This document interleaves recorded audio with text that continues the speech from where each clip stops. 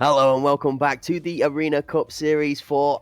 Back live on the Battlestate Games Twitch channel, partnered up with the Hunt Premier org to be able to bring you the amazing fourth season. Not only that, but the finals weekend. We are here partnered up with our brand new sponsor in Steel Series to be able to rock through all of the amazing action on our Super Smashing Finals weekend. We've had Finals Friday. That closed out with probably not too much of an upset, I think, when it came to the results, but definitely some amazing action in the games. And here to be able to take you through all of the action happening on day 2 to conclude our teams fighting it out for the final title of Arena Cup Series champions. My name is Cracked Wisdom, and joined again in the booth by the man with all of the magical facts and figures in the stats. That's Kirk on the lurk.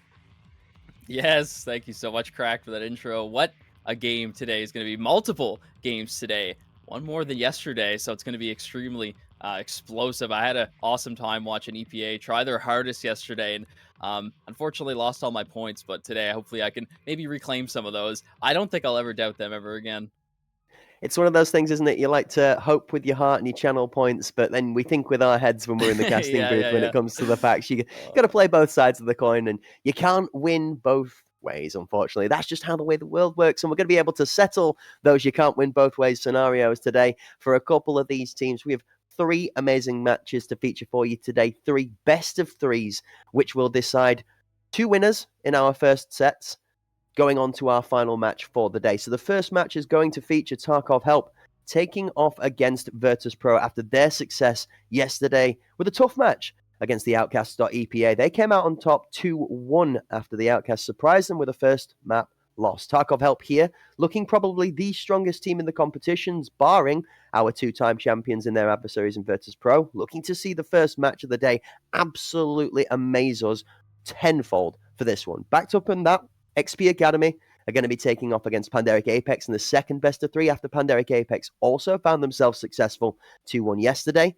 And the victor of both of the first 2 matches featured today will play off against each other in our final best of 3 for today's feature to fight for a spot in that grand final. That's right, the first semi-final, the Winnies semi-final today, will be played after our first 2 matches, where we will conclude and name one of our finalists for tomorrow's grand final. Yep, absolutely. So, tomorrow we'll start off with the lower bracket. So, the 2 losers of these 2 games coming up first. But today we'll be focusing on that top bracket. And we'll make sure that we get to show all the amazing action from all these great teams, 3 of them hailing from the CIS region, only 1 remaining from the European side of the pond. But yeah, look at this today. Bracket is looking beautiful. We can see the bracket F is the one we'll start off tomorrow with, but E is going to be the big game of the day that we'll start a little bit later on. But I think these best of 3s are going to be great. I always love to change it up, especially having to cast a lot of those best of 2s. When you go into that final third game that sometimes pops up, which of course we saw yesterday twice, it just puts the stakes even higher and it gets the nerves rushing on a different level. I think the further down we get in this competition, as is with any competition, the closer the teams get matched in skill level, and that's when that third deciding match is more required, especially when we get down to the point that we are looking at eliminations at this moment in time. People are not going to be knocked out of the tournament from the result of the first 2 matches today. But every match following that will see a team leave the competition, barring our loser from the final match of the day. They will be our final person to be able to gain a second chance slot in that loser's bracket. So, match C, you first up, Tarkov Help versus Virtus.pro. The unsuccessful team there will drop into that F bracket, as we said, for tomorrow's first match. XP Academy and Pandemic Apex's unsuccessful team will fill the other half of that bracket. The unsuccessful team from our first winners semi-final, which will be the third match of the day, will drop down into that day 3 playoff bracket on the G slot there, where they will face off against the victor of our 2 losers from the first 2 matches today. All lots of complexity, but you're able to check out all that information and everything else you need to know to keep you up to date with everything going along with the Arena Cup Series 4 during this finals weekend by checking out our channels. Explore using the QR code below Kirk to be able to get yourself involved with the Twitter, Instagram, and everything else that's going on the socials, so you can keep yourself with notifications to let you know when we go live, so you can get involved in all of the amazing stuff that comes alongside just being present playing the game. Amazing quests dropped exclusively here for you guys. The first to be able to entertain that information and go out there and get yourself maybe a new paint, new bit of drip, lots to come, as well as the sponsored prizes, thanks to SteelSeries that have joined us again in our bout throughout the Cup Series. SteelSeries bringing you some of the most amazing products you could add to your setup when it comes to equipment for performance. The Arctis Nova 7 headset, and that sleek, dark design. You're not looking to be too flashy, you're just looking to be cool, calm, professional in the arena. And Apex 3 keyboard, maybe the Pro Gen 3 with the fastest keyboard in the world, maybe even one of those Aqua Barrier design mice to protect yourself from those clumsy mistakes you make on the desk. If it's an upgrade to your performance you're looking for, SteelSeries has got you covered. Yeah, absolutely. I've been having a look at that mouse pad for a while now. The mouse pad QCK Performance. I'm definitely due for a new one. I might have to go into the market here, and of course, which better way to start it off than checking out what SteelSeries has to offer. I really like the length of it, of course. The 900 by 400 millimeter mouse pad there, so it's great size, perfect for your mice. And speaking of new quests and things we can bring to you and giveaways and whatnot, we do have an important message that we have to bring to some of the viewers that have been lucky enough to win some of these great prizes from our friends over at SteelSeries, that you guys still haven't claimed your prize yet, and we need to get you on that quick. We need to get you here in the Discord. It's going to be 6 Typhus 6. You have won the rival Gen 2 mouse. Elder Gilbert has won the rival Gen 3. Forever Soldier 12, the Apex 3 keyboard. So these are prizes that need to be claimed by the end of today. So if you 3 are in the chat, we really want to get you in the Discord. Make sure that if you have trouble getting into the Discord, ask somebody in the chat, ask a moderator. They will very graciously oblige to help you get there, and look for the Contact Us text channel. Open a ticket and we will get your prizes figured out and sent to you eventually. But it needs to be done by the end of today. We cannot stress that enough. Yep, that's it. Absolutely, folks. Prizes not claimed from previous broadcasts for those 3 members: 6 Typhus 6, Elder Gilbert, Forever Soldier. You guys need to get involved to be able to claim those prizes. If not, we're going to put them back into the Tombola wheel. We're going to get Philbo some extra elbow grease on the go, and we're going to re-roll them on that finals day. And you heard it here first, folks. Kirk likes the length of that mouse pad. All right, if you're looking to power yourself up with something in your performance without having to pay a pretty penny, then you need to be around, present, to not only enter the giveaway, but to claim your prize. We can't give it to a ghost, guys. Get in touch and let us know who you are, where you are, so we can get that sent out to you. And thank you for taking part and getting involved. Now, time to talk about the really important details of the day. Let's just remind ourselves of what happened yesterday. Because the first match of the day, featuring Tarkov Help and Virtus.pro, in this head-to-head, is going to see the two of them potentially fighting out for what I could see being repeated in the finals. The way that Virtus.pro yesterday responded to a very strong first map from the Outcasts or EPA squad was phenomenal. And then the way they continued it on through a tough third map to take home a good victory in a very tough best of 3 sees them set up as one of the few teams that might upset Tarkov Help's clean run so far, looking straight at that grand final. We're only fighting for a spot in the semis for now, but it's a chance to put yourself in for a chance to put yourself in that grand final spot today without having to go through the nitty-gritty of doing a Panderic full sweep on the reverse curve.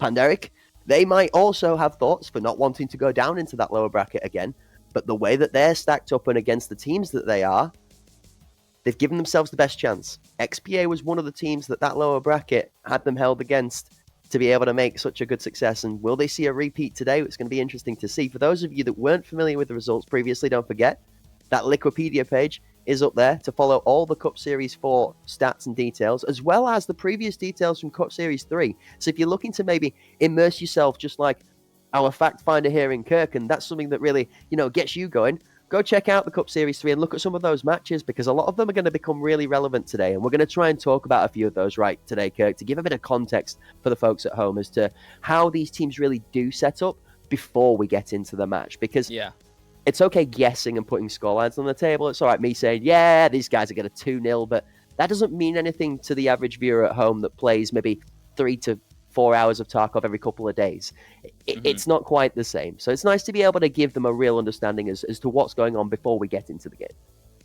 Yeah, I think I'm sort of the person who may have had the unpopular opinion in terms of who I believe the teams should be seated as we go on. But so far, I've personally think that I've done a pretty good job mentally and kind of deciphering exactly where they should end up. And in fact, I think I may have done it a little bit not as much as I thought, because I was kind of expecting Tarkov Help to end their series at the second place, but they actually came out on top, giving themselves that buy-in. And of course, within good reason, we're going to be seeing them here today. And that's why they skipped it on yesterday, because they had the chance that they needed to.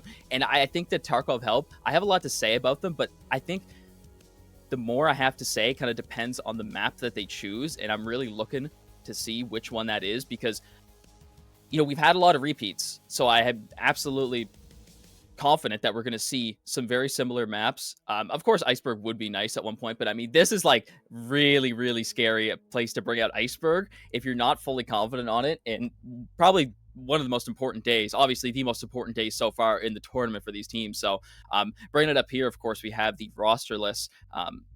Tarkov Help have been an absolute demon team, going crazy, specifically on Bull is what I've been looking out for. But of course, this team is always ready to respond to anything somebody throws at them. Like, the second one teammate gets caught out, there's always somebody right close ready to respond. Long range, short range, doesn't matter. Natrig, Eevee, Solyara, Pamani, and Ramza are absolutely just crazy.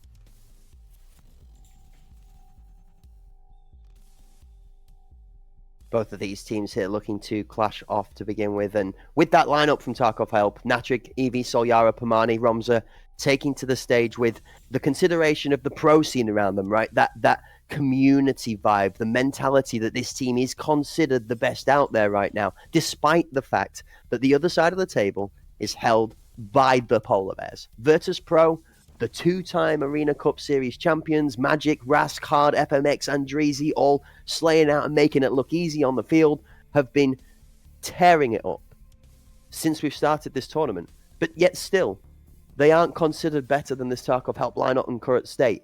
So I find myself a little bit lost in the mire here. I'm wondering, does this head-to-head bring us Tarkov Help favored into the equation, or Virtus Pro favored into the equation? Is the Arena Cup Series a Virtus Pro buff? Is this essentially like their home playing ground because they've won twice over? Does that give them the edge? Do Tarkov Help have that unknown factor where we have before seen Tarkov Help perform during the Cup Series, but not quite make it that final distance, not quite close out and claim themselves a championship title of their own? We do remember this lineup in Tarkov Help does still have an Arena Cup Series champion. Season 1 saw Ramza with a 1v5 ace to claim the first crown. We can't forget that. Yeah, and I mean, I would argue that would hold some slight weight coming into this, but I think the reality of the situation is that it's been so long, and we were back in the team fight days. So of course, experience is there with just straight, vetted experience with the amount of time that's been put into this game. But of course, we head over to the map screen. Iceberg is gone, and it's usually I have seen Virtus Pro ban this map before. We questioned why the Polar Bears would ban their own home. But of course, it is the newest map in the game. Strats are still being developed, even though it's had its time here. But of course, if Iceberg comes out tomorrow, that would probably be the craziest thing I've ever seen. But it'd be like the upset of map picks. So I got a bit of an interesting one to throw in here from the Iceberg ban, actually. I did have somebody offer me a perspective, which was really interesting and I hadn't considered myself. There's a best of 5 for the final, which means Iceberg is on the table. Like, it's not guaranteed, but it is on the table. Now, what if that's the ace up the sleeve that the teams are saving? What if people have prepped this map, but that's their card? That's our chips are down, the final's on the line, we're going to Hail Mary it. You ain't ready for this. And maybe that's why they're all hiding it, because there is a good strategy and a good conversation to be had towards this.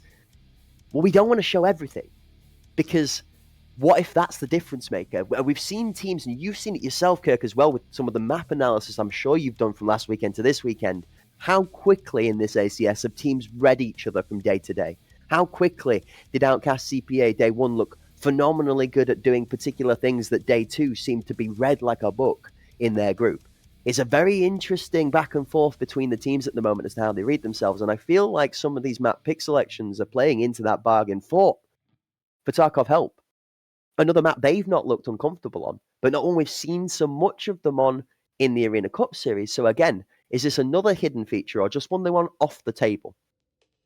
Yeah, I don't know. I thought Virtus Pro may have, potentially banned for it themselves, but based off of yesterday's performance, but that just could have something to do with some very, very slight and more than slight actually strats that have been cooked up by the Yep. EPA roster, and unfortunately that led to their demise. But that was only one game; they still pushed through it. So Tarkov Help could very well have a difficult time on Skybridge, and I thought that maybe they would want to ban that one simply because Virtus Pro's history on that map and as of recent history as well have been doing excellent, very good job. They are super good at just rushing into VIP and they can hold it for that entire round.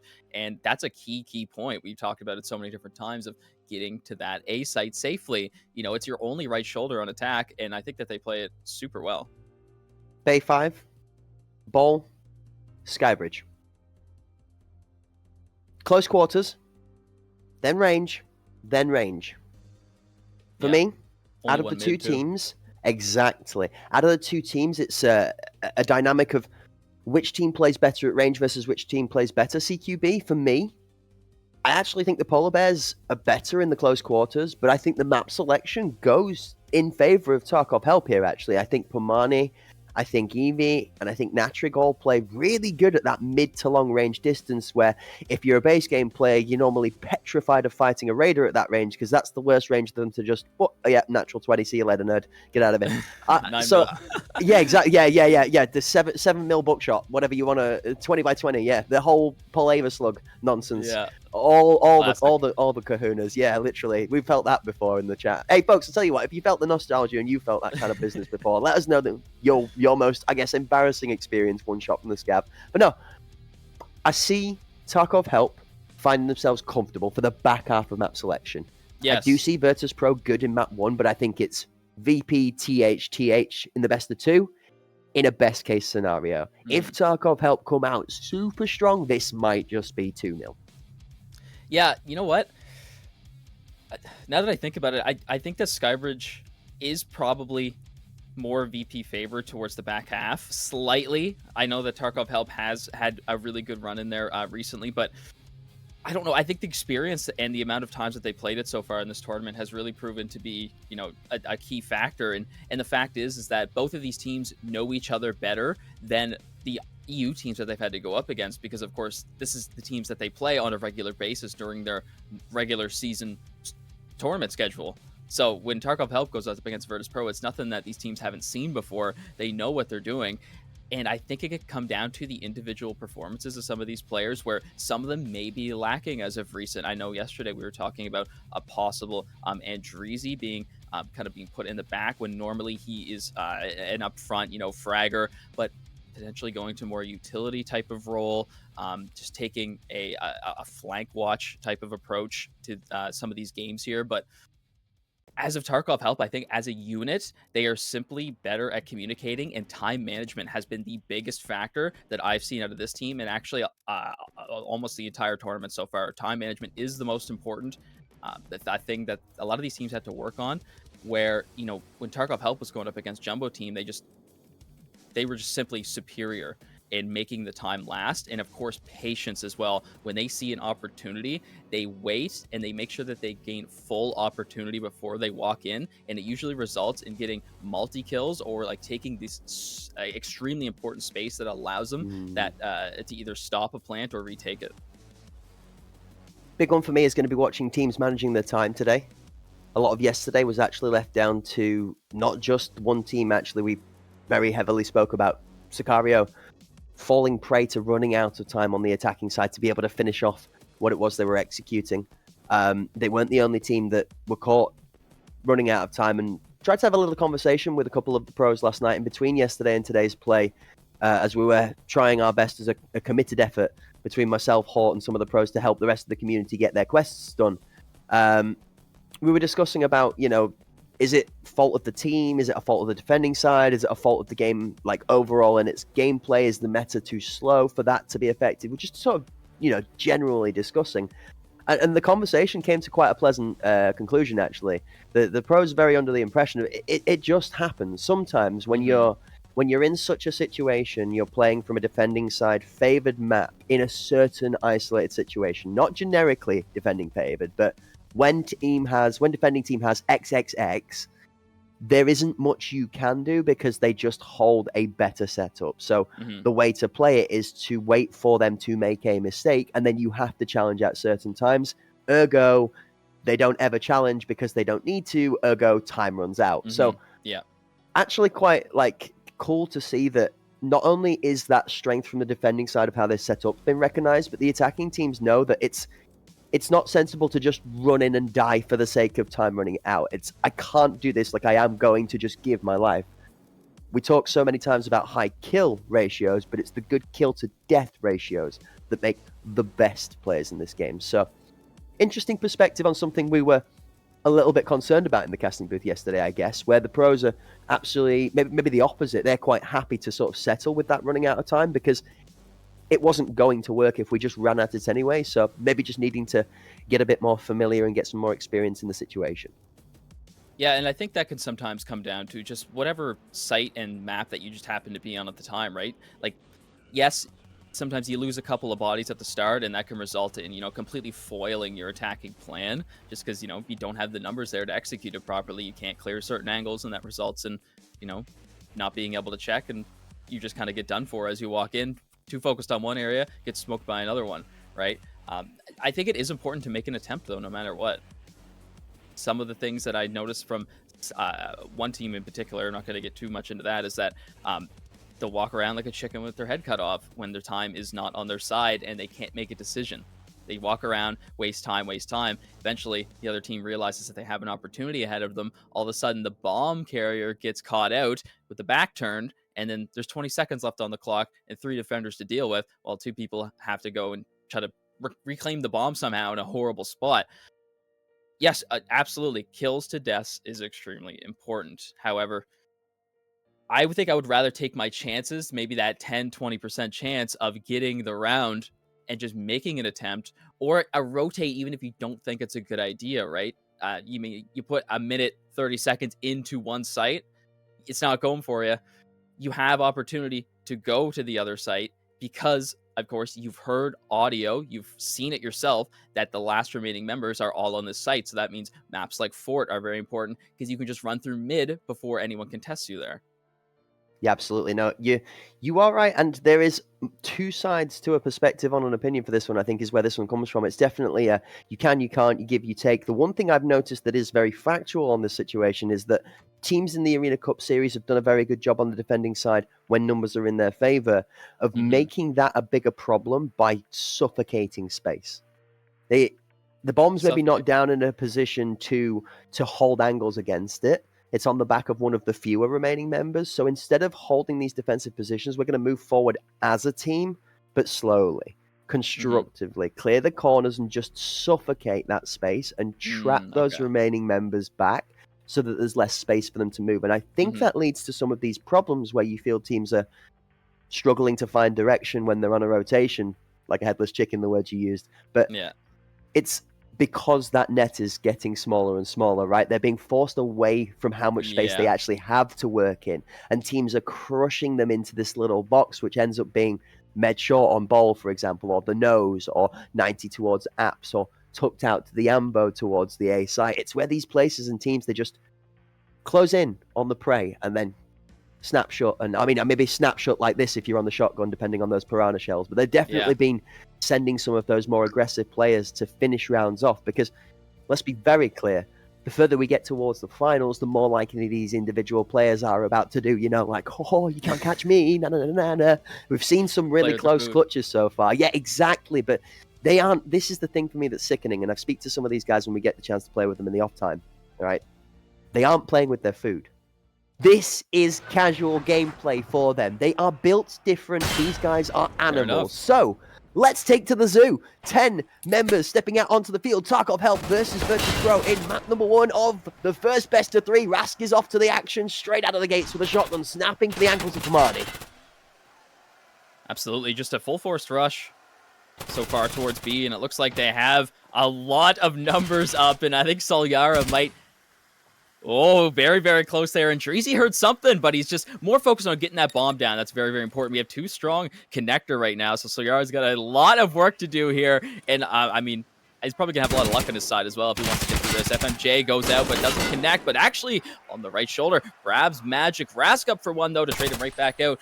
Nectar control still available, and the last 2 members, Tarkov Help, are going to be working together here to clear this mid member out. Does a very good job of that. Ramza grabs hard, and see, they're going to split up here and try to take this site. So about maybe 1 minute and 10 seconds ago, we did see Eevee go down. Actually, before all of that action happened, to another entry kill on site. 2 more picked up off the back of that, and now Virtus.pro have full site control. With 15 seconds left on that plant, Diffuse Timer still left alive. It's not going to be contested whatsoever, as Andreezy is sliding in smooth and easy. That shotgun slams himself a nice old 2-piece on the extract, and that's going to claim them an entrance to the round. With the first on the board, Breadsticks out for Virtus.pro as they take the lead 1-0. And a great B-site attack in the first half. You know what, Crack? Give me a little bit of a pro player insight here. Something I really commonly notice on Bay 5 is that when attackers take control of B, when the defenders try to retake and there's 2 or 3, they'll split up, 1 connector, 1, main here, and they'll try to take it like that instead of playing the buddy system. Nade comes out for hard and takes Solyara. That second one, if that had been a nade rather than a smoke, would have been a great pickup of a counter push for the double push to con boxes there. Aggressive pressure again from Virtus.pro. Instead of Forklift this time, they split that pressure 2 and 2. 2 to Fork, 2 to con.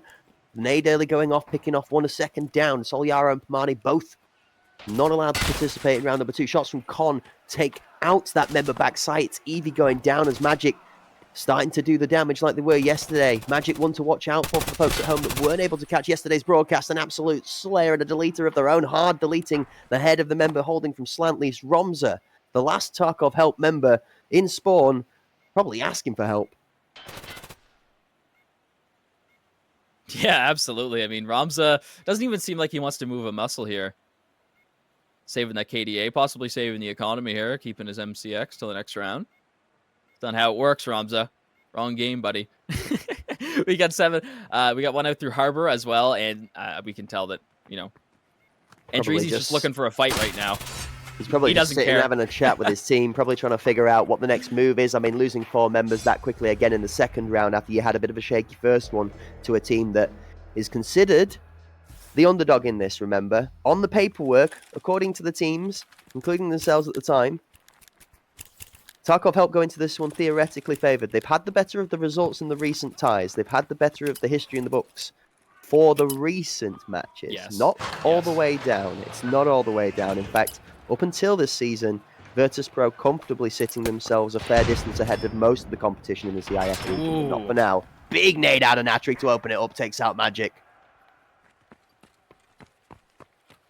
Virtus.pro sends one off last round. Tarkov Help wants some revenge. Magic falls early on. That's a member off of the board. That is your IGL of the Virtus.pro lineup. So possibly now being able to give comms to his teammates as he has camera control of all 4 of them now. Getting a better insight over the battlefield. Flashes to entry. Decent flash. Might have caught Solyara there.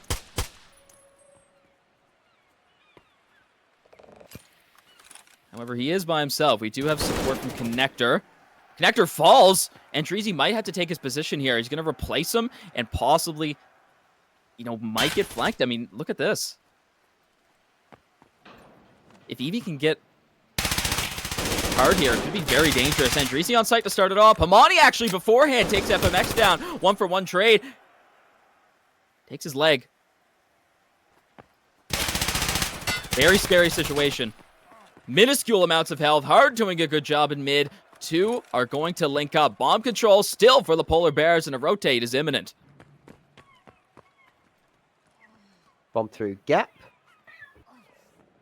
And Dreezy looking to try and squeeze some of that space away from the rotating members of Tarkov Help as the bomb goes down. Actually, it's Andreezy on the bomb, and it's hard defending off. He's not defending anything from that plant, though. Ramza gets one.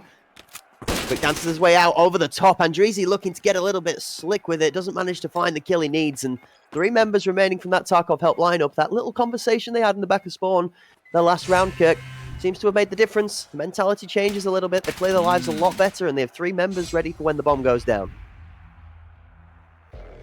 I actually remember us talking about that like so long ago where at one point it was a 1v5 and it was unwinnable. So they just used the time to just talk and communicate, work things out.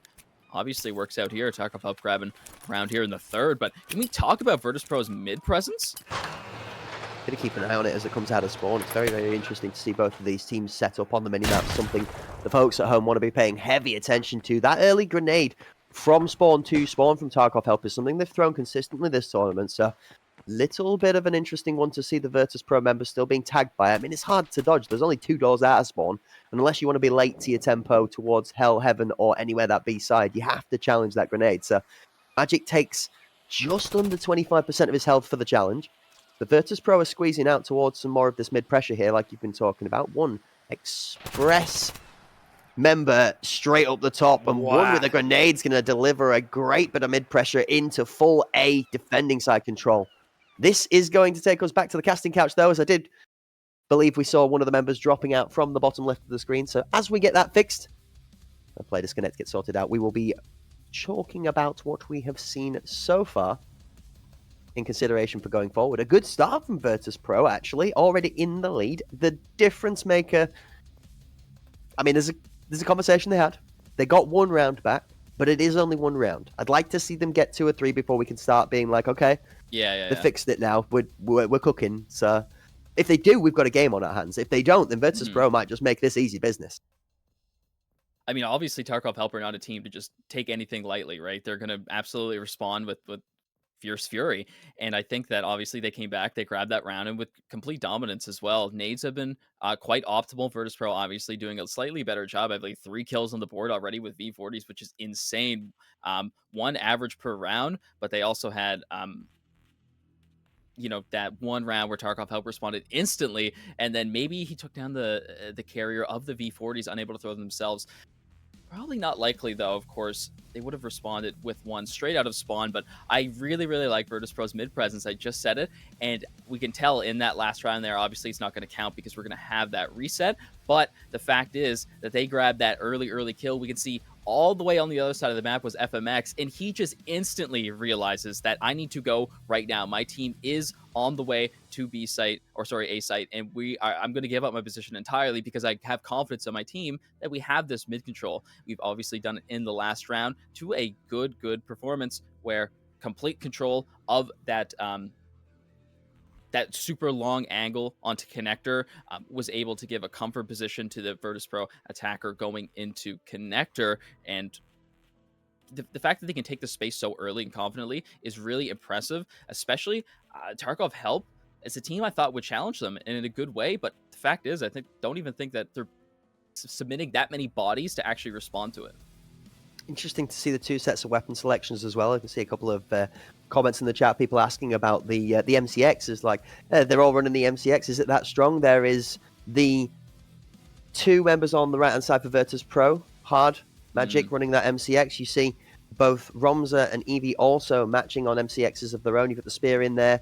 MCX is considered probably the strongest gun in the Scout class at this moment in time, maybe second to the AK-74M with that BS round, but the MCX with CBJ is considered one of the strongest weapons in the Scout class, so very, very powerful in that sense for those asking in the chat. And then the Spear in the Assault class is like its counterpart. If you're running Assault, you go to the Spear for a similar level of consistency. And then obviously we see shotguns being matched. Actually, 2 shotguns for the side of EP, Andreezy and Rask, and then 1 for Pomani in the side of Tarkov help, but nonetheless, yeah, good match so far. Yeah, all 3 weapons currently picked in this game. That's it. There's 10 players, but there's only 3 weapons being picked, which is quite surprising. And they, of course, are the top 3 picked weapons overall so far in the ACS group stage. So I think it's quite surprising that, personally, I have just recently unlocked the full auto Saiga, and I can't control that thing. I'm just a guy. I play the game a little bit. I mean, I know what I'm doing, but that's the first time I ever used that weapon, just because I'm not really a shotgun guy in general, so I've never got the achievement to get unlock that weapon in the previous patch. So now that it comes out and I get to use it, I know you were telling me the other day, you're like, yeah, it's actually really hard to control unless you're tap firing it. I'm like, can't be that bad, right? So I unlock it. I'm like, yeah, let's put it on a class. Let's go. No, it's very difficult. And the fact that it comes up in a substantially higher pick rate than the semi-auto is surprising. However, you have the option to just go semi if you want with the full auto. You know, more options are better than less. So Yeah, that's just kind of the way it absolutely. is.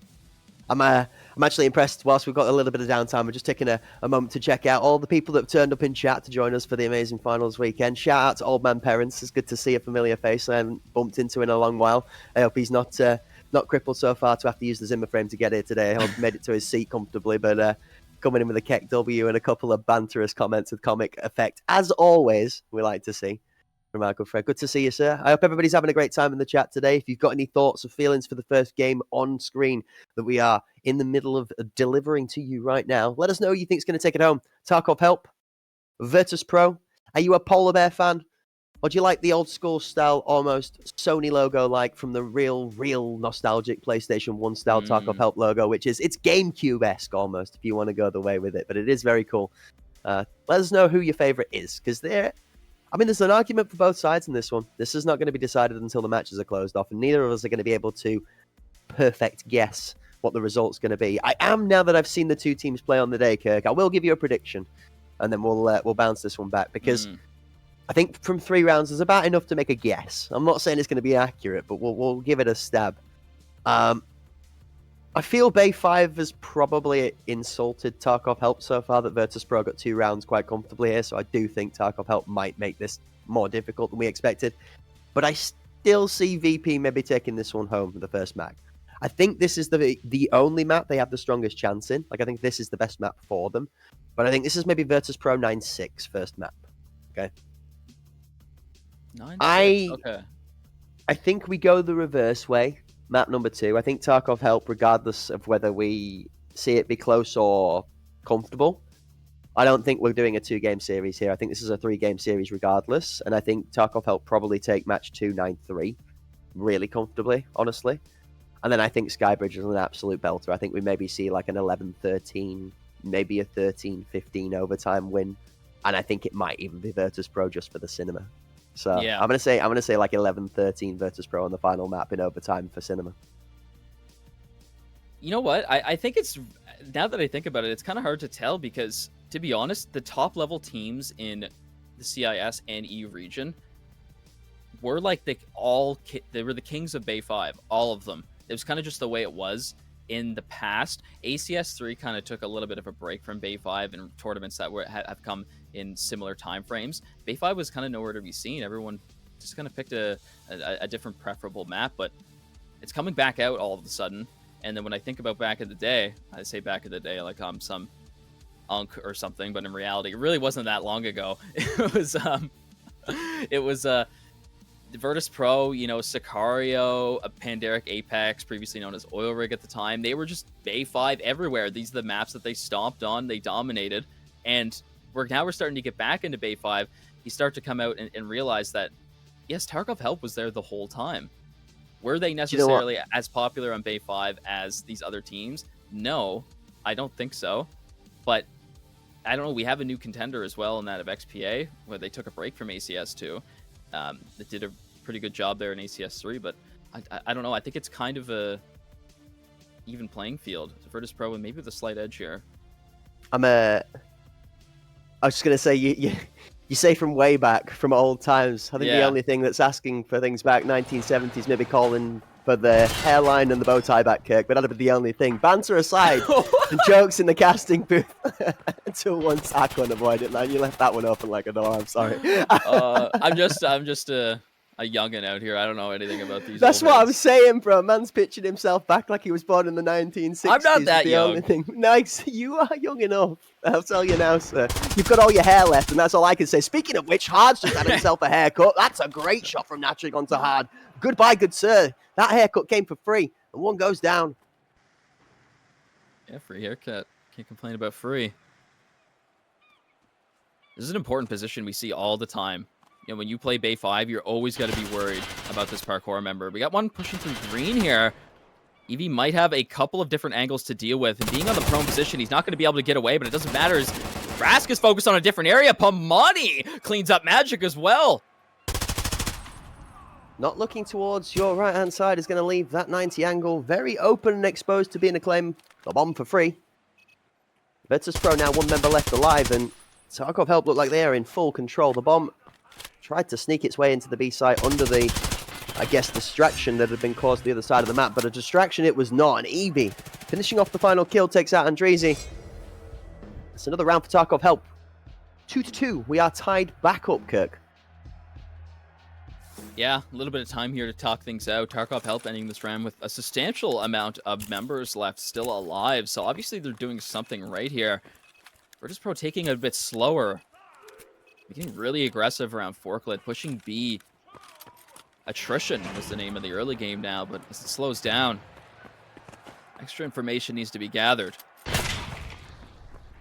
They want to take down Tarkov Help.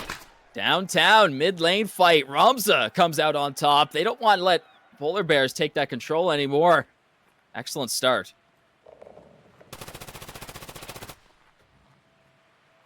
Difference in mid pressure, though. Talked about mid being very aggressive from Virtus.pro. I actually see Tarkov Help with the member halfway down mid now holding from Toxic. That Gap member playing outside of A-Plat, looking to be able to rotate quickly if needs be. Mid pressure completely given up now, as we see Ramza just rotating to CT Plat. No movement from Virtus.pro. This is going to be one of those plays that pressures the time. Yep. Looking to hold off until the correct moment to push in. And I like Virtus.pro's ability to recognize, there's more opportunities to get nades onto site here if they want to take B. They've been using those windows quite well. We talked about these new additions to Bay 5. I'm looking for someone to try to go Harbor, right, and use that new one. Ramza all the way back from spawn, long range angle onto Rask. Heart's going to have to go up and try to do something here. Try to get a couple off the board at least. As he makes a little bit of noise, it should give away his position. Tarkov Help should be aware. As they're kind of bunched up here, A-site's looking kind of pretty right now if I was Virtus.pro. All right. I mean, that was an explosive start. A beautiful nade arc. Monty comes out for one, and Soljarik just gets another. And Dreezy on the Enforcer. Only one kill so far. We have had that reset, so it doesn't really mean too much. Monty's very close by. Holding the left, and Dreezy smoking Piranha Shells. Comes around the corner. He's got 3 members to deal with. Firing squad.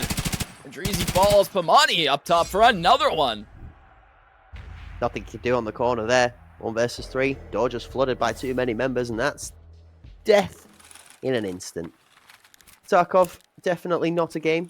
It has the super long TTK of your likes of your Apex or other games similar where you can crack armor and then reset. No revives in this one either. It's just one and done. You don't win your fight.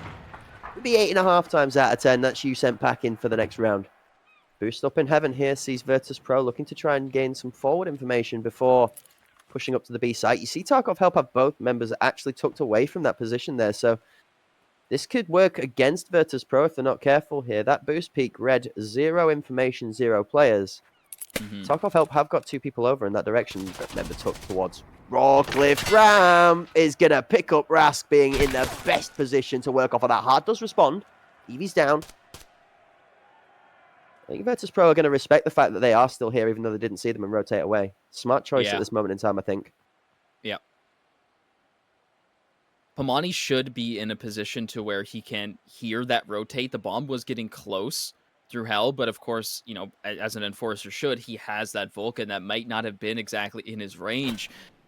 So as he continues to hold this angle, a call should be made soon, and I really, really hope soon, because this looks like a very dangerous attack. Virtus.pro up in a 4 versus 1. Roms is going to have a tall order here to fill. Need the rest of the team to get on a rotate, but do you see what they're doing there, by the way? Does begin. Yeah. You see what this is? This is over the back. This is this is over the back. This is Ali. Ali is looking out from Ali over the top through the netting to the A side. Yeah, look at this. Look at this. Look at this. This is about to be one of the biggest players in the world if they can keep the audio. They know. Virtus.pro can hear him on this. Smoke has to go out. They will not go onto site. They jump to peak. Ramza doesn't manage to pick. That is really good awareness from Virtus.pro. This is one of the sneakiest boosts to show to cover off the A site, and it doesn't work. Now, numbers away. Bomb planted in the offside of site as well. Stops the muscle memory from being able to find the kill from Ramza. Virtus.pro have done a phenomenal job of that A take. Ramza does find one. Magic for the response. FMX is on the back of it, though. It's never a gunfight without FMX dropping off the back end. Pamani's got hard. Wait, where did Pamani pick that up from? Was that through the boards? Oh! Speaking of Pamani, this guy's on fire. He's got one to deal with. Health not on his side, though. Magic not getting over aggressive, but does peek out. Left shoulder as well, and Pamani falls. Wow, that was very, very close. Beautiful shots placed with the shotgun. I like Virtus Pro's approach when they clear sight. Yes, they don't realize that possibly we could be getting a sneaky play being put on us, but we know that the only possible place that one of these members can be back alley. So, of course, we have a smoke. We didn't throw it prematurely. We still have it available. Let's just throw it here. It's the safest bet we can do. Bomb goes down. They just so narrowly get away from a couple of bullets from Ramza, but it was still an excellent attempt from the Tarkov help lineup. Clutch plays in certain moments. Almost grab the round win. Magic, though, of course. Mr. IGL himself clutching it up. Tied game. That's a good nade out of hard. Gonna pick up one onto Natrig. Again, Magic looking to boost on teammates' head there to get some information over the top of the bus. Roms are in a good position off the side, so taken out by Andreezy. Eevee finds Magic. Eevee finds FMX too. And Tarkov help have found some support towards site. Andreezy, hard. The last two left alive. The bomb is down back site. Tarkov help have 3 members to cross on them.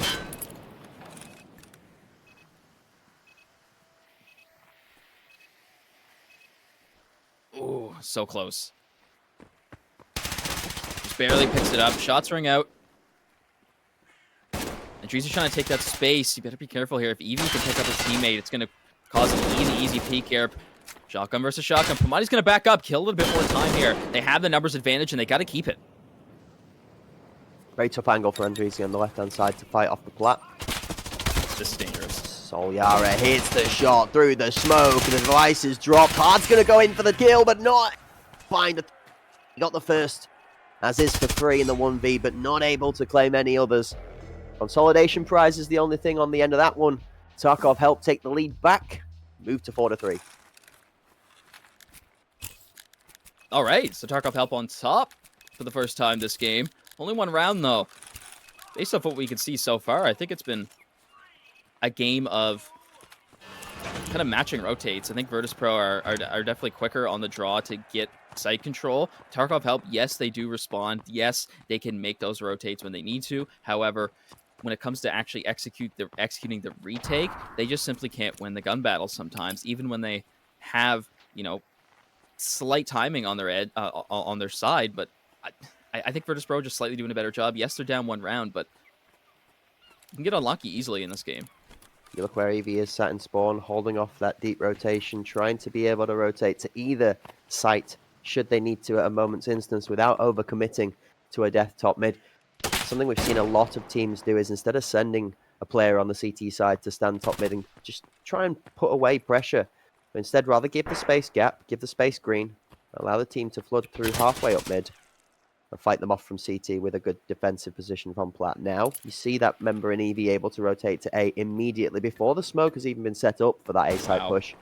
And Tarkov help a 3 versus 3 stacked against this. Fully even matched. The member playing Walker spot from Tarkov help might just be about to make the difference. He goes down! Oh! Magic finds it! Here we go. Bomb is about to be planted. 3 on site to defend. Natrig doesn't make the shots connect. So close. We got 2 members make that 3 all the way out back. Not even on site right now. They're just kind of waiting to replace. Don't get in each other's way here. Very, very perfect way to play this. Almost. Bonnie trying to get over. I mean, last time we did that, he got a free haircut.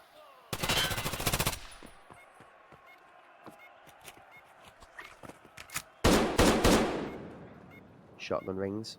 Nobody's falling over just yet. There's the death of Pamani. We were expecting to follow that one. Solyara, the last holding strong, goes down. Virtus Pro level us back up to end the first half. We are tied 4-4 as we swap sides. One of the things I've noticed from these CIS teams is that they don't really put as much pressure towards back alley when they want to go to A. It's been such a key point of this map that we understand how important back alley is to taking this site sometimes, and we've never seen an execute towards there so far. It's definitely surprising, and I might have something to do with the way that the weapon picks and kits have evolved to where, a lot of teams like to run big juicy enforcer kits and rapid fire weapons that have high fire rates. So you got to really close the gap if you want to make those work, and attacking back alley is not necessarily something that complements that. 6 and 3 is a good performance from Magic again. Not a surprise there. Folks at home that were paying attention yesterday or any point in the group stages so far will know that this is one of the many members of the Virtus Pro to keep your eye out for, but one that's particularly been playing with exceptional skills. Speaking of exceptional skills, we might have to rob Hawk for his skrills because Natri's got a bucket load of them when it comes to bombs. Okay, so Tarkov helped Solyara is just going to rush through Sandwich, grab Andreezy, completely almost catch him off guard. He just respond with a couple shots, but looks the wrong way, coming out back alley, hard for 2. Bomb down. Nice planted. Tarkov help lose another one as Pamani goes down to Rask. Romsa's on... Oh man, this could be devastating. They do not see him coming. FMX is watching for this. He is aware. Not now, he's not. Now they're looking to pressure in. Romsa, the discipline is huge. Romsa, how long is he going to hold it? 1, 2. The back alley gets him hard, makes a crucial play. He doesn't realize. He doesn't know. Evie. Oh, no.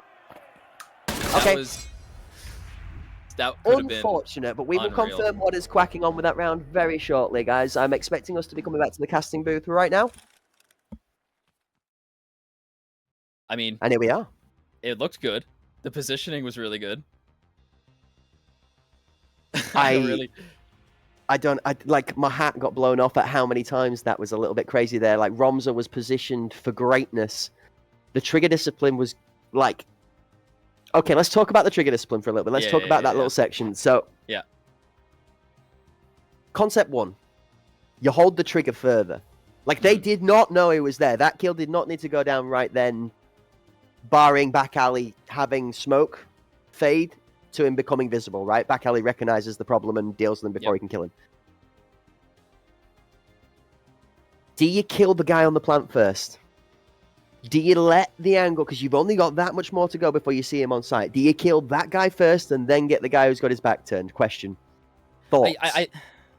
I think that he was about to kill both of them, but the second he hit the trigger on the first one, the second one just started moving towards the bomb. So it was just kind of unlucky timing. But I think the right idea was there. He, was going for the bomb diffuser on the second kill, but his attention was caught elsewhere as the back alley player made his presence known.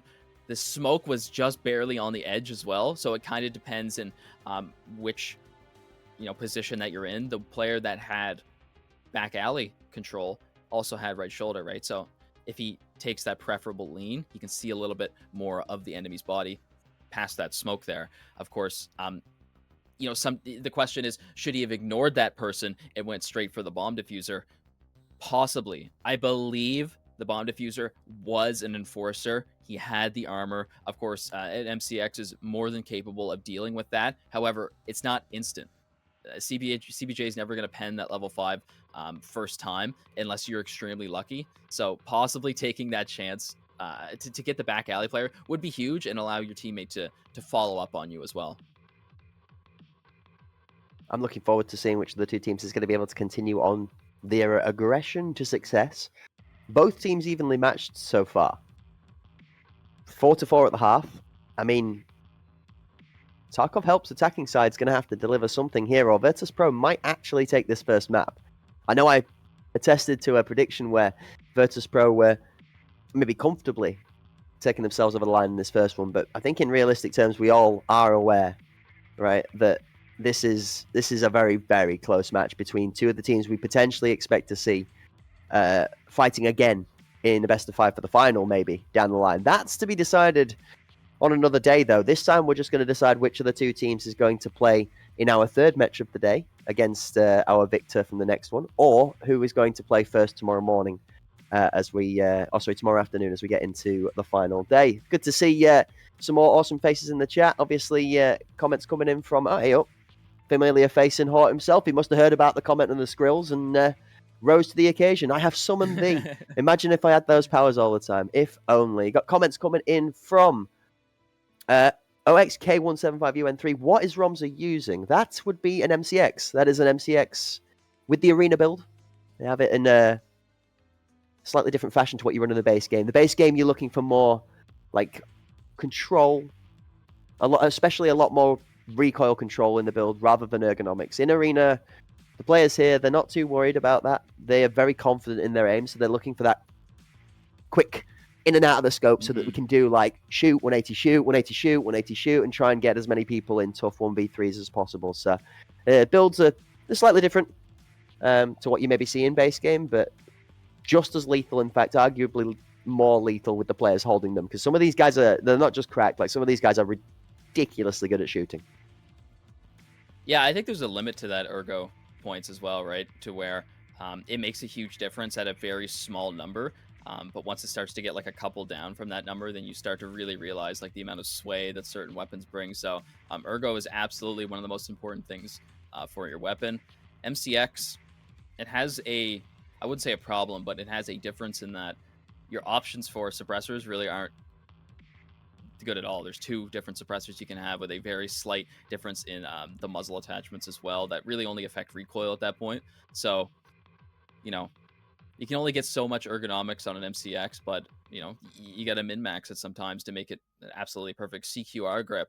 I noticed coming out a lot for the MCX as well. A good combination of ergo and recoil as well. So instead of just going right for that RK1, CQR is just superior because it's the same recoil, just gives you a little bit more ergo, so more snappy, like you said. It's one of the problems with the TRG, I think, is that some players opt in to run the longer barrels, and I'm still kind of trying to wrap my head around on why that is. But TRG has lost a lot of favor in ACS4, which it happens sometimes, losing a lot of percentage points in pick rate. But yeah, ergonomics very important, absolutely. It's interesting to look back at some of the weapon picks across the last 3 Arena Cup series. I mean, you've got the M4A1 in Arena Cup Series 2 that ran itself 423 picks, or at a 63.1% pick rate across all of the weapon selections throughout that tournament. I mean, a drastic favourite, second to an AUG at 7.3%. So the first Arena Cup series very much heavily favouring that 5.56 platform, that AR-15 style platform. ACS3 saw a drastic change.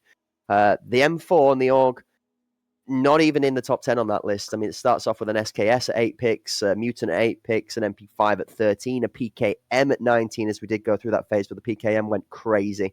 The Saiga 12 full auto sitting comfortably but quietly at a 3.6%, 20 picks. The AK-12 at 22, SR3M as we start to go to the more favourable ones at 53 picks, nearly 10%. The TRG at 55 picks at 10%, but at the top of the board, the MCX, 21.6%. And that Sig Spear at 30.5% worth of the pick rates in total. You then move to our ACS4, and Kirk, the Spear and the MCX, they've retained that spot. The only difference is that the TRG and the Saiga have mirrored their positions. The TRG now down at 7th in that list with 3.8%, and the Saiga up at 3rd at a 15% pick rate, where your Spear at 27 and your MCX at 26 are the most dominant weapons in the current scene in the meta. Yeah, I mean, it definitely has a lot of big changes since ACS2. Of course, ACS2 had a lot more teams involved, right? So there's going to be a lot more picks there. But, I mean, in my opinion, the scariest thing back in that day was running into Enforcer 60-rounder SOST M4, right? So that's kind of just the meta at the time. And I'm glad we stepped away from 5.56 because at a 63% pick rate, man. Well, hold that thought. 63% of nothing's going to not matter at this moment in time because we are back into it. We're going to come back to those stats in a little bit as we roll on into the action. 5-4, Virtus.pro do find themselves around in the lead. Tarkov help. 7 more rounds of their attacking half to make the difference. Evie tucked off back towards Rat, grenade in hand, and smoke out from Solyara as they're trading some of this util across site. Looking to try and get full control to get the bomb down. The shots have gone out. The only receiving end of that was Magic. Took a couple of bullets there. Dreezy looking for one, though.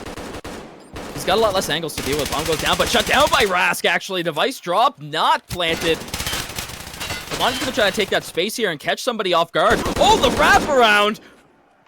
Beautiful wraparound up onto Andreezy. He's going to peek into 2 more. Make that 3 as just 1 also on his right shoulder, but that's the Saiga we know and love. Straight to the face of FMX. Robs up for 1 and Rask for a double as well. Pamani is on a tear this round. 3 kills and Rask, the last one remaining. 2v1 though. And you know full well Rask has had more than the ability to pull this off. Oh, he's going to empower himself as well. Second weapon in hand now is the spear. Big Beefcake carrying one of those bully bullets. Big bully bullet doesn't land on the head though, and it's going to be Pamani. Not getting fancy with it. Just going to take the gun he selected for his kit and put the shotgun to waste. A great shot out of Pamani to finish it out. And did you say that was a quadra kill? Oh, man. 4 on the board. Crazy stats to see at the end of the round, thanks to that wonderful end of round scorecard there, displaying that Pamani did manage to get themselves 4 out of 5 of those kills. Tarkov Help taking more standard approach that round. I think it was kind of crazy. The first round there, they just pushed straight up through mid, straight through sandwich heads, right on sight, like almost instantly. They realized that that's only going to work once, so they got to go back to more conventional strategies. Ends up working out as Pamani puts in huge numbers on the board. I know Andreezy is looking for some of his own, as well as Rask, really key member on Enforcer, doing the Skybridge games that I saw him playing. Get more into that a little bit later, but as the rotate comes out, 3 strong near B site, 2 to defend. Oh, almost connects. FMX looking a little bit red. Pamani's on the bomb duty right now, actually. Eevee falls. Virtus Pro doing a really good job at stopping this. Natrig up for 1, and Dreezy for 1 more.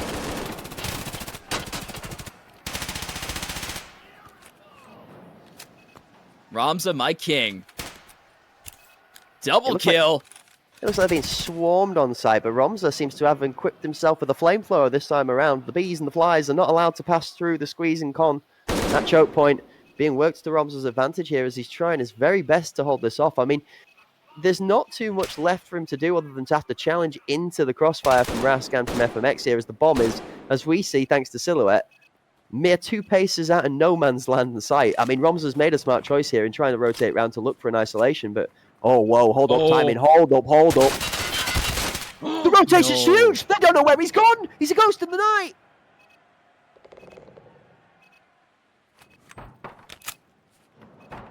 Ramza's active. 15 seconds left. Rask, he's going to go for the run. Almost catches him out.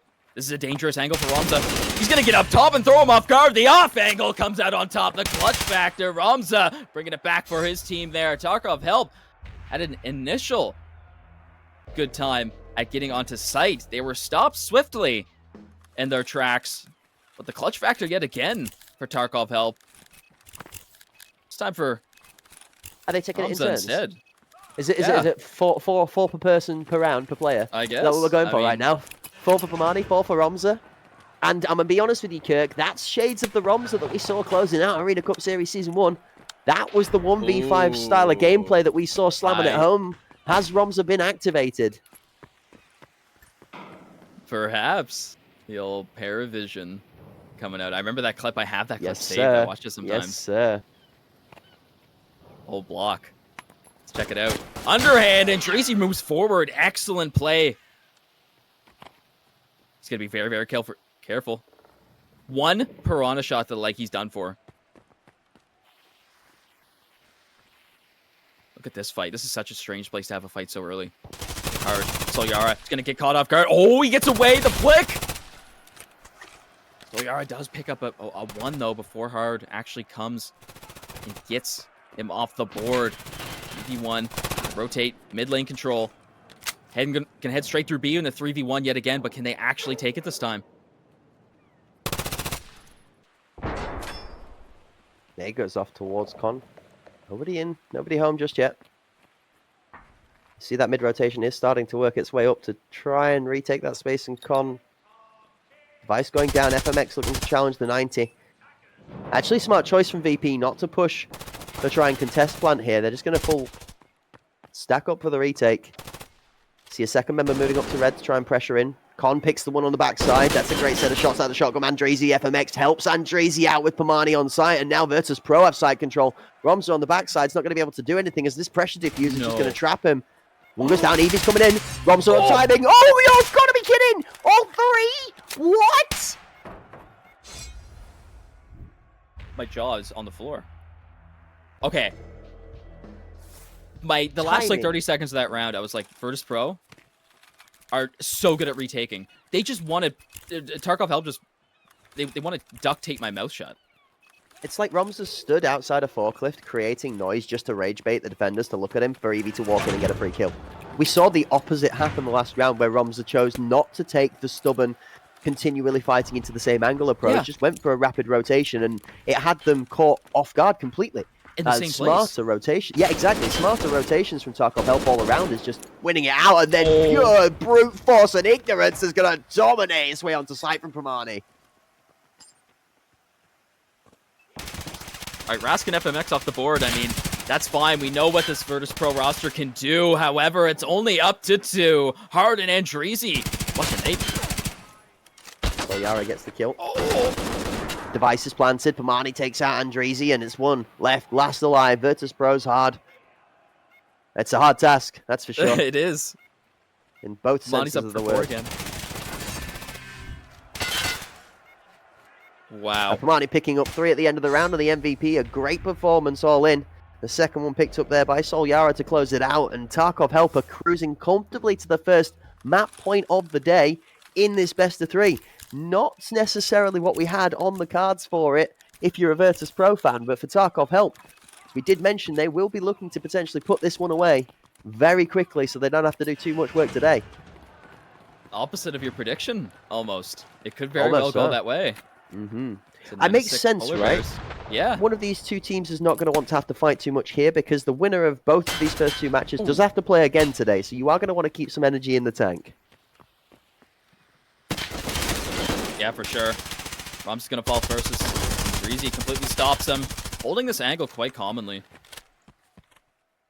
All right, gonna head back to the caster desk, ladies and gentlemen. In the meantime, what do you guys think about this game?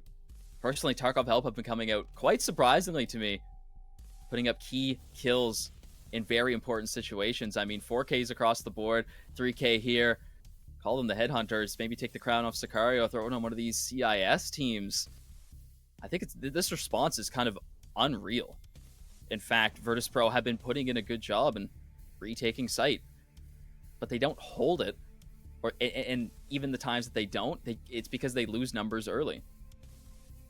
I don't know. Virtus Pro have done a good job of playing their way into retaking the site from a defensive standpoint so far. What they've not done the best job of doing is when that pressure defuse comes in, getting somebody on the bomb to be held by 1 or 2 members, they're not communicating their cross-site members. Okay, so the member that's holding red, for example, and the member that was holding forklift, both looked towards red when the member died on site from Evie. That's a problem. You should be keeping yourself locked to the angle that you're supposed to be holding so that you trust your teammate to have your back. And that's what allowed Romza to walk in from forklift and pick up his kill with the person that should have been challenging him with his back turned.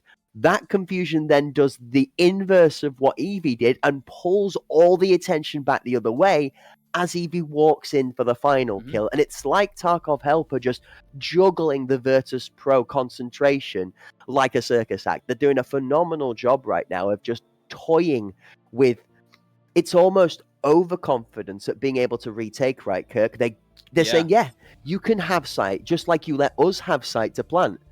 But that doesn't mean you're getting the round. We're just giving you that space so we can come back and get you again. It feels very much like both of these teams prefer the attacking side mentality to the playstyle, right? That ability to take space rather than to hold it back. And that's what they're playing into with their playstyles.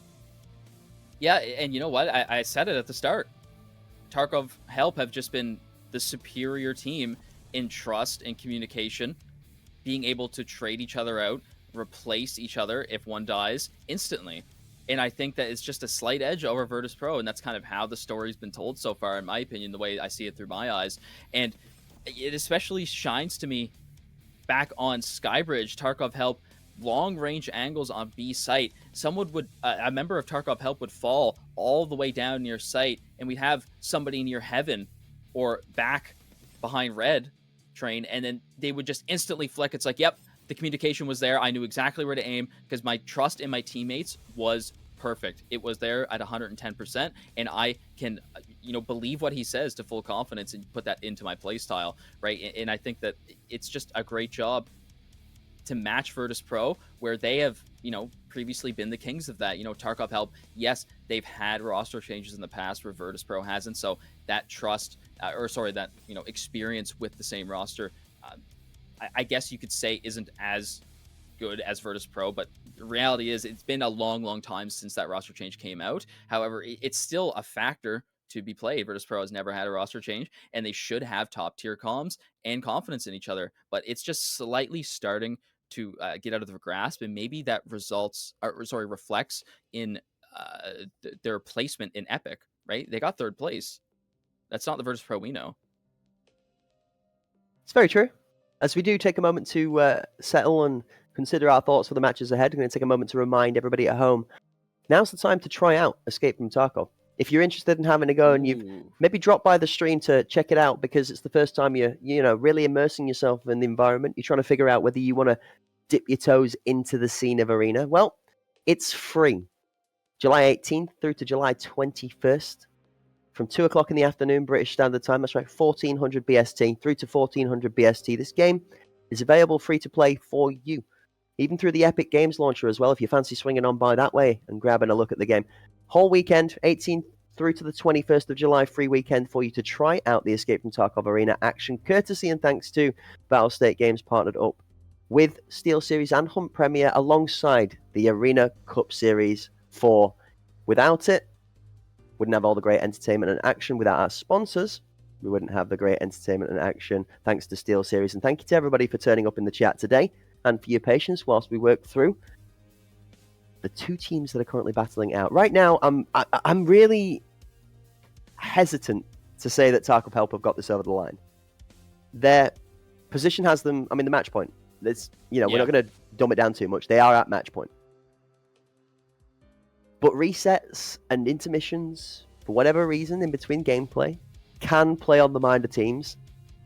And I'm interested to see whether one of the teams might just, take the foot off the gas. We could have an overtime on our hands if Virtus Pro somehow take advantage of the break. Maybe they come out of the gate swinging just that bit better than Tarkov Help do. You've got to think that both teams are thoroughly aware of what the other is doing now. They're both playing the same playstyle, like we mentioned. They're both trying the same approach. Who's got the extra step? Or who's got the other play in the pocket to just take it away from that completely? Because we're kind of stalemating here in this playstyle versus playstyle scenario, where it's very much a dice roll at the end of it as to who wins the gunfight. So I'm all down for that. But both of these teams will be looking for a bit more of a consistent way to take rounds home to be able to close the game out. Yeah, I think it's important to mention the resets, right? You said it. So far, it's happened twice, and so far, Tarkov Help have come out on the better end of it. They were not having a great time on the reset, before the reset. It happens. All of a sudden, they come out, they win the round swiftly. Matching each other is also an important topic. Early mid presence and control for both sides on the side swaps. They take space quick.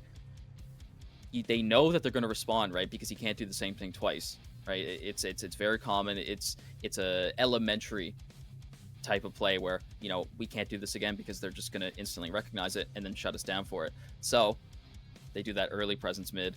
As it goes on into the later parts of the half, it will start to look a little bit different. We saw that Virtus Pro has slowed down a lot, and so far that seems to not favor them. It doesn't complement who they are. The Polar Bears are meant to be aggressive, supposed to attack, get right in your enemy's faces. Nobody is the predator to the Polar Bears. Whilst we have a moment of downtime, we're also going to ring the bell for those that have not claimed their prizes yet. Ladies and gentlemen, 3 people who have not claimed their SteelSeries giveaway prizes. Guys, you're missing out on a Rival 3 Gen 2 mouse, a Rival 3 Gen 2 mouse, or an Apex 3 keyboard. Yes, I said that twice. That's right. SteelSeries have given away 2 mice and a keyboard that have not been claimed yet. So if your name is 6 Typhus 6, Elder Gilbert, or Forever Soldier 12, we're looking for you to get into our Discord to make a ticket so we can give you your prizes. Please get in touch, because if you have not reached out to us through that Discord process by the end of today, those prizes will be re-rolled in tomorrow's broadcast for the finals and given away to another person. Please get in touch to claim your prizes, or they'll be given to somebody else. Thank you for taking part.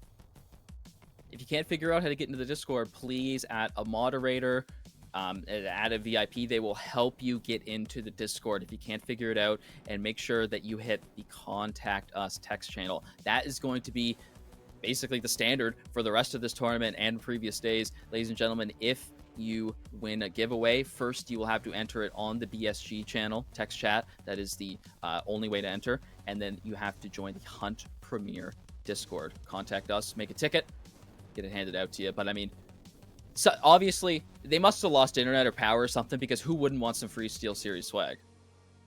Like, Maybe. that's the only possible. Maybe their computer self-destructed. That's the only way. Maybe, just maybe, they're a real man or woman and they work weekends. I mean, that could be Ooh. really dangerous. Let's be real. Don't forget, they might just have a life. I don't know much Sucks, about right? that. Wait, what's that?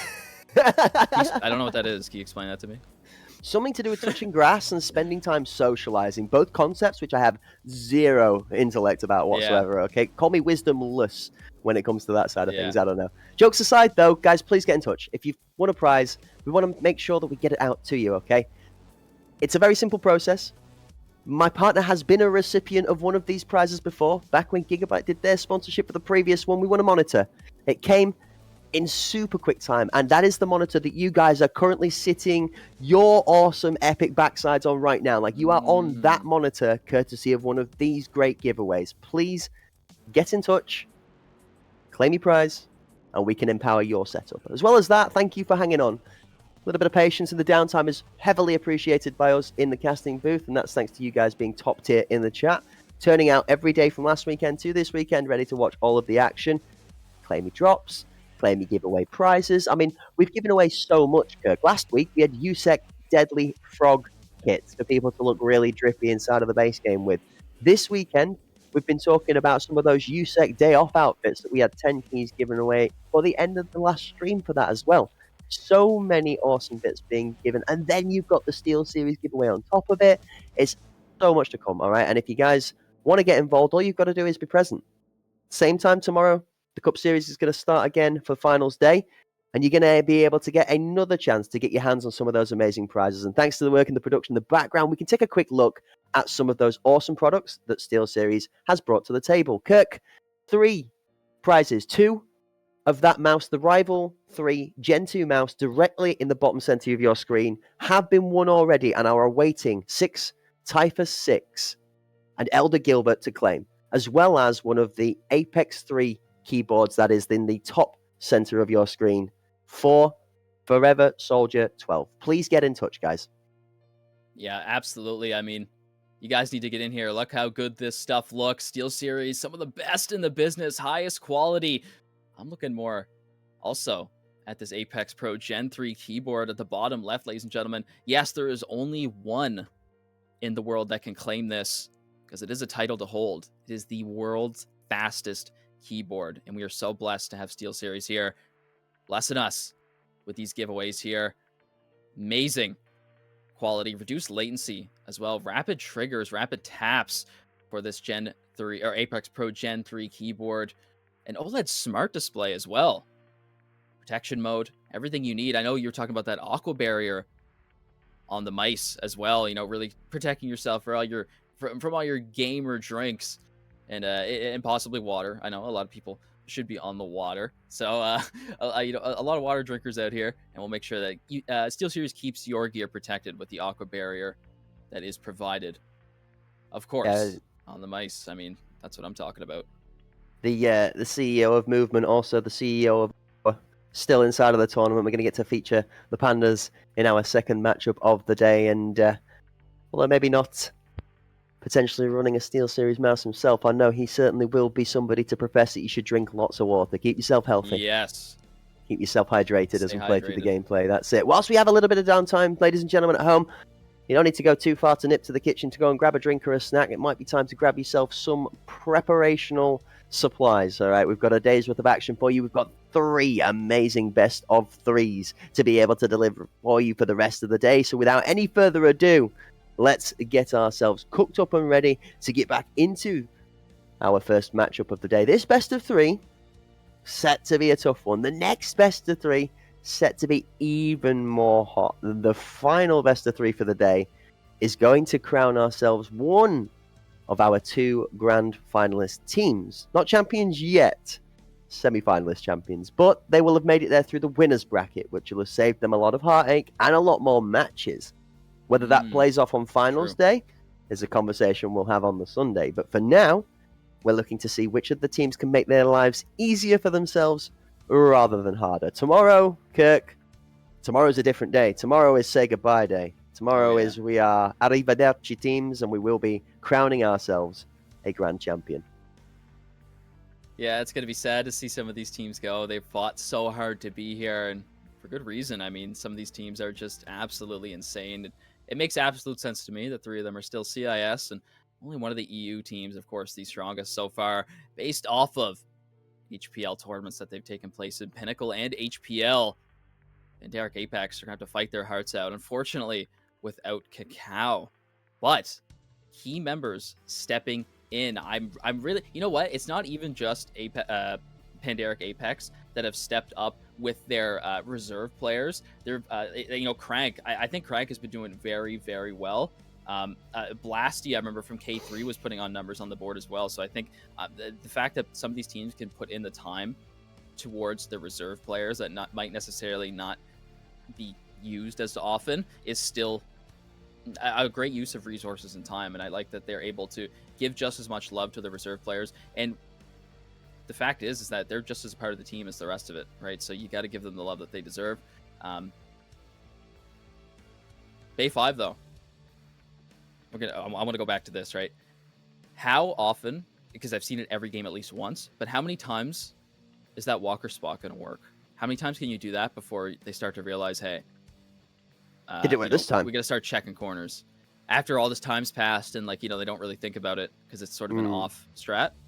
Well, did it work this time, though? Because it didn't for me. A 1-for-1 in that position, 1-for-1 in that position is just as good as being on the headshot angle in Rat, as good as being on site. If you're playing for that sneak position, you're playing for trigger discipline. You're playing to allow 1, 2, or maybe even 3 members to rotate past you, to use that trigger discipline to your advantage. And the goal is not even to multi-kill in that position. The primary goal is to find the bomb carrier and guarantee that kill. Because what that then does is that then isolates the bomb in a spot on site, which can be played toward from a defending perspective. The team has to go pick that bomb back up, and short of one of the other members entering, making a snapshot decision to insta-kill the problem and grab the bomb immediately, to have that presence of mind, that bomb then becomes the focal point that the defending team puts the rest of that play into action against. The idea is get the bomb down here. You can cross well from alley to backside, office to backside, as in defending side office, not attacking side office. And from Plat has pressure, but it depends on how far out the bomb gets before you get that kill. Obviously, Plat can play in and double up. So, looking forward to seeing how that plays out. But without any further ado, ladies and gentlemen, back into Bay 5. Tug of Help, 8 rounds in their favor. Virtus Pro on 5 as we finish this one out. Loving the expert analysis into this game. Already, quick push towards B side. Tarkov Help doing what Virtus Pro did at the start. B40 underhand through the window to clear that left angle. That's actually really cool to see. I'm gonna be taking that one, put it in my own playbook. That is an angle that's been held commonly, right? You walk in, you expect somebody to be on the right because they have the advantage of the right shoulder, and then all of a sudden, your back's turned. Hey, you guessed wrong. You wrong. You guessed wrong on the 50-50, so you get punished for that. The left that left corner is definitely important.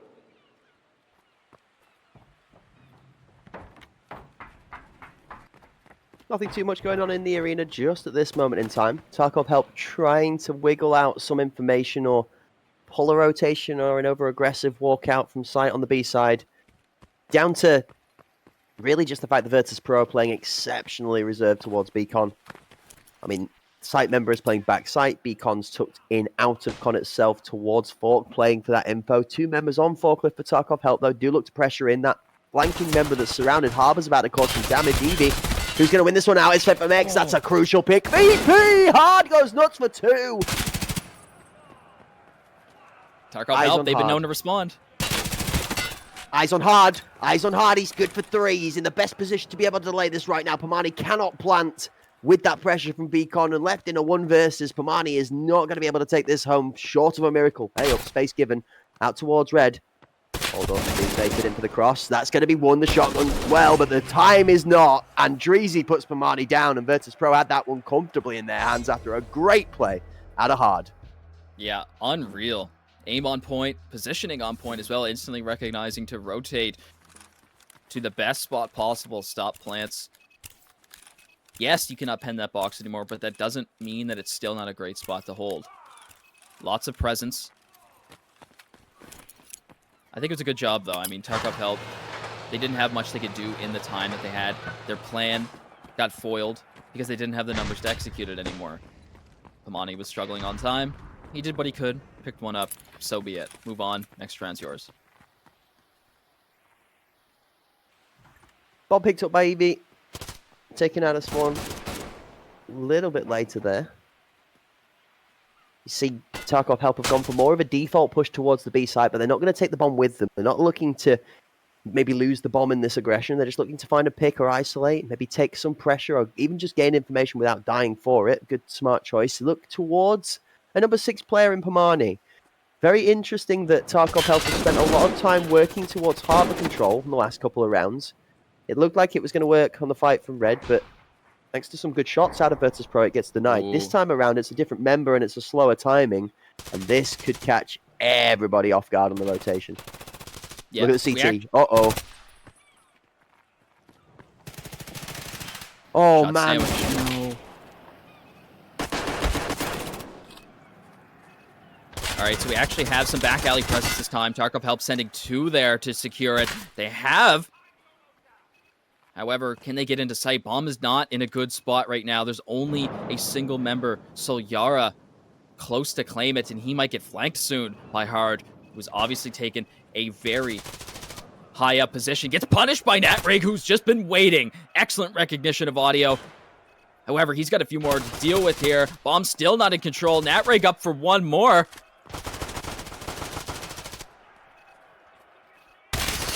This could do it. Oh, Ramza! Who is this man? The kangaroo from down under must be.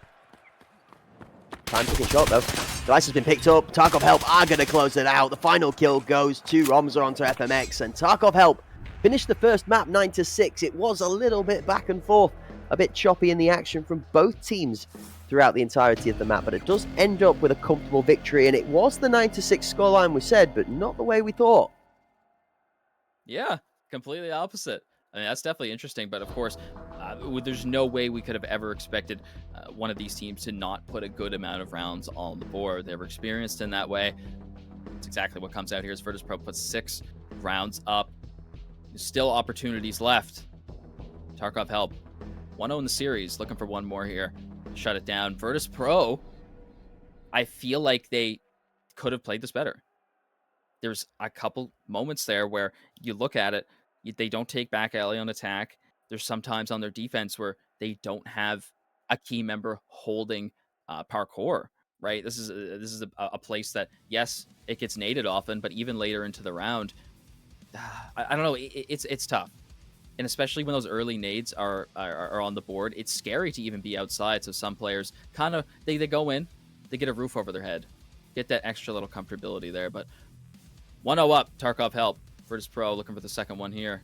Going on to Bowl for game number 2. Yeah, back and forth, both teams being pressured to make some mistakes that saw either side being capitalized upon in different scenarios. Some great shots out of Hard, some good rotational plays. I mean, you've got to hand it to each team respectively. You saw that juggle we talked about in the intermission back and forth where Romza and Eevee bounced off of each other one after the other to juggle three players' attention so that the fights were heavily in their advantage when they chose to take them. But that timing doesn't always work to their favor. And how many times, Kirk, today have we been holding our hearts in our throats because you see someone in an advantageous position and despite them creating such an air of strength, the aura does not win the fight. They just get farmed for that aura by a member holding a decent position and winning a better gunfight. So it's gone both ways so far, I feel. I feel like both teams are very evenly matched in this. I think Tarkov Help maybe got the better of the first map, but I don't know if it's going to be said and done for just yet. I think this match has still got a long way to go just yet. Still possibility of 2 games on the board. Best of 3s. That's what the playoffs does. A lot of best of 2s we saw for the first 3 days here, but it's completely swapped up now. Playoffs is a whole different playing field, a lot more tension in the minds of these players. I'm really excited to see what Bull is going to come out with. Tarkov Help have been such a dominating force on Bull, and the one word I can give them is like graceful. The way that they execute is so good. They do it with absolute confidence, and they walk in so smooth. They get the kills, they get the bomb down. I'm loving it. Virtus Pro, though, obviously a team that isn't going to just get rolled over like that. They're going to need to come out with something a little bit different here. Ladies and gentlemen, we're looking for any chatters. Throw in your favorite team here. Obviously, Tarkov Help come up on the first map, but do you think they're going to take Bull? Put it in the chat. Of course, there's lots of emotes. Whoever your favorite team is, we want to see it. So get your input in there. And stay tuned, of course. Are you shortly to the second map? Are you concerned on ball for Virtus Pro? Do you think it's that much of a favored Tarkov Help map? I think I am slightly concerned for them just because I expected them to win Bay 5. Obviously not easily. They were going to have to fight for it, but I expected them to win that. So now that they're kind of staring down the faces of a team that has historically had Bull in their control, it's looking kind of scary. And I feel like it's going to come down to those crucial last few rounds again, where there's no possible chance either of these teams are going to end the game with only 2 or 3 rounds, right? So it could go either way. And sometimes when it does get to those rounds where it's like, only a few away from winning, luck can sometimes not be on your side either. So it can be detrimental to either of these teams. I think we've seen a very, very interesting perspective of gameplay actually out of a couple. I've just had a look at a couple of stats on my right hand side on the screen that I've been watching for the way through. I like to look at maps as areas. Okay, so you like section off. So like the forklift box for the call out would have like an area around it. If you drew it on the map, you would draw it in like squares and circles, right? This belongs to this, this belongs to this, this belongs to this. Then I'll normally color them half and half. So one is T side, one is CT side, and then you have grey boxes which are to be contested over, right? This belongs to us, should. This belongs to them, should, equal map pressure. Grey area to take space in. The amount of time that Romza or Eevee spend in opposition boxes is 63% in comparison to the time they spend in their own, which means they spend more than half of their presence in rounds actually in enemy territory between the enemy lines. Ball has an interesting scenario where it's normally quite hard to get into that situation, right? You've got a helicopter in the middle, you've got Curtain, you've got Gen, which are 2 very linear lanes. There's no wiggle around that really other than jumping off a top med through a smoke. Then the other side to the B site has a similar aspect. Yeah, there's a bit more cat and mouse because you can go up into top apps, work through the corridors. You've got yellow van and under apps by the ramp where you can tuck to B plat and come back. And of course the open space in B plat. But it's still very linear in design. You can position yourself anywhere down the yellow van lane, street, or the B plat lane all the way through to split, and you can hear all of that section. So you don't need to be doing anything too wild to be able to gather info. You just might need to be a bit more creative about your positioning to engage somebody. To weave into the backline on this map is much harder, which is why it always impresses me that that is not Tarkov Help's concern. because Bowl is one of, if not their strongest maps. Like when they're not playing what suits them so well, which is getting players in and behind the defense to cause confusion, they still exceed in that front to front, back to front team fight sort of fashion.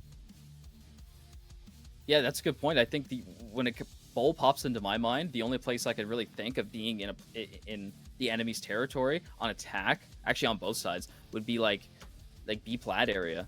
Like that's the only place that's usually like somewhat open, where that one defender that will kind of hang out more towards B site near lane, near up top apps there. So it's kind of hard, up top offices rather. Sorry. But there usually is going to be, your split player.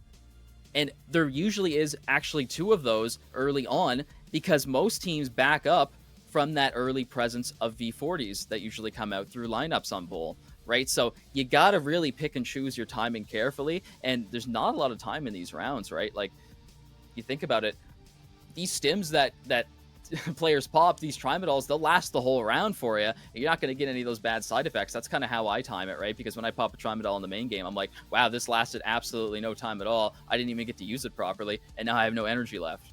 But in Arena, like, I feel like I'm always on a Trimadol, but it's just because the rounds are so fast. It does make me laugh, honestly. The fact that the beginning of each round for an Arena player reminds me as a metaphor child of going and getting tested for tetanus. 1, 2, 3, 4. Have we got a red patch? Yeah. Is it working yet? And then suddenly you take one, so off we go, and he starts jumping 6 foot higher than usual. But so many pens and pencils, crayons used to the power. Ladies and gentlemen, that's a bit of one for you in the chat. I know we have all these cool coloured stims that we love to laugh about and call crayons. What's your favourite flavour of crayon? That's a good question that we know the internet loves to answer every once in a while. And people have very, very particular opinions on what your favourite flavour of crayon is. If you're not a purple enjoyer, then Correct is disappointed in you. It's orange or purple for me every time, but that purple crayon, definitely the strongest one. Grape on top, just saying. Are you talking about Zagustin or PMB? It's in the eye of the beholder. That's the beauty of this question. You can make this however you want to make it. Yeah, I haven't seen a PNB come out. I know PNBs, I used to use them back in the day, but I don't know if they got so popular. It's got to be Zagustin. You got to be a Zagustin type of guy. That's what I'm guessing. But, yeah, don't spoil the.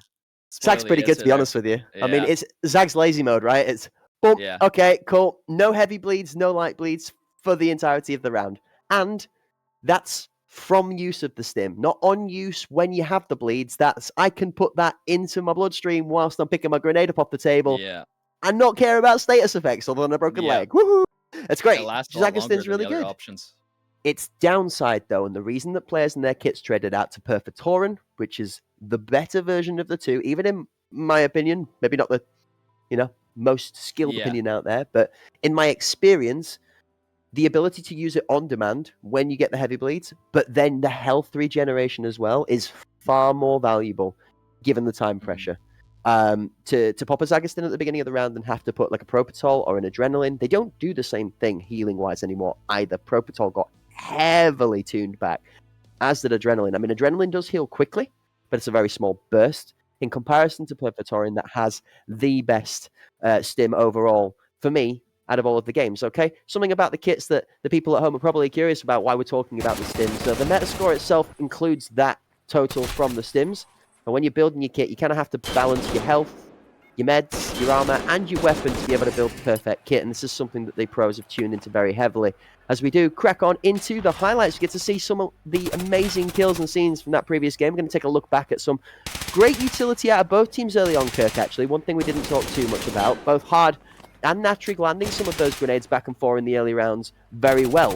Just later on towards the game, it became down to the gunplay. Got Madrick, Natrig, Hard, FMX, Solyara in various different bursts and forms throughout this game, making their name known. But it was Romza and Pomani in the mid to late part of this game for me that really showed up and showed out. I mean, Romza was picking up the initial kill to start the excitement nearly every round for Tarkov Help, and if they weren't killing somebody, they were causing audio to drag that attention. You look, Natrig, Romza, Eevee stacked up here together. One tanks the grenade, but the other two hold the ground, and then the work gets done as those battle buddy systems come through. This was nutty from Hard. We thought that this was going to be said and done for maybe the turning point in the game, but he doesn't manage to get that momentum from the one-round success to convert into consecutive rounds, like we're normally looking for, right, Kirk? Yeah, Hard, and kind of, the opposite side of that, Pomani as well, putting up a major kills here in some of these rounds when sometimes, it has to come down to that where you got to rely on that one player just simply down to numbers or what's ever been on the board beforehand. So both players coming up clutch for their teams where it need be. As that jump shot there at the end was insane. I was loving that for sure. But as the game went on, it definitely got a bit slower. Information was gathered at a more confident rate to actually get in and execute sites. Sneaky plays, jumps, not even a jump, like that angle out through back alley that Ramza had. Like I didn't even know that existed. I've been looking for that, but that's the first time I've seen it in this tournament. Or ever, really. So that's definitely a new one for me. I like Virtus Pro's ability to use their boosts, right? I think they're a team that so far has used more boosts than any other, and even not necessarily using like a majority of the round to just stay there to get a little bit of something. They'll get up, check it, get off, right? And sometimes that's the best play where, audio, especially up through top crates, can just give you away instantly and you can get pre-fired. So I think they did a great job on that. And the fact that they can hit those boosts on the first try is also, obviously akin to how they practice. They probably practice this 100 times a day, and it comes down to if you can hit it or not. Otherwise, you're going to spend 20, 30 seconds wasting time. Yeah, I think before we've been used to the meta being very much a, strap the seatbelt and we're going to site as quick. We've seen a lot more teams now just kind of sort of leisurely put it in, hit cruise control and be like, cool. 1:10. Roger that. How's the tea looking, Steve? Good. Okay, 45 seconds. Time to attack site now. Here we go. And we're back to the car again. But it seems like it's the same style.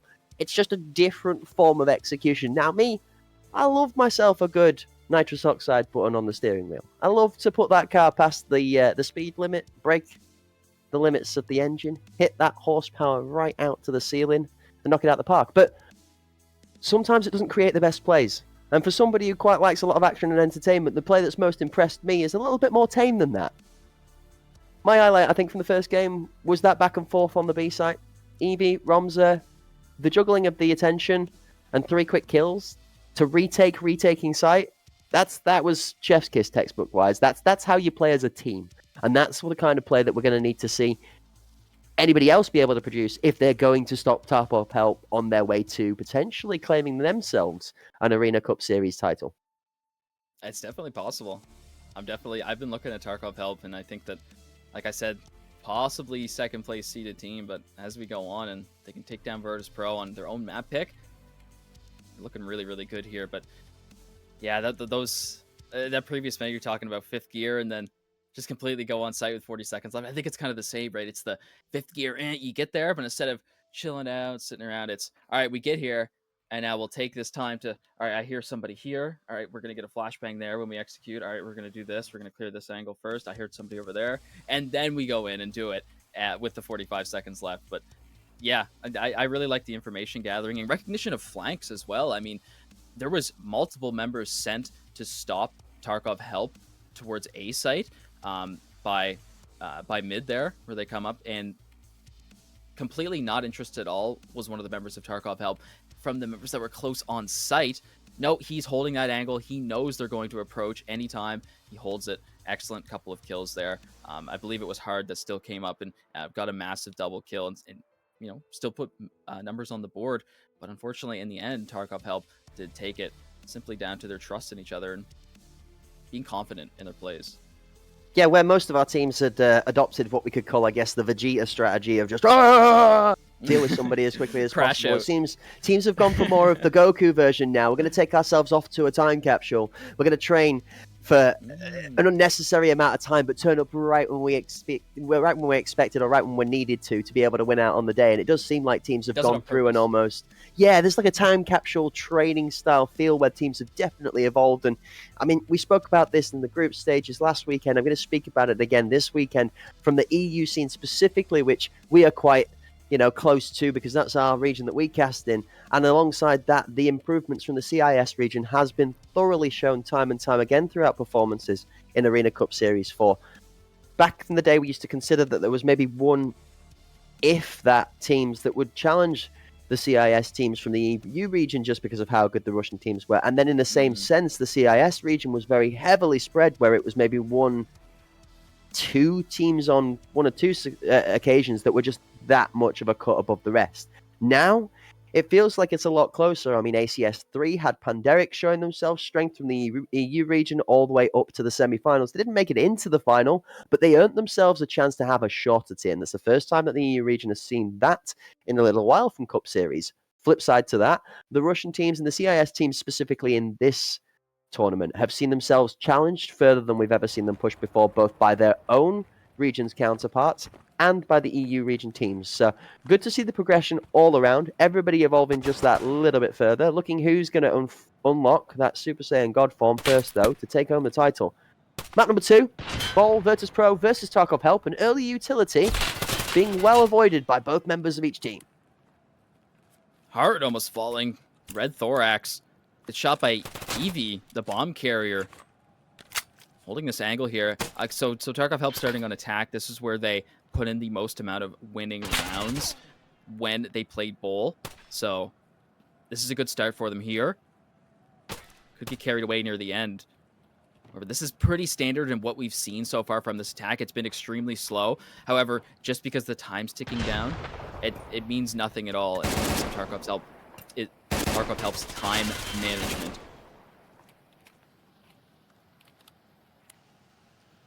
Time management's going to be one to keep a keen eye on in this one with 50 seconds left on the clock. And I mean, right now my eyes are on Andrezi. This prone position and the off angle is a dangerous one to be holding. It just depends on where that grenade goes in Natrik's hand. Shots out towards the tower lane, simply stabbing the scenery. Oh, smoke. Pamani coming out. Shots from Hard and Pamani. This duel crucial. Support from Gen from both teams. Step up 2v2. Andrezi, FMX, Solyara. Killed. FMX for 2 and Solyara all down. But FMX shuts Solyara down. Evie and Romza come to bear, and it's just Magic left in a 1v2 as when the timer kicks, so do all the bodies. Heads will roll. Heads will roll. Magic needs a second. He's on site. He has 1 of 2 bombs planted, but Evie's going to go down. Magic! Could it be Magic now? It certainly is. Heads will roll, and he's claiming himself the defuse. Already starting off Bowl, round number 1 with the 1v2 clutch. Magic does it for his team. Still a lot of health left over too. Not even getting hit in the head or thorax. Looking healthy there by the end of it.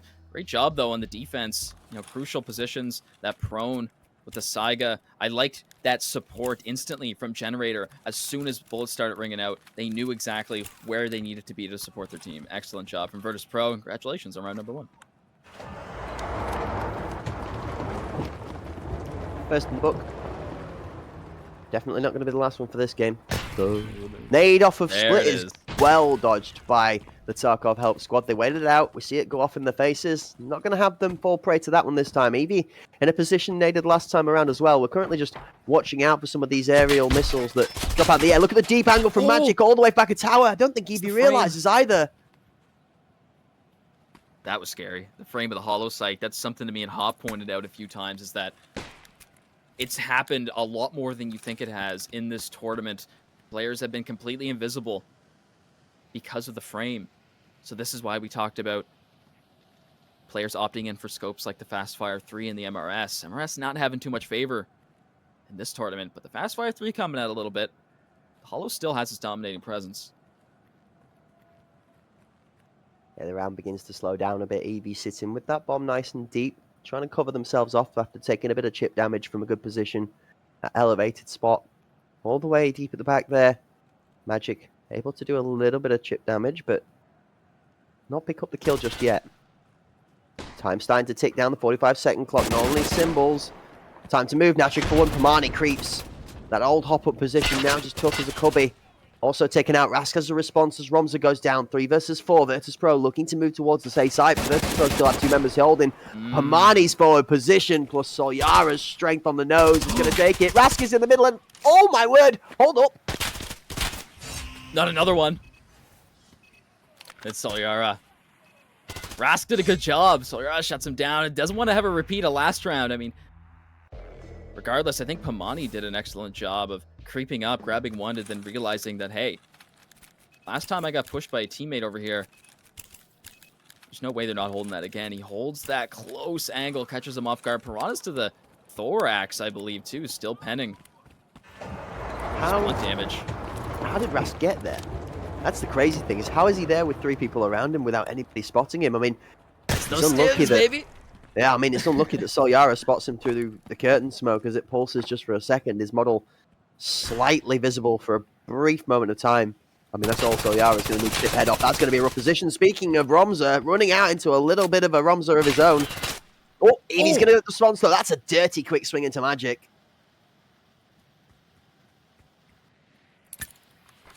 4v4 now. Here's this presence near B plat where a lot of players don't really hold. So they have this forward momentum here as Solyara is going to put a lot of pressure on a retake. It can be Hard and FMX going to be working together here. Hard still on A site looking for some jumps, some information, but Natrig on the other side picking up Ras. 3v1 as Andreezy steps up and grabs one of his own. Solyara, there he is. That dominating B Black comes out in 2 kills. He's got 3 to deal with, and so much time still left to work with if he wants to use it properly. Natrig, quick right shoulder, shuts him down. Headshot, Andreezy falls, and the bomb is going to continue to tick down. Tarkov help. 3rd round. Takes it home for 2. Solyara's on one. 6-1 so far is a great performance, given 3 rounds already in the bin. That's good for 2 every round, which is not much you can say very often. You definitely don't say that at this level of the competition very often. I mean, good for 2 every round is a crazy performance to be putting out there. You think of a minimum 9-0, that's still 18 kills if you played the least rounds possible, which is a wild statement to make. Early util, round number 4. FMX is watching the sky as both smokes almost parallel from Tarkov help come in. That nade towards the back of Ambulance barely doesn't take out Natri. 2 kills from Harder good though. Natri gets a nade back onto him, but I think that shutdown might have come a little too late. 2 for 1. 2 for 2 it settles. Are they on site with this already? They are. They are. It smokes with full coverage. There's no way that Virtus Pro can get onto site through this right now.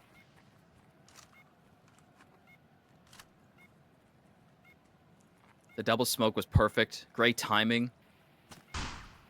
Completely beside each other. Allows them to get on site. EP forced to back up. Ras going to be taking a little bit of space here. More interested in sight, and then who's behind Generator? And Pamani! It's going to be him yet again. Domination of lane. Tower lane. FMX going to be peeking into a couple. Up top is Romza. Shuts him down. Tarkov help grabbing another round here. I mean, I was thinking Virtus Pro would come back from that. Tarkov help. The smoke placement was just too good, I think. There's literally nothing they could do. It would have been bad for them to walk through it. So I like the... Okay. I like the fact that they're not challenging the smokes. That's showing some good discipline for Virtus Pro. I feel like Tarkov Help are doing such a good job at putting players in forward advanced positions, right? You see how far up Pamani pushes into Gen when those smokes are there. It's that pressure and the positions that they're taking as well as getting sight without damage from these smokes that's seeing Tarkov Help so successful. It explains the playstyle, right? You're playing into that timing. You wait to 45, you put the pressure on the opponent, and they have to retake unless they want to challenge those smokes. You've got to think, though, how long is it before Virtus Pro just decides to disrespect the smoke and maybe throw them a wrong one by just walking through? Yeah. And I think that's a key factor to think about, especially when some of these Tarkov help members, they opt in for that prone position after the bomb's down, right? If you're looking the wrong way and somebody walks through your smoke, then you have zero opportunity to turn unless you're in a position where you're really far back and have that timing to go, left or right. Rask just expects it. It's been a few times Tarkov help has been holding this position, A plat. This time gonna be shut down swiftly as Rask recognizes, backs up towards split. This is the position. This is the position. This is what they need to be doing to counter this. Look, the smokes are in and Rask is pushing himself forward. He's going to trap himself in between the two and hide. Andreezy going for an aggressive play to it. This is what Virtus Pro needed to do to move the aggressive push out. Andreezy doesn't succeed. This was what they were looking for. He's got the... Look at the health bars, Kirk. Look at the damage he's got down, but... Oh, yeah. It's Pomani is barely living, Eevee is barely living, Solyara is the only healthy one, but everybody's in a great position. Magic decides to fall on a banana peel. Rask gets one. Pomani trades back though. It's a 2 versus 1.2. This is Pomani starts to get a little bit of health here. 10 seconds left on the clock, and it's going to be a big one to deal with. Hard. FMX actually secures the second one, but that was close. And you know what? That smoke might have bounced off of something. That Tarkov help, that second one that was usually going towards headshot, it seemed like it went more towards generator. Correct. I don't know if that was on purpose or not. Was that? Well, no. So that's exactly the read that I was trying to shout at for Rask there, because he recognized the second that smoke moved, he pushed that gap, and that was what gives Andreezy the space to push through Curtain himself, is because if Andreezy goes down and they flood back Curtain, Rask is sat on hop up, ready to just claim lives for free as they come through that angle against him. So it's really smart adjustment from Virtus.pro, but this is just going to bring in the B play. And now we have to see which of the two teams has a better player the other half of the map. That's a ridiculously well-placed crosshair from Roms to take first half to respond. Solyara goes down. One of the big killers, actually, out of the Tarkov Help Squad being traded for that of Magic. Arguably similar demon of death himself, but definitely not on the same form that we've seen out of Magic so far. FMX and Rask starting to turn the tables a little bit. Tough break for Tarkov Help. Pomani does a good job, though, in picking up the bomb before the smoke finishes. Able to retreat back to safety. Andreezy, no reason to be aggressive here. He's going to be holding that, of course. Pomani's got to do something, but he's got lots of time to work with. Eevee, looking like he's probably communicating, you know, like, I'm on B right now. I have some sort of pressure. I've cleared a lot of these angles. You might have to go for this B play, but if they get too over-aggressive here, there's going to be so many members they got to deal with. Look at this member. FMX still in spawn, ready to go B or A at a moment's notice from his teammates' calls. It's dangerous. Rask is going to rotate away from Eevee, who's cooked, and then he's going straight back into him. That's why it's dangerous. Eevee, look. Sneaking. Creeping and cracking skulls. The second on split goes down. It's leveled to a 2 versus 2, and now Tarkov Help do have better position on site. Pomani here in support. The bomb going to be more than enough time to plant, actually. FMX not going to be here in time to challenge. Now Virtus.pro play what they've been enjoying doing all day. It's retake time, baby. Eevee needs to be better on the shots. Eevee is better on the shots. The one left alive, and Andreezy leaves himself in a after good shots of his own. 1 versus 1 down to 3. Backs off. Eevee goes for the distance. Good choice in play.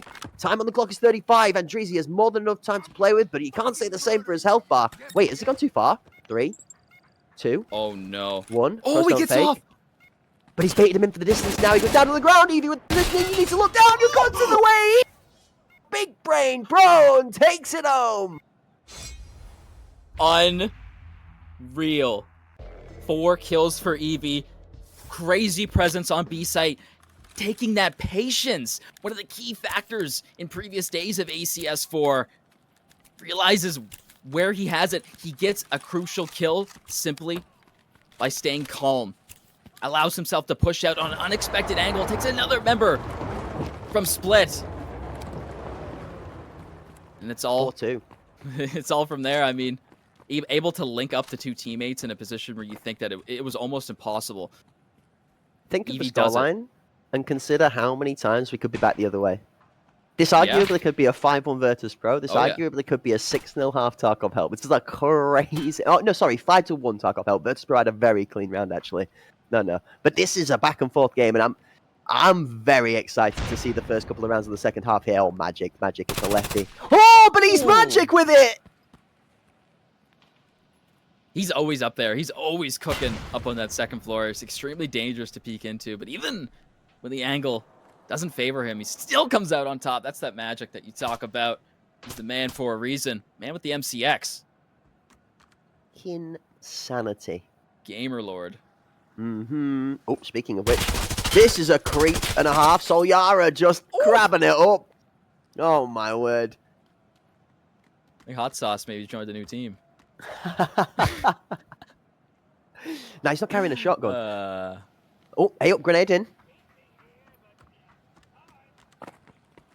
We are pushing into the B site. It's a little bit earlier than I thought we were going to go from here. Look at Magic's positioning. I don't think anybody knows where Magic is. Roms is going to block him off with the boxes. This is so unfortunate. Magic's crazy right now. That's a great spot, and he hasn't moved in so long either. But oh, Ramza, Ramza you doesn't see seen him. him? Ramza doesn't Ramza, see him. that's He not a still dead doesn't see body. What? Yo, okay, thank you. Okay, thank you. Oh, my Ramza with the goodness. second. Hold up a second. Hold up a second. Ramza's for a second, third, and the fourth. He's going to go to the split FMX from the backside. And what a shot from Solyara to close it out. Bro, this game is insane. I've been loving this, man. Okay, so was Magic holding like the Alt E where like you're kind of halfway to the side and look like a dead body, or were you just hold it? Was he just hitting E? I'm going to be honest, it did look like the model looked at him with the Yeah. scope and then away, so I'm going to assume it was communicated, but that they were playing discipline on it, because there's no way you don't see him Ooh. for that long. I think that was waited for, because you've got to remember, the second he challenges that angle, he is open to split. It's such a hard peak to be able to get that without having your back rinsed for free. It's just really good play on the timing all around, sir. But 5-2, I mean, Tarkov Help are having to reach so far to get these rounds in the bag. Their B presence is great because so far, the way that they've dominated Bowl is that they've never really needed to go B. It was very rare. So, you know, I do like to see it come out here and recognize key position, but also, you know, like you said, if it did come down to that trigger discipline, realizing opportunities where they show themselves. That peak straight into split off of the kill on Magic was insane. The quick left shoulder was unreal to see. I'm a big fan of Tarkov Help and what they've been able to put on. And you know what? Yes, people love the Polar Bears. People love, you know, XPA. But I think Tarkov Help may have gained a lot of new fans this tournament, and it's simply by the fact that these players are so memorable in what they do. Some of the plays are exceptional, for sure. You can't argue with the gun skill. That's the thing for me that commonly shows out. I mean, FMX hard two players that were and have been for the longest time known for being just some of the most dominating players in the arena individually in general. Ramza, clearly up there himself, you know, another member that is out of this world talented with a gun in the hand. The same can be said out of Solyara so far, but the thing that surprises me is where Ramza is very bursty and flashy with his plays and quite high climactic action. Solyara's performance is strong and impactful in a different way. Solyara is there's 1-2 in the kill feed, but it's not like boom, there's an explosion that went off and did it. Yeah. Solyara is just kind of playing the role really well. Like, this is my job. You make a mistake, I'm gonna shoot you in the head for it. Easy deal.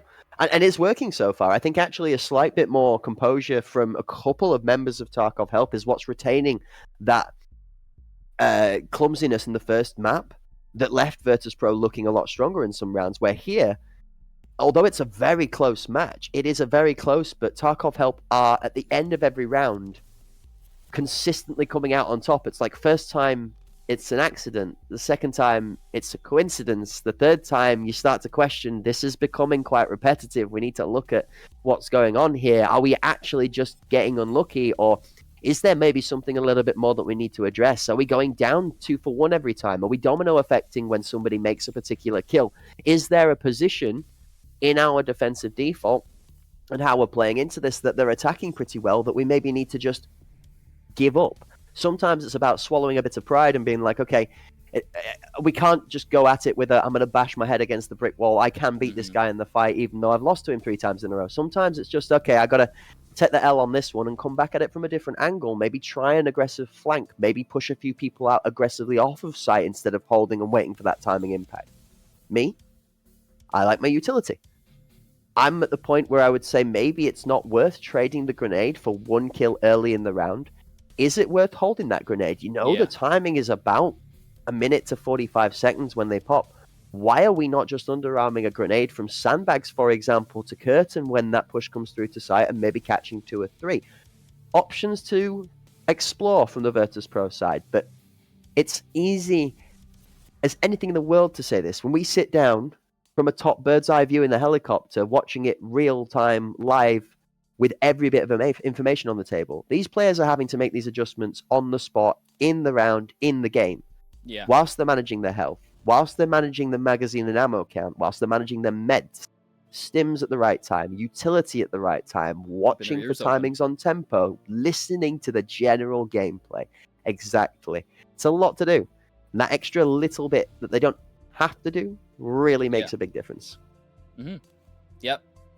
one of the key things that I said a while ago was it kind of brings it right back to what you said, is that using that little bit of extra time to get that slight advantage, right? Sometimes these players, they'll back up off of a fight and then they'll kind of hold and wait. But in reality, they had 3 seconds there to pop their Propital. They had a few extra seconds to maybe use some utility that otherwise wouldn't be used in this round because positioning just isn't there for it, right? So that little bit of extra, oomph that some of these players can give can really differentiate a good player from a great one. And I mean, I think the Virtus Pro defense, the fact that they're able to change how many different, off angles they can do when getting attacked by this dominating Tarkov help lineup, it really is impressive. And it's even more impressive on Bowl, where it's such a standardized map in terms of strategy and common angles to be held. You can rush onto site and pre-peek 2 or 3 angles that you're used to, and then congratulations, FMX has his scope on you for the last 2 seconds, and you're out of the fight. Absolutely. The long-range gunfights that we thought would play more into Tarkov Help's favor has not been something we've seen lent into by Tarkov Help. They have more taken this 1, 2, 3 approach to attacking the site. Step 1, avoid aggressive grenades. Step 2, move up and take space to the setup zone, which is normally like those boxes I was talking about earlier, the your colored boxes set before the site, where you should be able to work into with smart gunplay. You check your corners for the aggressive push outs, the walkout off site, so on. And once you're there, you stabilize. You set your smokes up, you call your timing of your push, and then you execute as the third step. You get onto site and you actually execute. Now, normally in that second phase, that's where the range of the longer maps comes into play. Teams will jostle for position and look to try and isolate a pick with some of those better ranged players, either a marksman class, somebody running a DMR, or somebody on an aggressive class like an enforcer that takes a buddy with them to try and fight a specific player on the map. They're looking to make that pocket of space because XY execution, boom on site, so on and so forth. This hasn't happened here for these two teams. And it's down to 2 things. One, both teams don't rotate wide. They don't give free picks on a rotation. If they are rotating, they rotate safe. And I've always seen an anchor on the site that is not being aggressed upon until the bomb is shown. I've not once through any of the match play that we've seen from either of these two teams so far seen a team leave a site unmanned until it is necessary to do so. And that means the smoke and mirror plays where you send 2 people off to cause chaos over here but hide the bomb in the other side of the map. They're not on the table right now. Like, people are not getting pulled out of the defaults. So teams are having to fight face-to-face gunfights, and that's why we're getting all the action, which we love. But it is why some of the ends of these rounds are very, very 50-50. Like, it could be Tarkov Help wins 3 gunfights, Virtus Pro wins 3 gunfights, and bosh, the round's done. It is blink and you'll miss it kind of action. Exactly what we want to see when you're fighting out for a spot in the semifinals.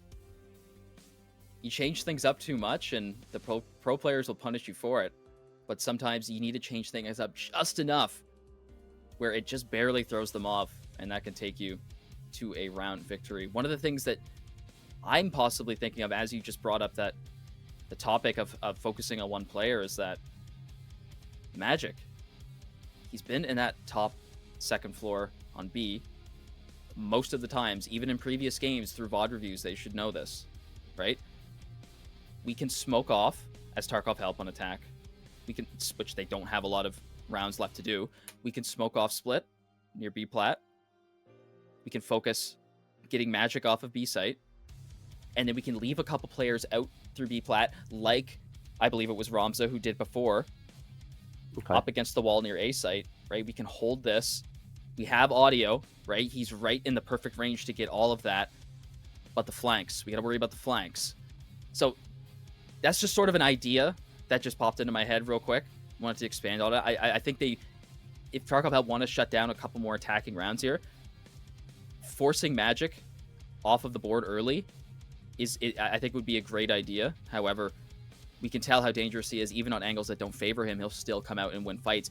When you're funneled as well through top floor, that MCX will just spray you down. Multiple members will go down swiftly if you do not connect with him. Possible enforcer through B site to take out his legs. For me, it's down to how each of the teams in the Arena Cup Series 4 so far have set up their defense on ball. Has been very interesting and drastically different for a lot of teams.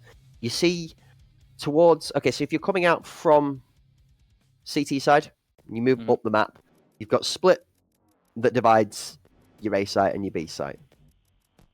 On the A site of things, you've got your headshot angle, which is the first one you sort of come out of spawn into, then onto site, so on and so forth. With the B side of things, you have the box left of split, and then you have to cross over to sandbags before you have pressure.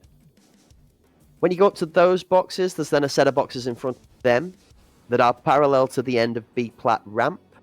There's a little tuck on the CT side of B plat ramp, right at the end of the helicopter, that is a awesome position on the defending half for audio info gathering. That information you were talking about, getting some sound from both A plat side and B plat side being from the same spot, and it only requires one player to be there. You don't need to cover yourself off from other angles because your back is to the helicopter. You've got 3 levels of cover. One to your right, the box is from B site. The ramp obviously covers you across so long as you're not stood up and showing your head out over the top. There's many ways. I mean, you can play that position with a Vulcan, but you're into a lot of ranged fights, so the shotgun doesn't fit that so well. Yeah. I mean, Ash 12 with PS12A in that spot, very, very playable. Good down the range but slightly slower TTK, which we realize the further we get down, this is highly critical. Yeah. You notice players even going away from that AK-74N with the BS round that has a slightly slower fire rate, but was showing an exceptional amount of consistency because it just doesn't quite have that TTK, right? It just doesn't quite have that going power to be able to put home the bullets needed. So how much does the Vulcan actually reduce the range? Obviously we know it's a bit, but like, is it that substantial to where, is it just softer or is it actually limit the range?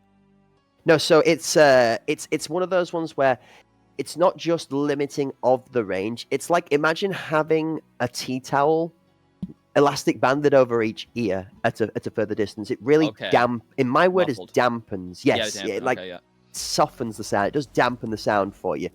Honestly, it depends from player to player. It's very much the Vulcan, in my mind, is another set of headphones. Some people like GSSHs. Some people like Contact 4s, like 2s, like XLs, like Razors. Some people prefer to wear the Vulcan. Regardless of whether it gives you better audio or not, they feel that they hear better with the Vulcan on. And I can't argue that perspective. I've seen players prove to me that they play better with the Vulcan on without ears. The audio overcomplicates things for them. It distracts them. It changes their perception of the game. You pre-fire too soon because that's the one that gets it for me, is when somebody steps out into an angle and you're lined up. Unless you're, rapid and you're a youngster that's still got the reaction times of an absolute god, you're going to pre-fire that rather than just reacting to vision. So you're ready to do that based off of audio. If your audio is not accurate, that timing gets heavily set out of sync. So it's a large factor, and it really does come down to a player-by-player preference personally than anything else for me. Yeah, that's definitely a good point. One of my friends said a long time ago, and he probably still does the same thing, is that he actually prefers playing Tarkov with no headset at all. He doesn't want like a helmet that blocks his hearing, but he just doesn't want a headset at all. I called him crazy, and I still to this day think he's crazy, but now with a new perspective, I think I got a couple extra things to think about. I personally have never been a fan of any helmet that covers my ears at all, so it would make sense for me to not fully understand how these helmets that cover your ears work in terms of, ranges or muffled sounds or dampen sounds, if you will, like you said. So you should try one, honestly. I always recommend this to players, actually. I think everybody should try wearing a Vulcan at some point, because some players, like I said, play better with it. Your playstyle might not be that of a spear or an MCX. You might not be a rifler. Maybe you're built for a shotgun. Maybe you're built for shooting toes. Maybe you spent your time in base game making yourself a flesh meta enjoyer. If you were, and that is what style of play you have, there is a meta in the competitive scene right now that fits your playstyle. An Ash 12 with PS12A and the Enforcer gives you lots of magazine. It's at a good price, and you can wear that Vulcan. You can wear the best Reader armor that's in that class with the full tier 5 front, tier 5 back, side, whatever you fancy. You can go real whole hog into the beefcake with the Ash 12. The Saiga, both semi-auto and full auto versions, are exceptional in that class too. That's 2 of three amazing weapons in Enforcer right now. That inclusive of then if you find yourself a rifler and you want to try Cake Kit, you go for the RPK with PP. Ooh, that's a bold move. I feel like everybody's tried that at one point and then kind of stepped away from it. RPK is definitely interesting, but PP is around that can either really excite you or leave you in disappointment. Yeah, no PPE in this one though. It's back to the shotguns, the MCXs, and the spears as we kick the game back up again. Eevee's going to open up with the first blood onto Andrew. Tarkov help find themselves 3 rounds in the lead. We rejoin at 5-2 on pole. Eevee narrowly surviving. This is actually the last round before the side swap. Magic is up on Solyara and makes it back to even. Too strong ambulance, too strong A plat. Bomb still has not made much of a move yet. This is a safe angle, though.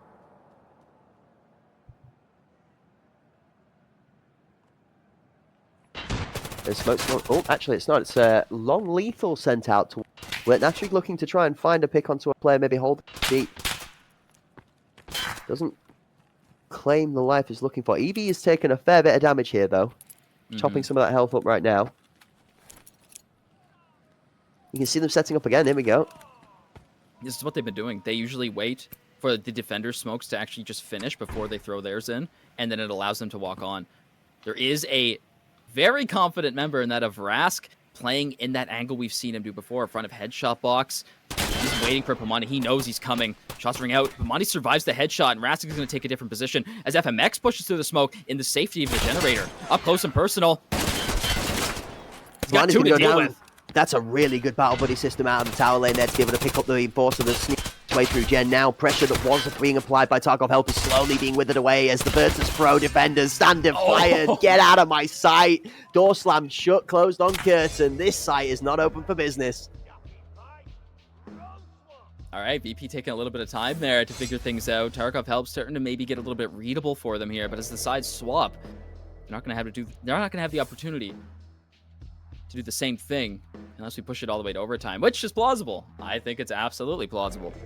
There's no reason why some of the best teams in the world can push it the absolute maximum here.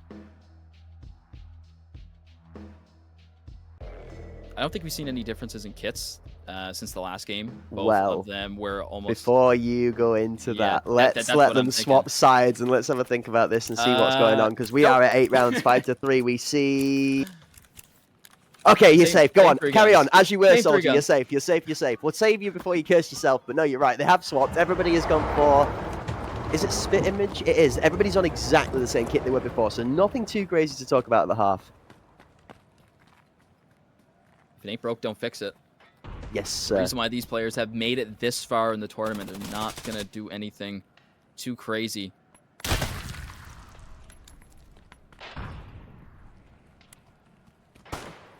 5 to B for Tarkov, or sorry, 2 to B for Tarkov Help. Interesting. They're going to be rotating your B plat. Going to head up through split. Early smokes for Tarkov Help. Fair enough. Sometimes you got to do that. It's going to be a battle of long-range fights, I think, here, Cracked. Both teams have definitely looked to space the distance out a little bit more, but Virtus Pro are going about their push on site a slightly different way to what we've seen from Tarkov Help.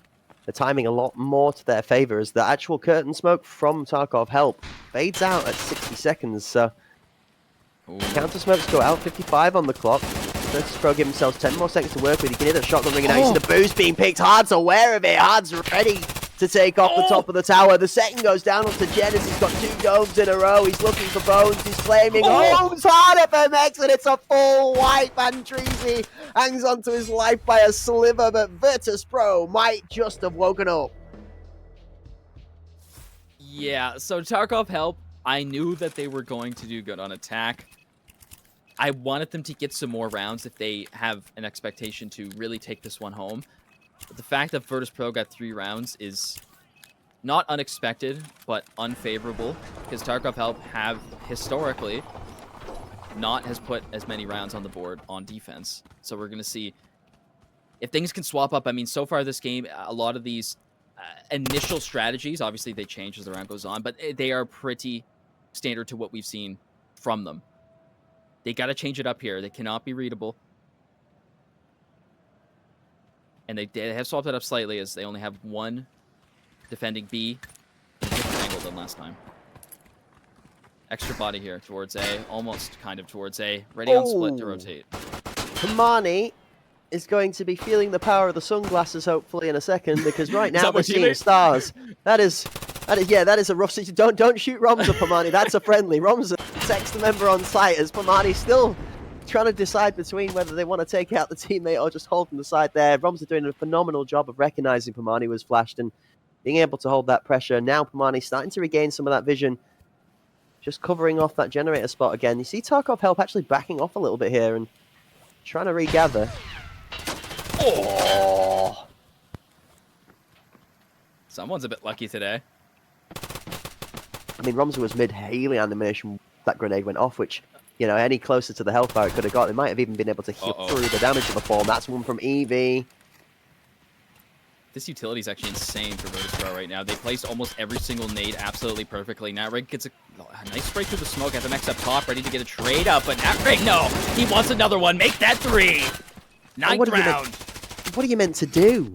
There's just 4 Tarkov Help members stood in a line like a firing squad waiting for you to step through the smoke curtain. I mean, you've only got to wonder how Virtus.pro feel. Like, that right there, that is the other side to not running out of time, right, Kirk? That's the other side to that scenario that we saw yesterday, is you either don't go through that smoke and walk into a slaughterhouse, or you die.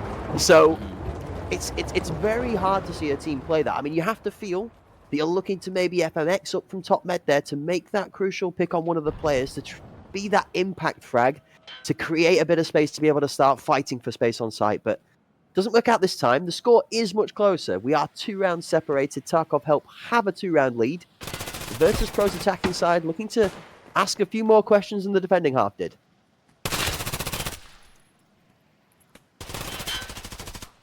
I mean, this is Early where space needs here to for come Magic. alive, Oh, right? that was so close. He just barely getting away. Sends some shots towards Magic's way. Heavy Blade and his arms off. Oh, the quick peek prediction. Eevee falls and Generator opens up. There is a Pamani in the back lane ready to replace him. Long range from the Piranha connects to the face. Max is going to feel that pain. Tarkov Help have down. retaken space. Headshots there. Towers there. Splits in for defense. They are going to bring members round in time to pressure. The 40 on the clock. Oh, man. Watch that aggressive flank. And pay attention to the fact that the number 7 member in Rask has full audio of the number 5 member from Tarkov helping Romza. Romza is going to try and do Romza things, but if Rask respects this well, he should know full well where Romza's coming from. There we go.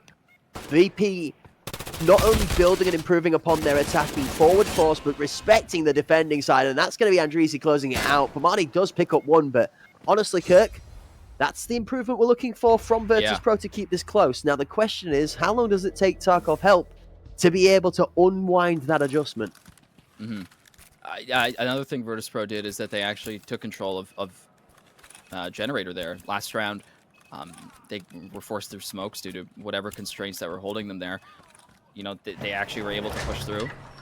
Magic gets a beautiful kill onto Eevee. Is able to put pressure there, resulting in, you know, attention being sent there, which is important, right? We don't have 3 guns aimed at Curtain this time. Check it out this round, though, as early presence results in Solyara taking down a key member.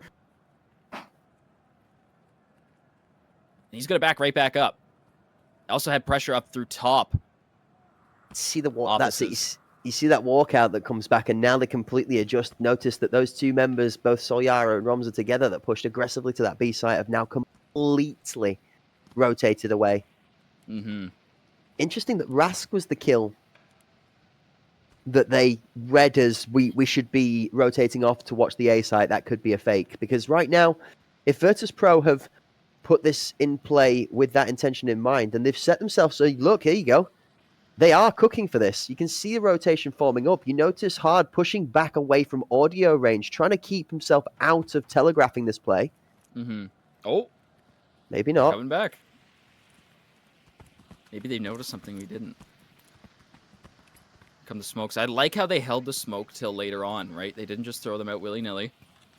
This is going to be your best option for surviving this onslaught of an attack that will immensely come out. Oh, there it is. That's such a good pickup. Now they have full force to run towards Generator, and that's exactly what they're going to do. Pamani up for one, though, and on the other side of the map, over the wall, Hard's going to be receiving a couple shots. FMX straight onto site. Smoke still up in perfect positions. Headshot and Generator completely blocked off. Site control. Bomb goes down, and Ramza is forced to wait this one out. They're watching as well. Oh, Nade onto site to counter plant is insane. The nade is grenade-style god-tier gameplay. Trades up, though, as Hard finds Natrig. The flank from Solyara, and the timing is insane. The bomb does manage to get planted with time still left on the clock, but not only as long as Ramza stood around to deny the body escaping after. Ramza's got the head of the top on Med as well. Hard goes down, and it's going to work out to being a Tarkov help round, but you were absolutely right, Kirk. How? Just how do they know to time that and hold the grenade for so long? It even bounced slightly to the right as well, so I'm like, oh, that might just be out of range. I'm pretty sure it is, but nope, still picks up a crucial kill there. Wow. Both teams doing a good job that round and holding the utility. I think it was a great job. You know, Tarkov help. They want to put both of their smokes curtains. Sometimes they're forced to throw one near Gen to cut them off there. But if they can finish the smoke curtain pluming, they have the second one ready to go immediately, and they can do it from a safe angle. We can see these lineups already coming out, just being held currently by Natrig, who's ready to throw it once his teammate makes the call. One of the biggest parts of this Tarkov help team's success is how well Natrig has been performing since the beginning of the Cup Series on utility. We looked towards the matches yesterday versus Outcast.epa, and it was Natrig that in Game 1 wasn't quite as visible on that utility. Maybe led to part of the reason why they dropped that first map, but then in Map 2 and Map 3, we saw not only from Natrig, but also grenades being thrown out of the hands of Solyara, Eevee, and Ramza from time to time, depending on who went down first. Still showing some success. Ramza and company gonna put pressure towards their defaults as we're on board with the member picking up his bus ticket from the ground.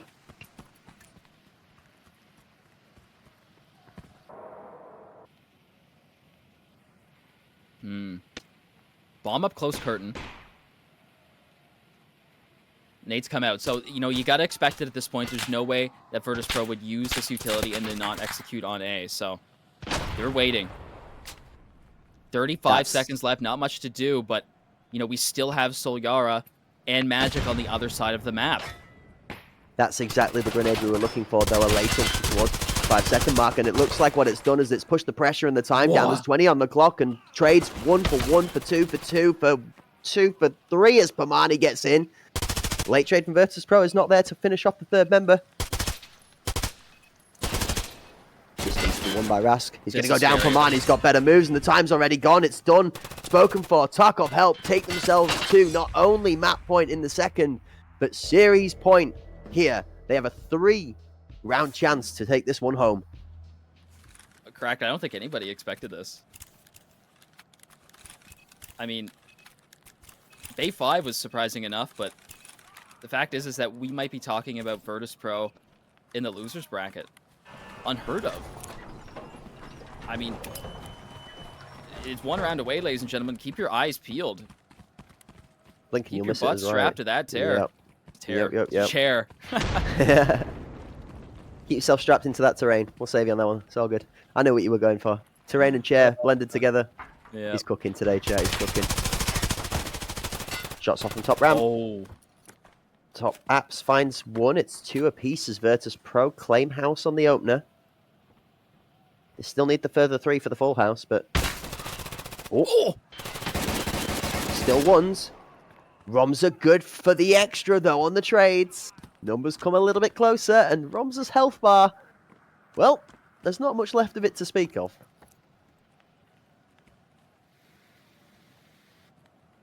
Yeah, he's been in this position a couple times already, but, you know, as long as the thorax is full, I think that's the most important. He can keep it full. Looks like he's some sort of med kit there, but, I mean, Natrig might just be the clutch player in this round. He's done it a couple of times before where he's gotten a lot of multi-kills on the board. Can he do it again? No, almost very close to hitting the head, but Rask shuts him down, and Ramza actually gets given away by... Is that the Berserk? It is a little bit of a side effect of the stim as he's screaming about how upset he is about the damage done to his model. I was gonna say that probably gave his position away, but I don't see like the Moodle there to the right of his body. Thing is, though, it doesn't matter too much in this instance. The biggest concern that Romza's got is finding one of these two people without having to take any damage, because he is so hurt right now, and that is exactly the problem with it. Virtus.pro do stave off the first series point, close the gap to 2. They need one more to really put the pressure on and threaten an overtime, but ooh, brother, it's a close one. Tarkov Help really only need one slip up from Virtus.pro, and they are home free into that semi-final. Tarkov Help have put their foot down in this tournament. They've said, look, everybody, we're tired of everybody talking about Virtus.pro. We want the title. We want to be the new Virtus.pro. Is that the same bus ticket? Actually must have bought himself a weekly pass. That's crazy. He's back there again. Util lineups imperative. Extremely important to make sure that they can take out an aggressive force. This time around, it's not happening. The spread from Virtus.pro is interesting, to say the least. Where is that bomb putting itself out on an island? Oh, I think they spotted him. I think it's too risky to stay there. He did a great job. If Virtus.pro read this quickly enough, they have a 4 versus 1 on site. Realistically, 4 versus 3 if they pressure up. Evie knows they're going to have to start taking some space towards Jen, as that site member is really isolated. I mean, Pomani is on the shotgun and the right class to be able to tank this, but you got to feel a grenade's about to drop right onto site. Smoke goes off. Counter smoke to Curtain. They save one back for it. A flash towards Curtain to defuse the push. 45 on the clock. Man, this is tough. Yeah, Rask is actually the one holding flank this time. Magic is available for this fight. This might just be able to pull it off here. Romza gets taken down by Hard. That must have been straight over the smoke. Generator controls coming out. EV forced to back up and gets taken down by FMX as they make their push. Anchor. Pomani is just waiting to give the call out to Natrig to throw this nade. This is the crucial part. Pomani has been good for 2 in their position every time, but this time they go down after just the one. Rask also picks up the other member in Solyara that's not off of the back of that play for the flank. Time on the clock, but it's not going to matter because everybody is dead. Virtus.pro claim themselves another round, and Kirk, we're getting so much closer to that overtime. The pressure is on now. Are we seeing 9-7, or are we seeing 8-8 and an overtime in our first match of the day? Tarkov Help were not the ones to fold under pressure, no matter what was thrown at them. So I believe in them, but I mean, Virtus.pro have been stepping it up this game. Yes, early on they couldn't fully match Tarkov Help's attack, but it's a whole different story. You know, once they get that hatchet and they get put on a different side of the map. I mean, it's 25,000 euros. Yeah, 10k for the top players. The first place team is a wild amount. Yeah, 10,000 across the first place team is a bonkers amount to be playing for. So, not just peanuts on the table today. You don't just win yourself a couple of prizes and maybe a cool headset. Steel Series have put a couple of pieces of equipment on the table for the winning team too. So, there's all to play for in this. Not just the bragging rights or naming yourselves the most prestigious title of Arena Cup Series champions, by the way. Something not a lot of people can say. As Virtus.pro have been so dominant, not letting many other people have that title.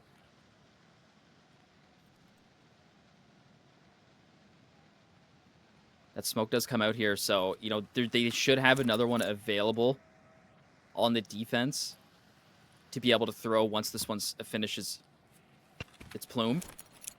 But by that time, once the second one goes off, Virtus.pro are really going to have to make these last few seconds count. If they might have to push through the smoke here or potentially take down control.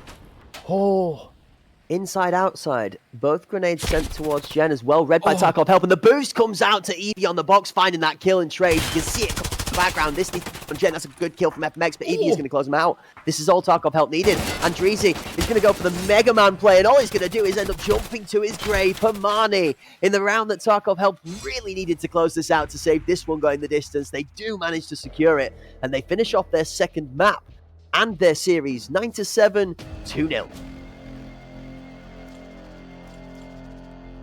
Ladies and gentlemen, yes, Virtus Pro is now in the bottom bracket. Be seeing them first up tomorrow for game number 1. But as we have a look at this, big congratulations to Tarkov Help going the full distance in their best of 3, taking both maps, even Virtus Pro's own Bay 5. Unbelievable. Big round of applause all across the table for both of these teams. Tarkov Help is definitely surprising, to say the least, looking to take their first ACS champion victory. Utility placement on point for Bowl as we move on. Crack, what do you think about Tarkov Help's performance here? What really sold it for you that they came out on top? Second game, nothing too particularly amazing, honestly. The second game felt a lot more scrappy than the first one did.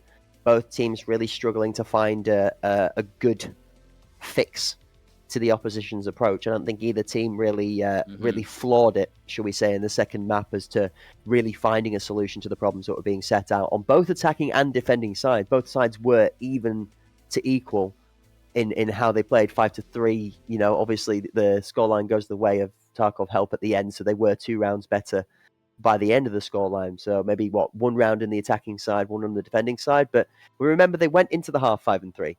That's the 2-round difference. So their defending side, they went 1 round better, and that was all it took for them to take it home in the second map. The first map, arguably a little bit more contested based off skill. We saw both teams outplaying each other back and forth on Bay 5 through some good macro chess match gameplay and some good gunplay all in to defeat the odds. This time it kind of played out more in the realms of probability and how we would expect. So Tarkov Help, I mean, they comfortably take home a 2-0 here into Virtus Pro, who have looked good as well themselves, but will now find themselves in that lower bracket for the elimination stages. This does mean that we are not going to see Virtus Pro for today anymore. They will be taking a rest now until we go into tomorrow's matches, where they will be the first team to play for our finals day, where they will face up against the unsuccessful team in our next matchup. For now, though, Tarkov Help do need to go and get some refreshments and to chill out for a little bit, because they've got a match a little bit later on. Our final best of 3 on the day for you folks today is going to be Tarkov Help taking on the victor of our next best of 3 for the first spot in the grand final. So we'll be coming back to see how Tarkov Help performs later, but now we're going to be focused on our next match, is XP Academy versus Pand Eric Apex. And boy, oh boy, if you thought the first one was going to be a close one, Kirk, I could argue this one might be as close, if not closer. Yeah, obviously, I think Panderic may slightly be out of the favor, but oh so slightly. Maybe if Kakao was there, it would have been, more even. But in my opinion, I think that regardless of Kakao's presence or not, Crank has been doing a very good job in his place. And potentially, I mean, Banshee's the coach, right? So we're probably not going to see that come out. But he's technically listed as a sub, so you never know. I mean, coaches don't play, they say, but I'd like to see it come out. But in this position, I don't know. We'll see. I think we got a juicy game on our hands for the first one, ladies and gentlemen. XPA, they're known to be very scary. There's a reason why they took Virtus Pro's place in the Epic Season 8 as the first place winners there. Very scary team. I think it's all going to come down to potential map picks here. I mean, we're gonna check it out. I'd like to see. You think Iceberg will come out? I mean, I don't know, man.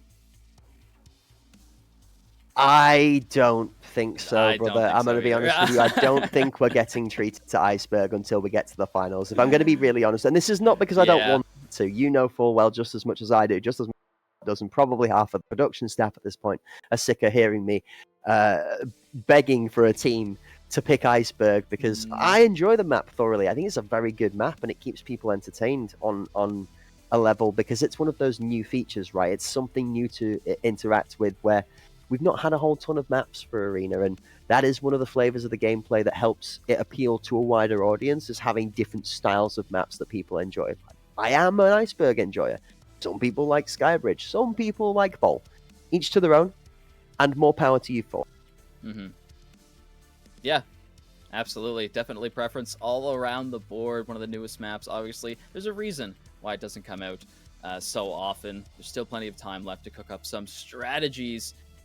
Surprisingly, Fort, the newest map before Iceberg has also kind of fell out of the favor here. Outcast CPA obviously doing what they do best on that map, but so far it's not on the table. We'll see what happens. But ladies and gentlemen, what do you think? Of course, it wouldn't be an ACS without the beautiful chat. Put it in the chat. Who do you think will come out on top of this best of 3? XPA versus Pandaric Academy. I don't know, man. You said it was going to be close. If I saw Bay 5, I would like for Pandaric to shut XPA down and give them a little bit of confidence moving forward. I think if they can do that and maybe get into the head a little bit of XPA, it would be interesting. And it could definitely turn the tides, so they say. But, yep. 100%. We are going to to be cooking onto a little something for the folks at home now as well. You guys have been waiting extremely patiently in the chat to hear about any news of anything new, because here at Hunt Premier, at Battlestate Games, with this partnership to bring you this amazing Arena Cup Series production, we always like to give you guys that are here in the chat dedicating your time to this an exclusive bonus for being present and live. One of those things that we're able to do to help you out with that is our amazing giveaway. So, ladies and gentlemen, for today, we are going to be giving away more insane stuff. We're going to be opening up that giveaway very shortly. And when we do so, we're going to be prompting you guys with a keyword, okay?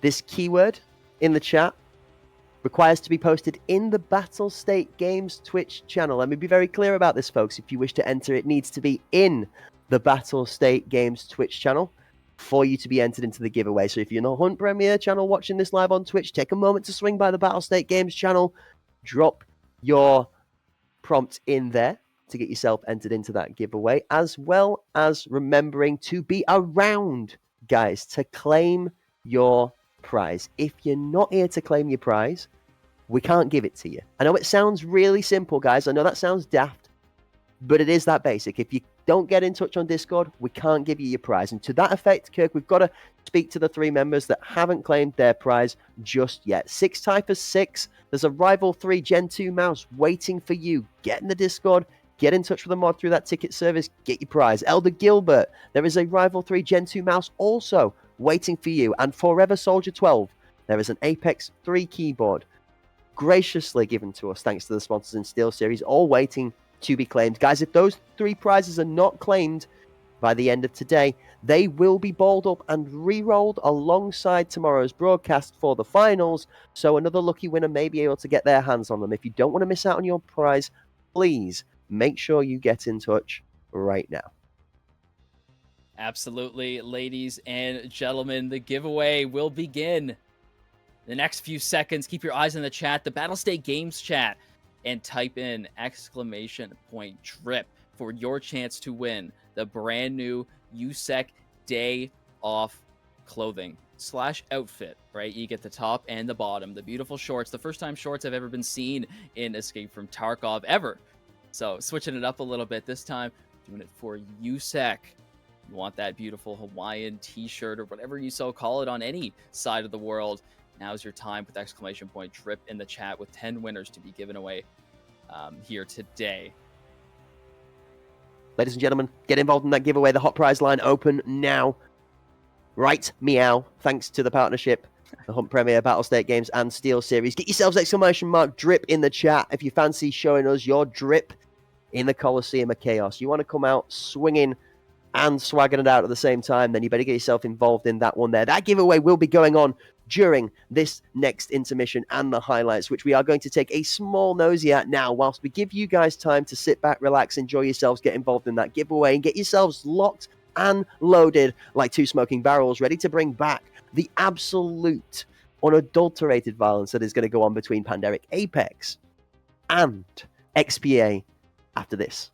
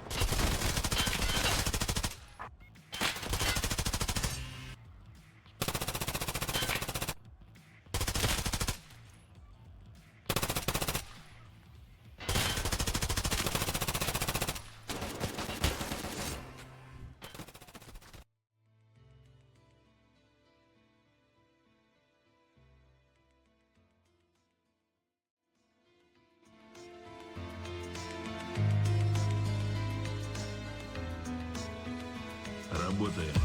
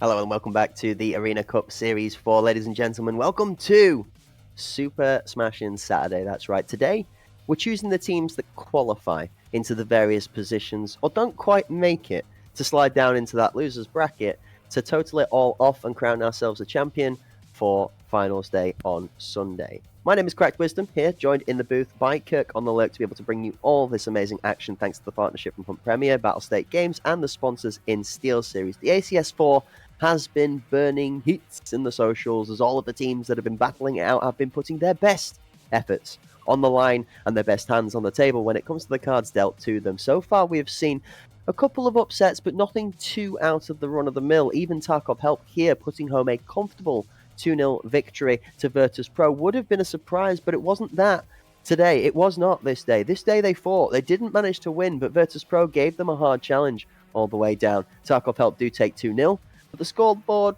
arguably could have read 2-0 either way, right, Kirk? Oh yeah, I think it definitely could have went either way. I mean, there's a reason why, you see CIS teams go up against each other 99% of the time. Both teams are putting up massive rounds no matter what. Doesn't even matter what map you're on. You could have some sort of favored map and expect to dominate on it, but the fact is that team like XPA, team like Tarkov Help come in there, Virtus Pro, you're going to get matched no matter what. They simply have the vetted time and experience.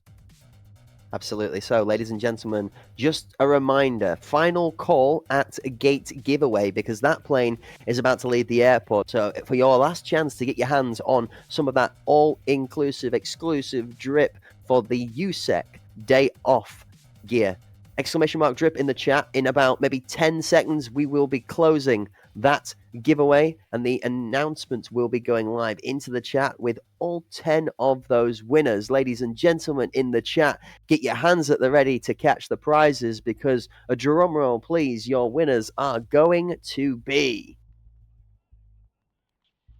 in the chat momentarily. We're going to give it a little moment. It's going to be coming out. Yeah. They will flood in very short. Back to that in a second. So, the next match, though, XPA versus Panderic. Kirk? Yeah.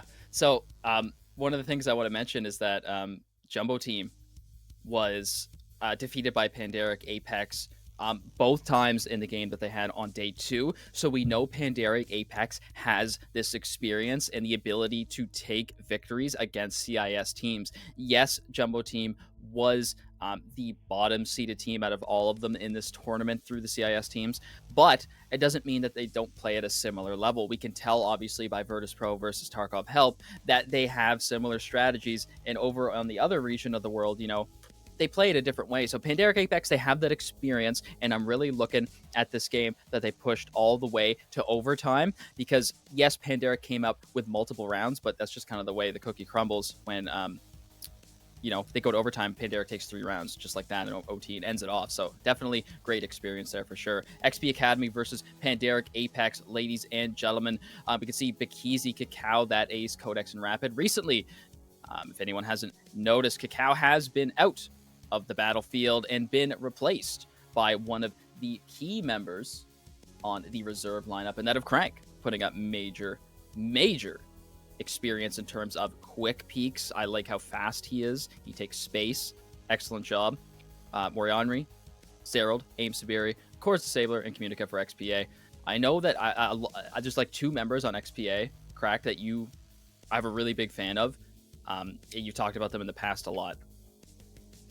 I mean, it's not necessarily particularly a big fan. It's just respecting very, very individually skilled players. The entirety of the XPA lineup, and I refer to them as they, Moyanri, Top Aim Sabiri, Sarald, Cords Disabler, Communica. These players across various different individual endeavors have shown out exceptionally. Communica was seeded for the ACS 3 as TPL's #1 competitor, sporting the best individual record there and claiming the top prize from the TPL for his region. Communica, this was before the queues were separated to individually EU, CIS, NA, and so on. This was when EU and CIS used to compete under the same league, so this is against players that we are featuring here in the ACS, and Communica took the top individual spot there. So XPA's lineup is built different. Like, don't get me wrong, they have maybe 5 of the top 25 players in the game for their region for sure. And that's like a gentle underestimation in comparison to their destructive force. Like, this team is built to slaughter people, and I mean the Pandemic team, arguably so, have been built of a very similar caliber. The question is, which of the two calibers for each of these two teams is going to turn up today? Because for me, we've seen a different performance from every team depending on how they've shown up and whether they've been able to start round 1 or round 4 or 5. The slower teams, the ones so far that have been struggling to be able to make it through. But with that being said, I do believe we have our giveaway winners flooding in through the chat. And did I just see that right? Hold up a minute. If I saw that right, I do believe that I just seen somebody win the drip 2 days in a row. No way. Which is absolutely crazy. I think Grave Diggin, GR4VE Diggin, won one yesterday as well as today, if I just saw that right. But they're about to pop up and we're going to confirm them for you. They're coming through in the chat now. If you guys are watching, keep your keen eye on the chat for your name, because if you see your name, you have claimed yourself that USEC Day Off flannel shirt set and drip. All you need to do to claim your prize, ladies and gentlemen, is make sure that you put a ticket in the Discord, !Discord, to get into the Discord, create a ticket for the mods, and we'll send that key out to you promptly. Absolutely, ladies and gentlemen. Keep your eyes. We will. If you didn't get a chance to look at the chat, we will momentarily be naming off each individual person that has been so lucky to win this Day Off outfit. Of course, here it is, ladies and gentlemen.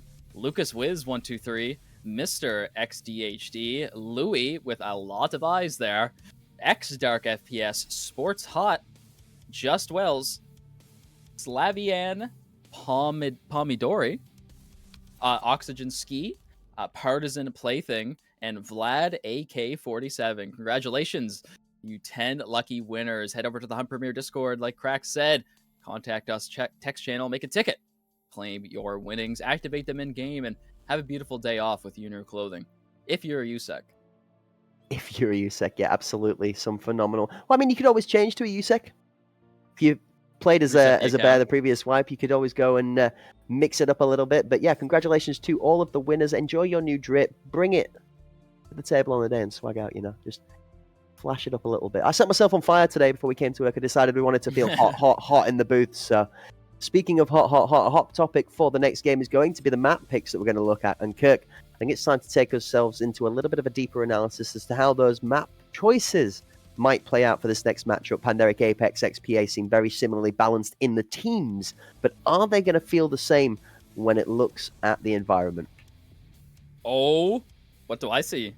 Uh-oh. Oh, all right. So we start off with a fort ban for XPA. All right, it's pretty standard. A lot of teams have not been preferring this, especially the CIS side of the region. Bay 5 up for Pandemic Apex.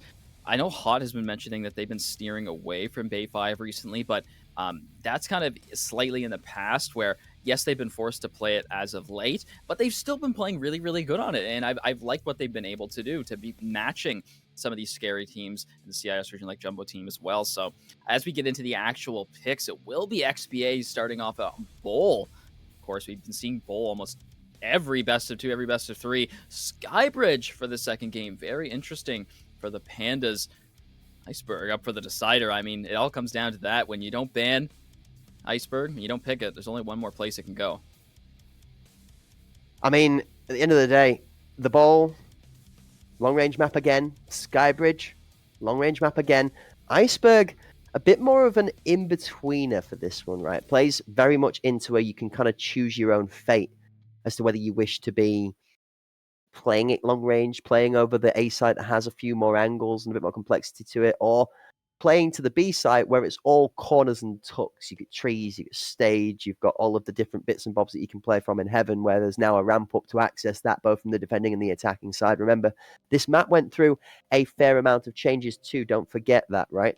This genuinely, when it got dropped, had a lot of tuck 90s, a lot of hard angles for people to have to fight into, but now, some more of those angles have been opened up. There's a doorway into library that got exposed now, so mid has a bit more control from both the defending and the attacking side on the B half and the A half of the map.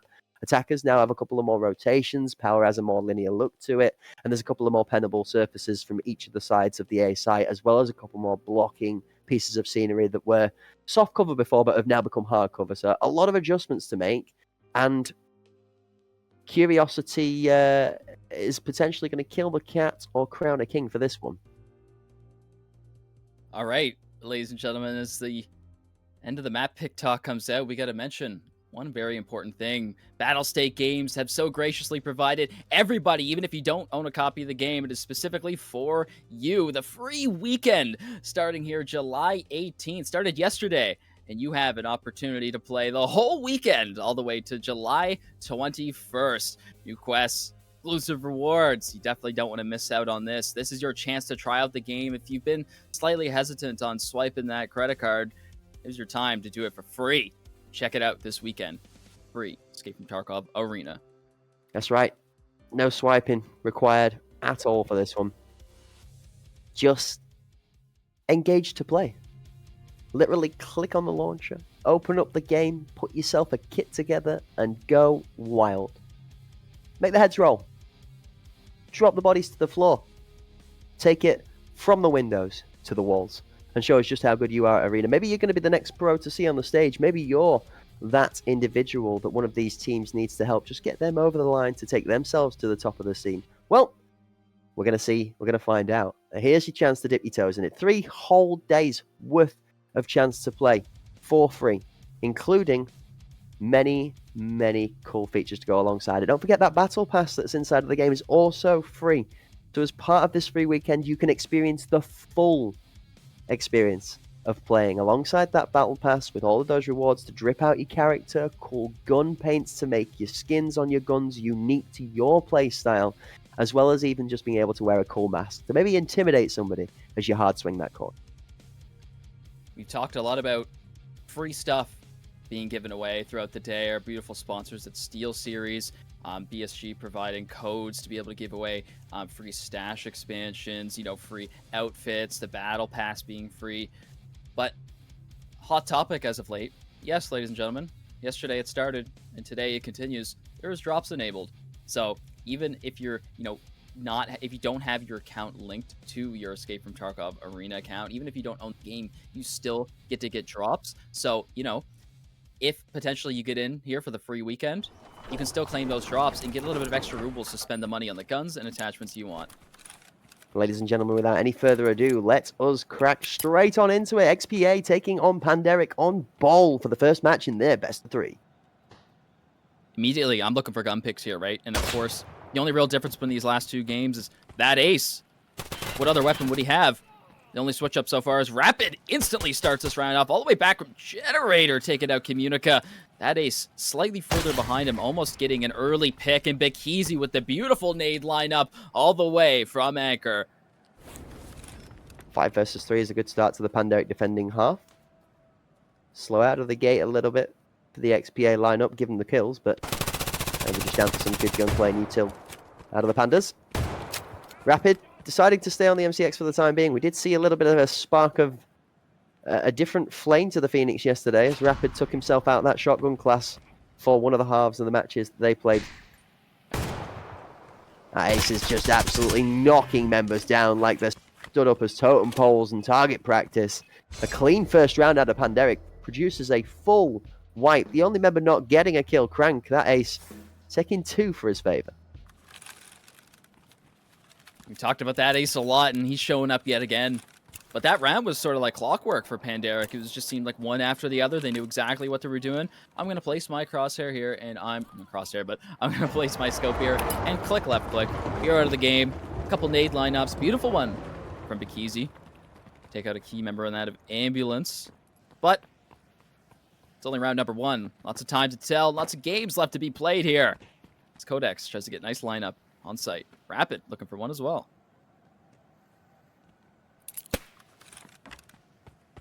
There's no way. 3, 2, 1, boom. Oh. Nope, not a second time. You do see the members on the minimap respect it and back off from the ambulance slightly deep towards that little position under the tunnel.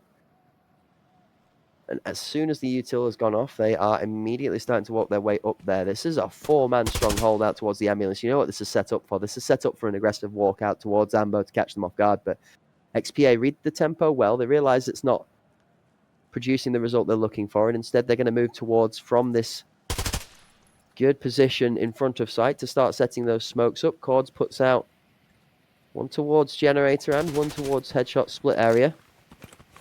The Codex isolated on site and a smoke resent out towards Curtain. Communica's going to try and find a pick, actually. Codex plays right into this smoke. A real smart play out of Codex. Can he find the pick on Curtain? Good damage. Still trying to weave. Steps out into Gen. Communica's got the first. And it's 3 members of the Pandemic squad down with just that ace and Crank left alive. Completely opposite of what happened last game. I mean, Crank's up for one, though. He's on the flank. That ace completely smoked off. Let's see what Crank can do here. Take some pressure off of his teammate, that ace. But nope, Moyanri has a different story to tell. Crank, you know, he doesn't have a lot of kills in the last round, only one this round, but, you know, he's playing that B site, so he doesn't get much of an opportunity. See what he can do here. He can be the savior. Panderic lineup. Currently concussed from that flashbang. He's got a shotgun and a full assault rifle to deal with. Crank eventually falls. Cords picks him up, and that's it. XPA matched them 1-1 in round number 2. Cords with the 2 piece of his own. And then 3 kills down the board. Similar, like you said, scoreline. In fact, exactly mirrored scoreline. Barring the fact that a member of the Pandemic squad has picked up a kill versus Zarald's donut for now. But 2 rounds down, both teams looking very evenly matched. It's going to come down to who makes the better play in the moment to decide how the teams settle after the dust falls. Initially, though, neither team looking to get too aggressive. Both wanting to try and play consistency rather than catch people off guard. Ooh. Codex goes down, he gets spotted going down. That's a big bit of information. Communica annihilates Gen. Sabiri nades sight. Bakizi has Communica back, though. Hold up, because that's a really big pick in that. They have side control, but Bakizi has managed to take out one of the big slayers. But that ace with a great grenade onto Moyanri on Gen's starting to swing the tides back. Bomb down. 3 versus 3. Keep your eyes on Generator.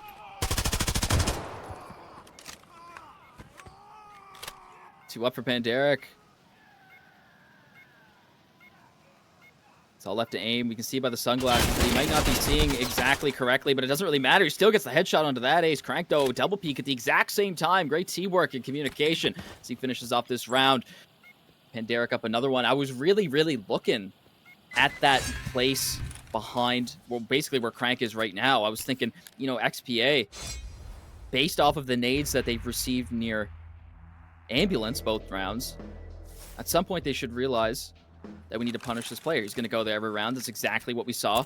Even without the kill instantly, we got, you know, the call out. I believe it was Communica up second floor med that saw it, gave the call out to his teammate who had the nade prepped, perfectly lined up, took him down for an easy double kill at the start there. Regardless, Panderic still come out from a clutch factor, but XPA, they did the right job.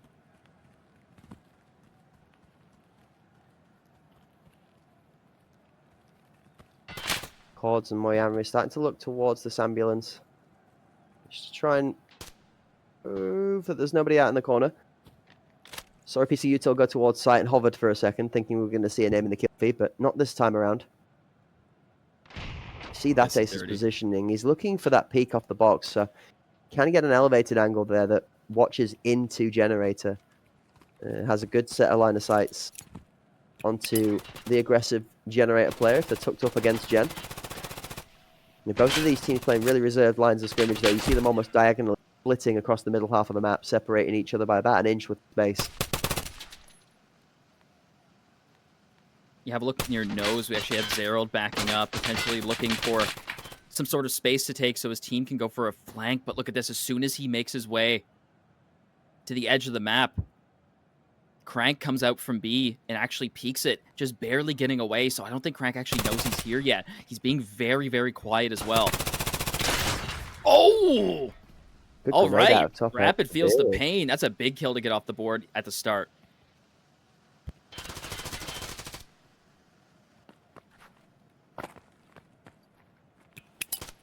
Nice. Also, got Einstein's calculations a little bit wrong. That looks like a nade I'm a little familiar with. Who's going down as Cords disabling one apiece. Communica's got a second from top med. That's a great little shot down towards split. Crank now left last alive in a 1v4. Gonna have to try and pull off a miracle. Something tells me, as good as this man is, he just ain't that guy. Not this time. I mean, it's 4 members of one of the strongest teams in the CIS region. I wonder if Crank can park there or not. I'm guessing you can't park there, mate. I'm going to be honest with you, with that kind of handling, it doesn't even look like he drives. But that's what happens with V4. It's called the car crash for a reason. The XPA squad do a great job of managing the pressure and the initial chaos, and then move exceptionally well on to being able to close out in that 1 versus 4. I like the effort, though. Regardless, he still puts himself in the fight. Doesn't back up. Doesn't get deterred. He faces danger even when there's 4 staring right at him. Beheezy opting in to head over to give Crank a little bit of assistance this time towards B, but nope, that's actually a nade lineup. Let's see if he can do it again. Nade out of the ambulance, doesn't find either person. Both players split on either side. Ooh. Got some smoke pickup. Rapid.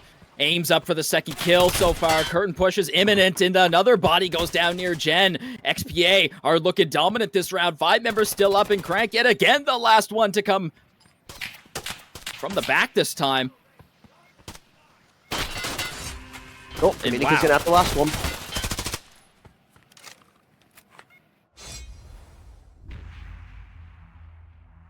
I mean, 6 kills up for AIM. He's gotten a couple double kills so far, so, you know, really being able to position yourself quickly to the next target. It's a great perk to have as you enter a site. Lots of different places to clear. Does a great job of it, even with the Piranha shells, when a lot of these angles, you know, they really only expose your top half of the body. Sometimes only the head. Still makes them connect.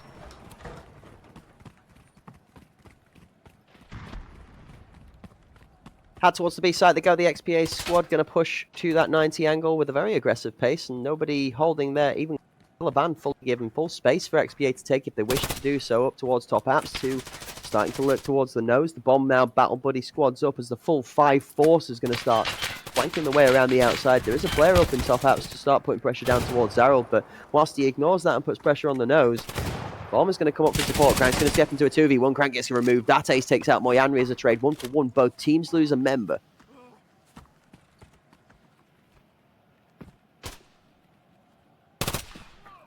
I'm looking for... Oh, my...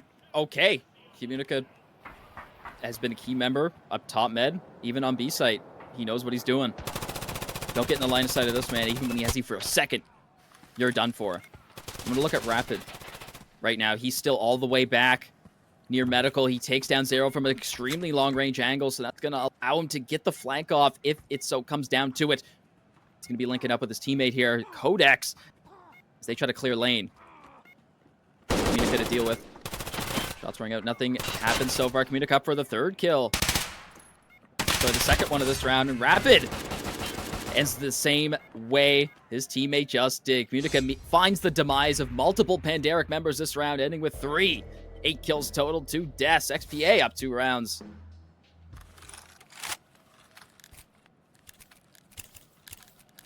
Communica on 8-2 with a good scoreline. Cos Sable are on 7-2 with a good scoreline. Top Aim Siberi on 6-2 with a good scoreline. And all 3 members only dying twice so far. Good performance. Yes, they've lost 2 rounds. Of course, they're going to have died twice for that. But that's the crucial part for me, is they've only lost 2 rounds and have only died twice. In every successful round, XPA have had a large volume of players left alive when they have converted. Pandaric so far down to fewer numbers, barring the 1 round, which was a full 5 flawless round. Early gunshots across the arena don't find any damage. We see a similar setup to what we've seen before.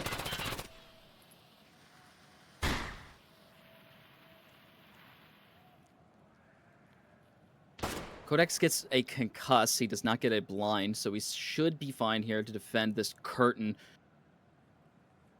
Bomb is...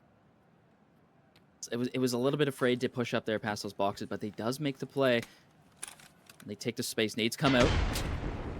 1v41 smoke. Gen's going to be cut off as Moyanri's been holding this angle for a long time now. At some point, they got to get up and start running.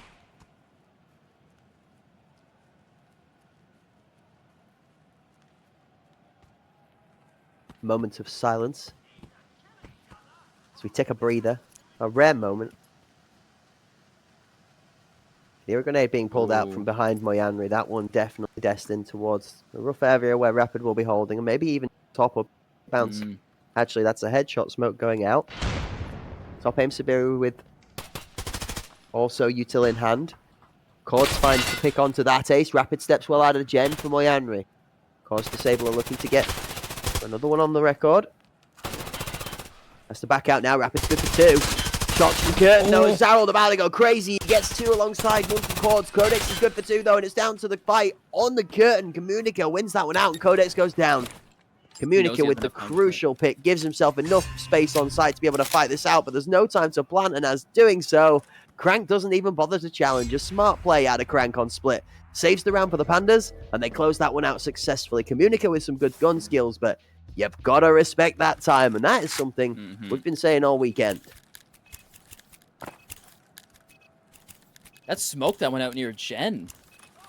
It was interesting that XPA let it run out instead of trying to take some space on it. So they let it run out, and it allows them to get the pick onto that ace, who has been pretty much peeking the same thing for the last few rounds here. So I'm predicting where his position will be, but also not doing the standard play, switching things up, throwing them off guard. That ace gets taken out, allows them to get onto site.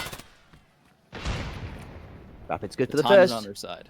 Immediately takes the kill onto Generator. Communica looking to try and trade it, but Rapid respects the fact that top mid has been aggressive multiple rounds in a row. Communica doesn't manage to find Codex as he spots through the smoke, but doesn't predict the direction he moves in.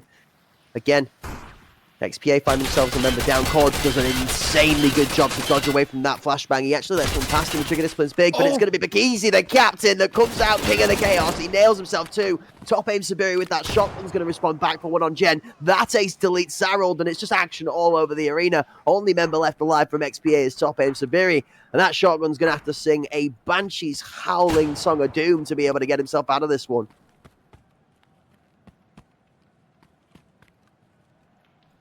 Gotta watch yourself no matter where you go. I think that ace is going to be looking for some swag jump peek over the Generator if he decides to go that way. We're seeing some shots from A Plat, but as he takes a headshot and still survives. Only 40 seconds left on the clock. You gotta get moving. Does have bomb control. Maybe he can take Crank out. He might be able to get a play towards B. However, it's going to be a lot to ask for, as all the way from the back of sight, that ace is going to take him down.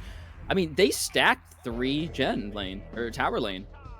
That round. I think they kind of realized that maybe they've been losing key members there, so getting an extra one was an extra one there to defend or possibly replace your members was key. That ace being a exceptional marksman player, obviously sat at the back of the chaos when they're down to the 4v1, just maybe chilling in his armchair. Would you like some cheese with your wine?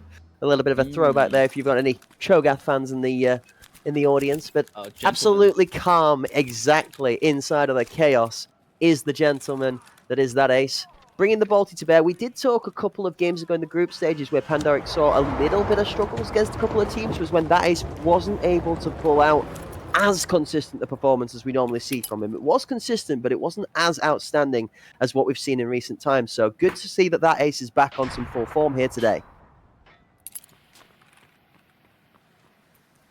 Yep, currently top fragger for the Pandas. Smokes come out, sides have swapped. Ladies and gentlemen, XPA defense, Pandaric on attack, but Bakizi tries to make his way and take space. Generator, he gets punished by that V40 lineup. Zarold and Moyanri up for 1 each. Bomb is down in a tough spot. Zarold punishes Codex for pushing through the smoke, but there's not many options you really have right now. That smoke is up, bomb is outside of it.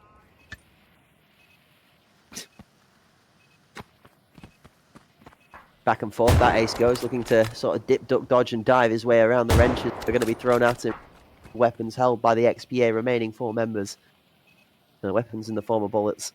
It doesn't matter whether it's a bullet or a wrench. If you can dodge a wrench, you can do anything. That's what I heard. shots from that ace as he's looking for one of these cool, kooky little wall bangs. You can pen through that from window to window. There is another window at the other side now. The hopper box is out of the way that can go through. This is first. That's an easy kill for that ace. We know he's good for this one. Sight's a little bit more difficult. The flank gets taken out. That ace's big brain is just that big.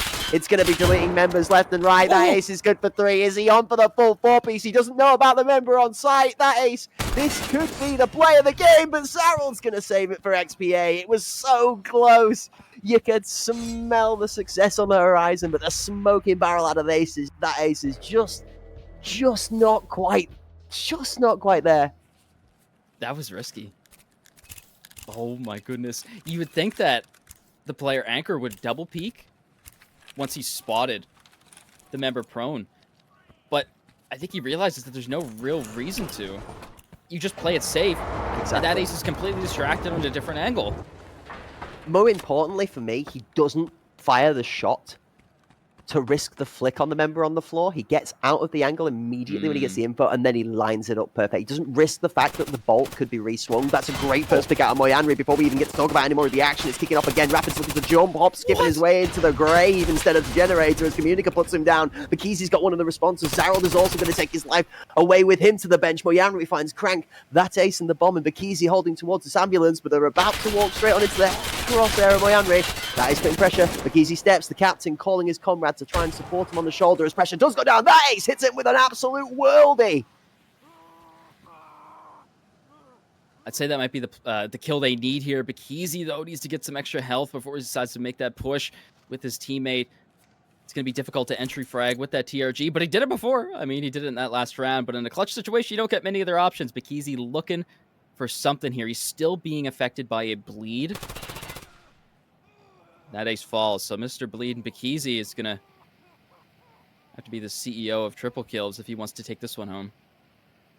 Well, let's see what he can do with the movement. We know he's normally good for 1 or 2 in these kind of situations. More than experienced in this kind of gameplay. Multiple thousands of hours in base game. Multiple hundreds to thousands of hours in arena as well. Oh, it's not going to be able to pick it off, though. We know how good Communica is, too. An MVP in this round, and 12-4 on the scoreboard with a 3-piece for this one. Communica is absolutely ready to play for their place in that final spot. I'm looking at day number 1. Tarkov Help versus Pandaric Apex.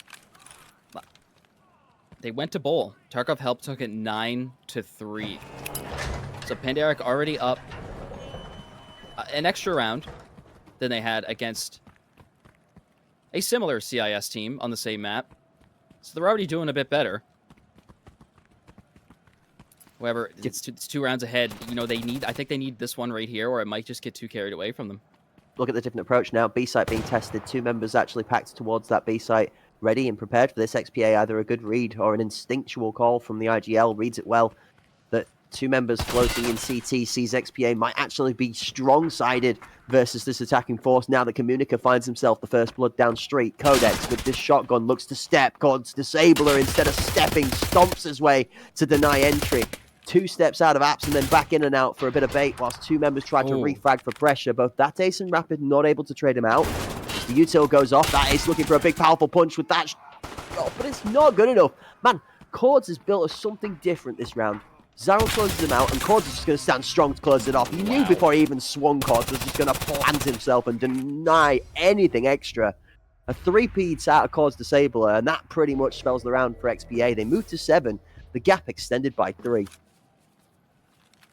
I bet the Pandas aren't going to peek that again, unless they come at it from a different approach. Cords coming out and using the same spot Magic was using a lot in that last game. I think it's a tough spot to approach. You know, you're funneled, and you can easily get pre-fired. That wood sound is one of the loudest things your footsteps will make. So it's easy kills. Swing the corner. Easy pre-fires.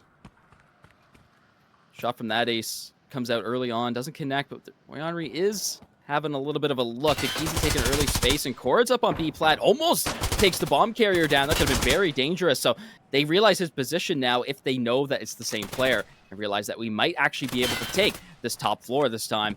Get on to B. And even with information, Cords is tucked into that spot I was talking to you about, behind B flat by the ramp. Yes. That's that position of information that's also extremely crucial for pressure. You see Cords putting himself into full prone because in that point in time, you're then even more covered from all the angles.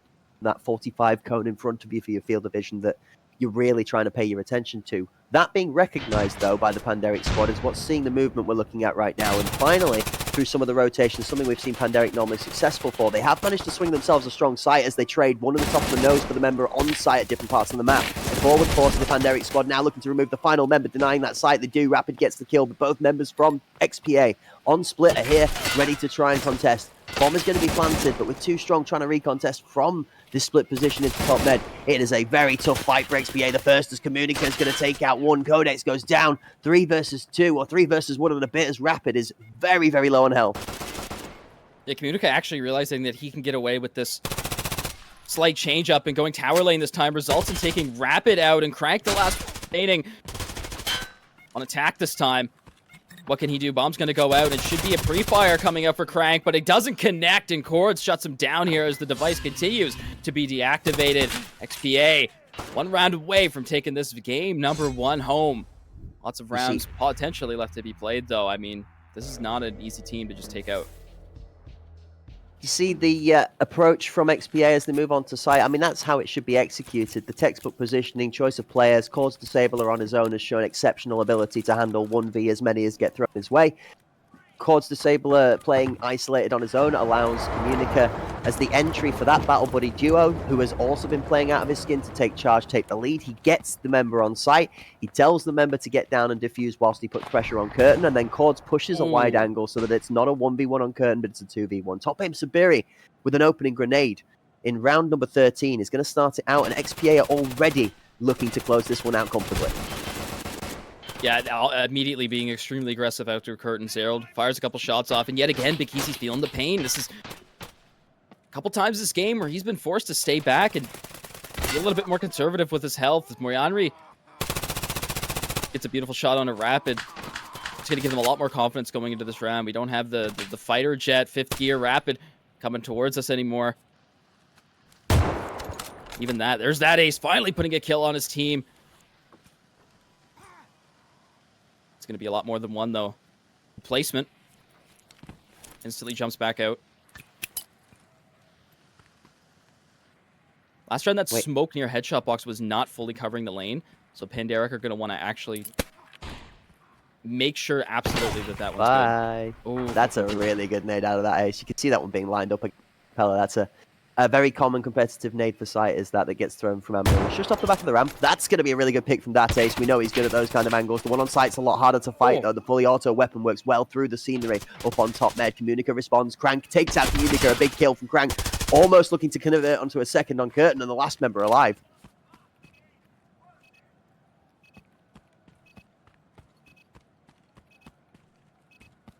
Keezy getting around to split.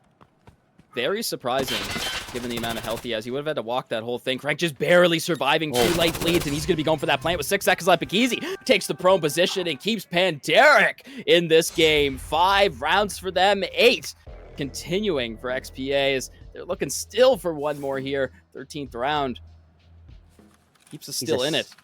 He's a snake in the grass. He's a slithery snake. He's sneaking like a snake. He gets the kill, thrown down, and a smart choice, honestly. Neither of those 2 Panderic members left alive had enough health to speak of between them, together, not separately.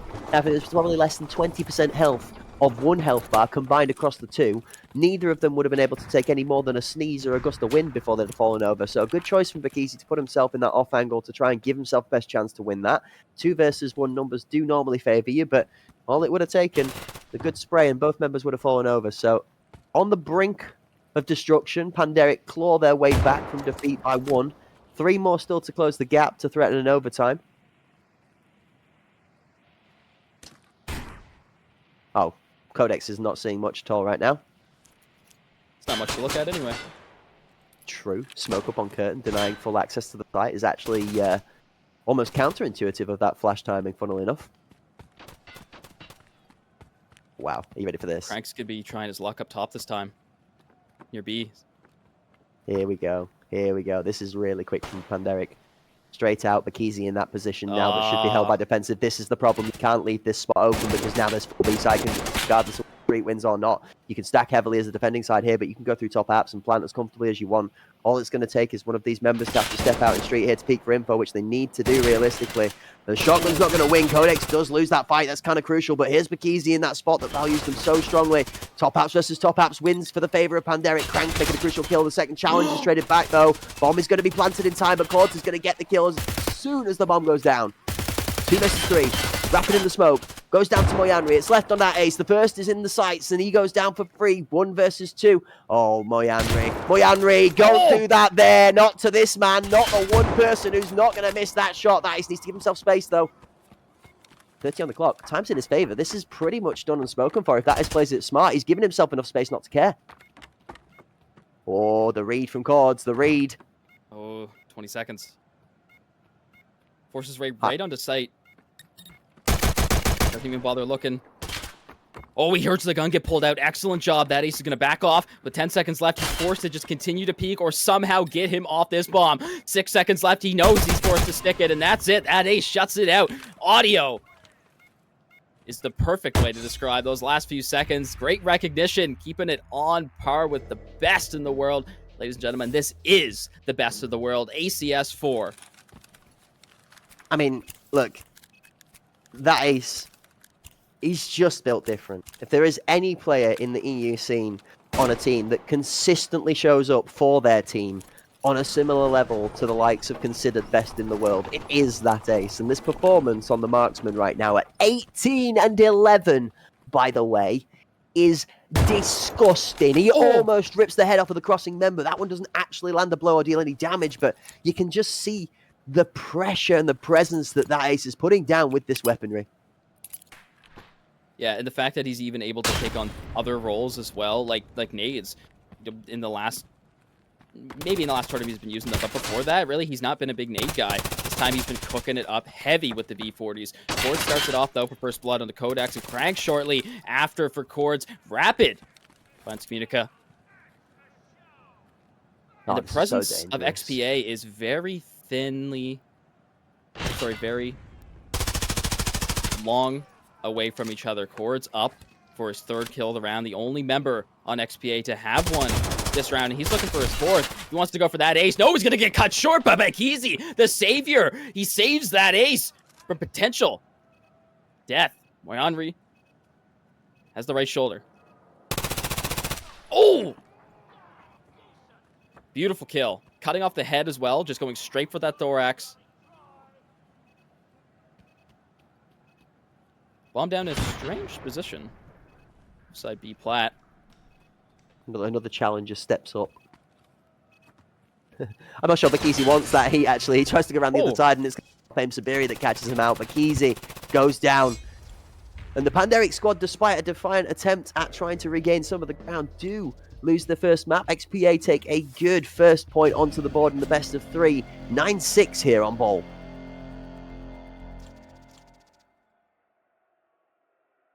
All right. I mean, somewhat predictable.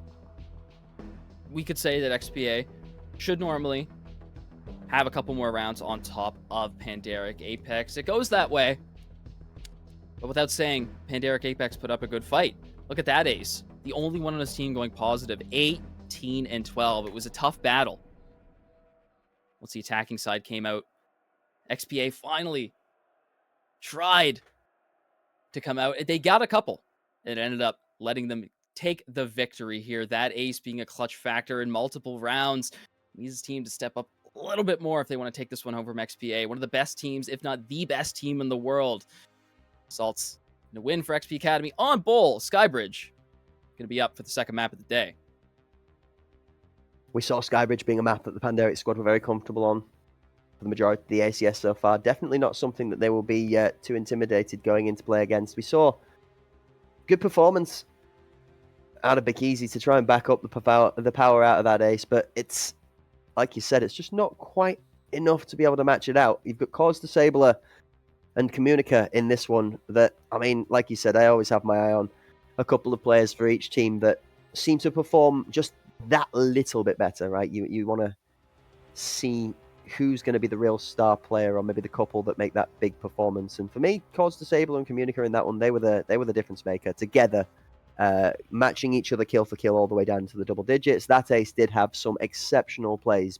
Problem with that sentence is 2 out of 3 of those highlight worthy moments were not victories. As epic as they were, the final kill wasn't found, and it didn't result in success. You change the scoreboard from 9-6 to the other way. That's actually 8-7 in favor of Panderic with them on map point. It's not against that ace. It's not saying he made any mistakes. It's saying that asking so much of one individual is maybe too much to be asking out of one player time and time again. Like you said, maybe you need to see a few more Panderic members be able to bring their level to match that of what that ace is putting out on the field to be able to help make this a little bit more competitive from them. I think that game was close. I'm just not sure that I feel like that was as close as I thought it was going to be. Like, I saw that maybe looking for there. Maybe 9-7 worst case scenario. It ended up 9-6, but I think it could have comfortably been better as well in the favor of XPA. Yeah, I feel like on defense that Panderic kind of had everything they needed. You know, it was normally only Crank that was sent towards B when, you know, of course, most of the time on Bull, you're going to be getting attacked on A site. So when Crank does make those rotates, sometimes it's just a little bit too late. Grenades were very good on each side. Utility placement was good. It's just, I think it comes down to just getting some of those members from Panderic up to a slightly similar par of that ace. Like you said, that ace having a preference for the SVD during group stage for his backup weapon, this time bringing out the RFB. Not sure exactly what the plan was there. Maybe it was just to get some extra ammo inside of his TRG, which obviously helps. I mean, he's been getting most of those kills, if not all of them, on the TRG that game. The RFB was there for kind of just pressure, shots to the wall to stop the bomb defuse. So BCP FMJ definitely not on the same level as that 7.62 by 54 PS in both penetration and damage. So interesting choice. Definitely going to have a mental note about that. It probably is to just save points, you know, get some extra MP towards the ammunition slot. Yes and no. A couple of arguments I think you can see from the weapon side of things. The RFB is quite small. Yeah, compact. short barrel, yeah. It does a good job inside of the top office part of apps, top med. Some of those smaller angles where the Balti doesn't work unless you're lean peeking outside of top apps. So maybe just to play into the environment, maybe it's specific to Bol, because we have seen that ace use the SVDS at one point. We've seen the SKS from before the ACS, you know, previous to choices now. We've had a lot of people that have backed it up with the naked SR25 before. There's a lot of different thoughts as to what the best, you know, secondary weapon is for this marksman class. I mean, way back when the TRG was first dropped, we were able to run a VSS as a secondary, and that was a whole world away. Now that kit, not weakened, but adjusted so that it fits its character type better, rather than being an all-round outperformer, definitely feels a lot more tuned towards the marksman class, which is what we want to see. So, great performance there out of that ace aside. Doesn't secure Panderic the victory. Map number 1 is gone. Map number 2 is Skybridge, and speaking of range and ranged play styles, this one is another one that falls into the favor of the TRG. Skybridge on the right-hand side towards that B site has long lanes, 3 long extended lanes with headshot boxes and separations apart, including being able to weave in and out of the trains respectively between the lanes to site, and pass to rotate behind on a flank to the A site, which consists more of a little bit more of a linear fashion. Access points from both sides of the CT and the T half of the map. A big fight normally contesting for VIP, which seems to be itself the most powerful position over that A site, as that holds the best post-plant control and pre-plant control if you play defensively from inside of the angle. A couple of adjustments to the map from recently where Sandwich is no longer as strong as it used to be from the defending side due to the adjustments of Elevator being dropped a little bit further back and the Tarp being extended in the middle. It allows for KFC to play a bit more aggressively into their setup, as it does for Sandwich, allowing you also to challenge that wrap position from the defending side, that if they got up aggressive past VIP and weren't challenged, it was too hard to necessarily remove them out of there, rather than from having to use the one single grenade from KFC, which was the only way to deal with it. So now, from the attacking side, more options and availability on the A site to try and remove players that are tucked in and dug into angles. From the B side of things, that encourages more B play. The A site is no longer as easy to hit into, And we're going to look to see which of those two factors affects that as we move on forward. Yeah, I mean, you said it. KFC stairs and going in through KFC has definitely been more favored, and players have been getting more aggressive there.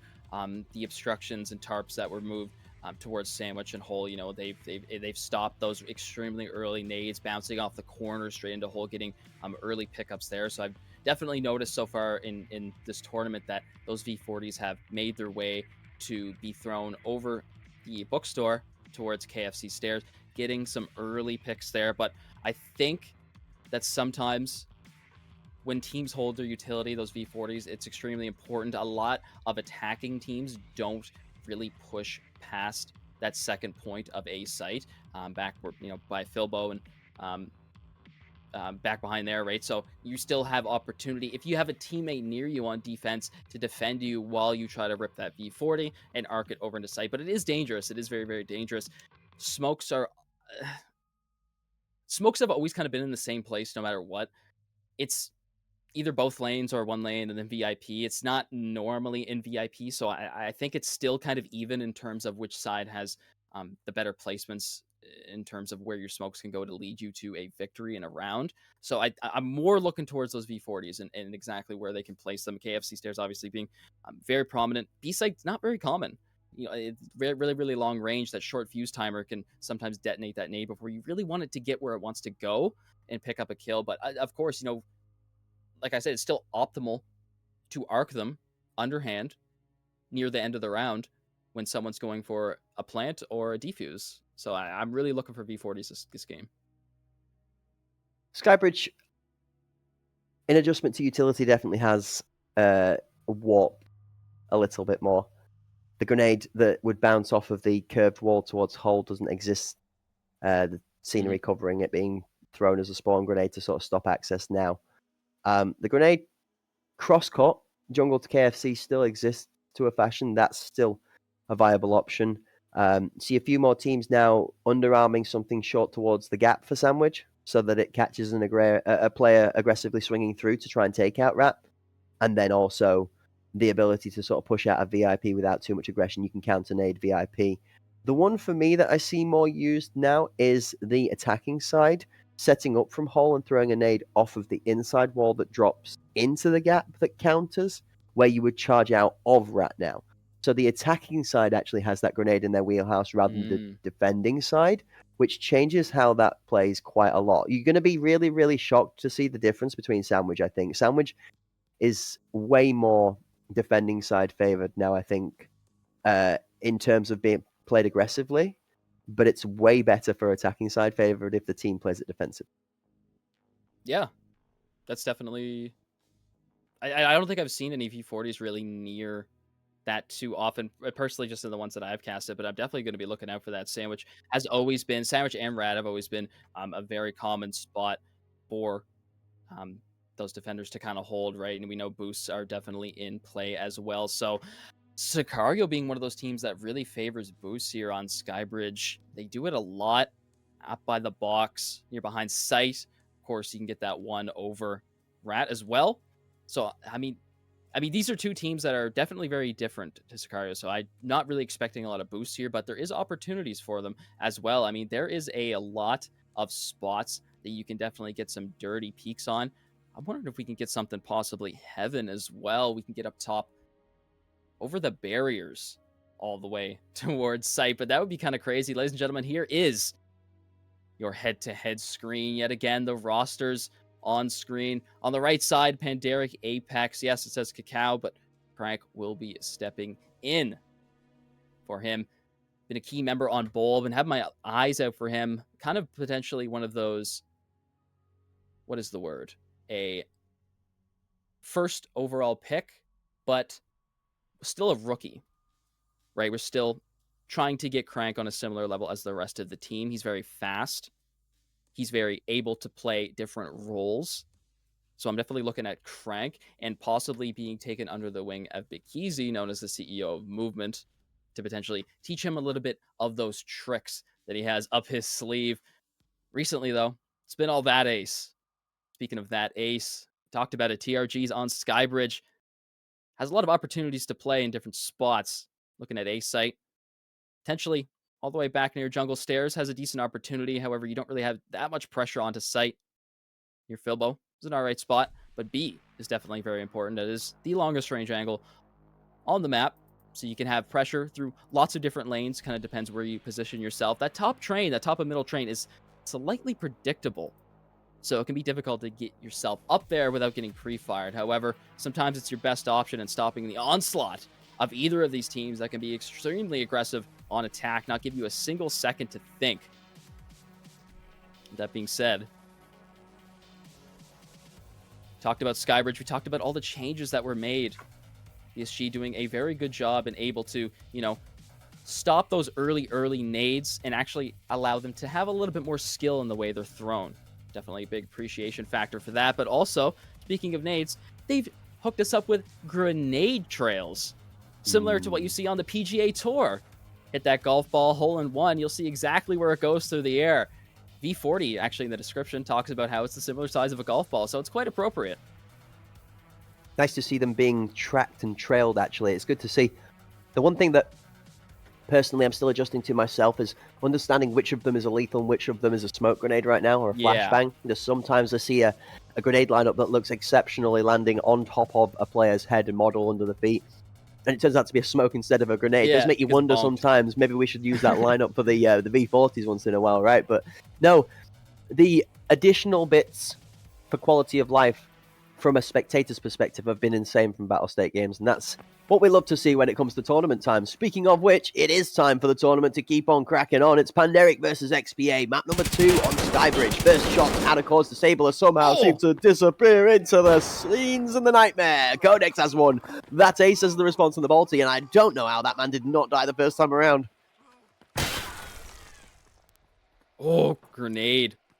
Slightly chipping down Communica's health. He has the light lead, can be hitting that green stem as he should on the scout. There's Codex.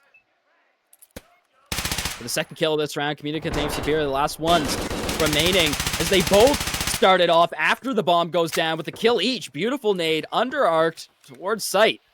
You can see the XPA have practiced playing from this retake position before, both members knowing the first 2 steps they need to make to be able to get themselves back into this top aim. Sabiri is finally going to put down the man that seems to be able to dodge all the bullets with those Matrix-like moves. No way. Yeah, No chance. yeah way. Oh, yeah way. He's got it. The smoke got it the wrong time. And Communica gets it. What a steal. He sneaks the bomb out for the defuse under the shadows of the smoke. And just as the smoke starts to disperse, the timer closes out. XPA somehow sneak and rob their way to a first round success. I mean, I'm all for that. Those the things that you never expect to happen, man, when they come out, oh, it just gets your blood pumping. Let's go. Smokes waited to the end of the round for the retake. Absolutely perfect placement. And that underhand V40 was to take out the one that would have been playing close on the bomb, the one to plant it. Recognizing that, it allows them to just get that smoke down and push in.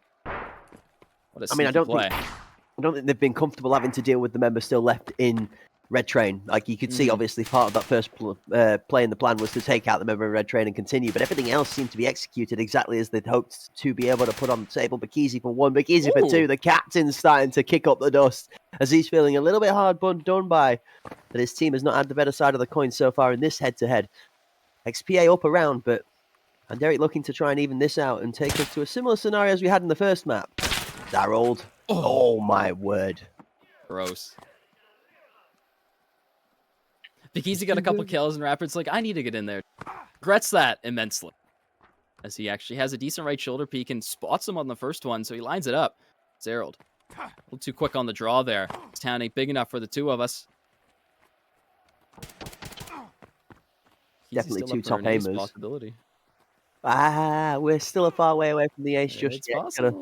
He's going to see Codes disable and make that rotation from the B site up to the A site for first, and that's not going to be possible when he gets himself blown back to the bench by Top Aim Sabiri with one of these great grenades again. Top Aim Sabiri on Skybridge has actually been doing some ridiculously hefty lifting when it comes to util. This is Crank now, starting to come into his own though as well. Skybridge, another map that Crank looked pretty good on. That's for 2. Where's the third? He needs to hit the shot. The top is going to almost allow him to connect. He does hit.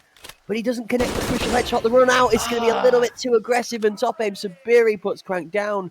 Panderic almost managed to claim one, but XPA survive. 3 on top aim Sabiri, by the way. Yeah. This guy pretty much instantly rushed site once he heard that bomb go down. Big plays on the Enforcer kit. That's what I'm talking about. Getting in there close and personal. You really got to learn how to close that gap on Skybridge. From the shotgun, it's not easy, but he does it to perfection. And speaking of Aim Sabiri, he's going to be your main utility man to this round, grabbing all 4 pieces of the pie. Going to be sending one out KFC stairs. That's going to be that V40 I was talking about, and it works to perfection. Aim Sabiri, your man of the hour.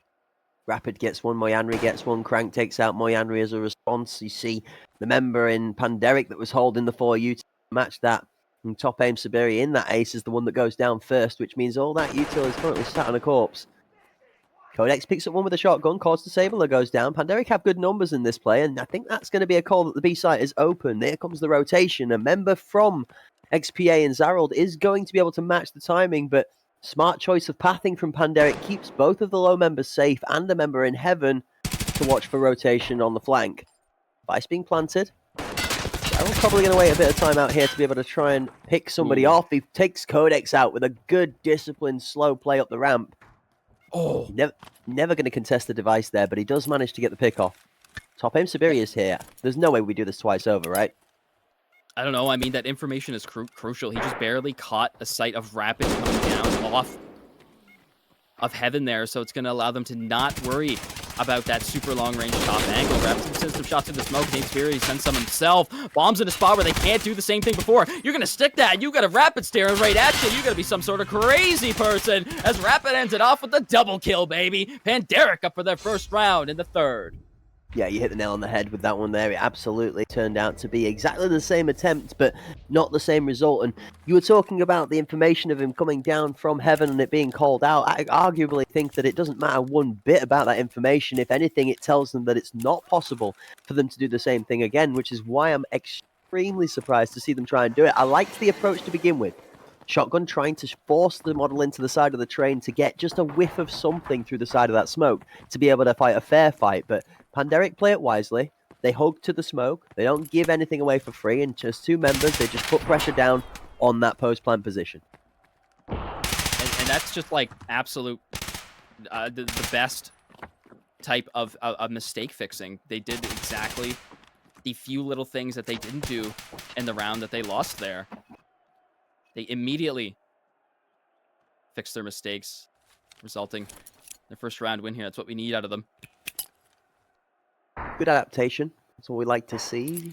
Good adjustment to util as well. That ace with the smoke that's thrown out of KFC, though, is going to telegraph position. Beware, some of these top-tier teams will look at the trail of the smoke visibly in-game to see where somebody's thrown that from, and that can be the reason for utilities to come back the other way. The shots from top aim Sabiri out of the 90 don't find the bomb getting onto site, so this is an extremely quick plan.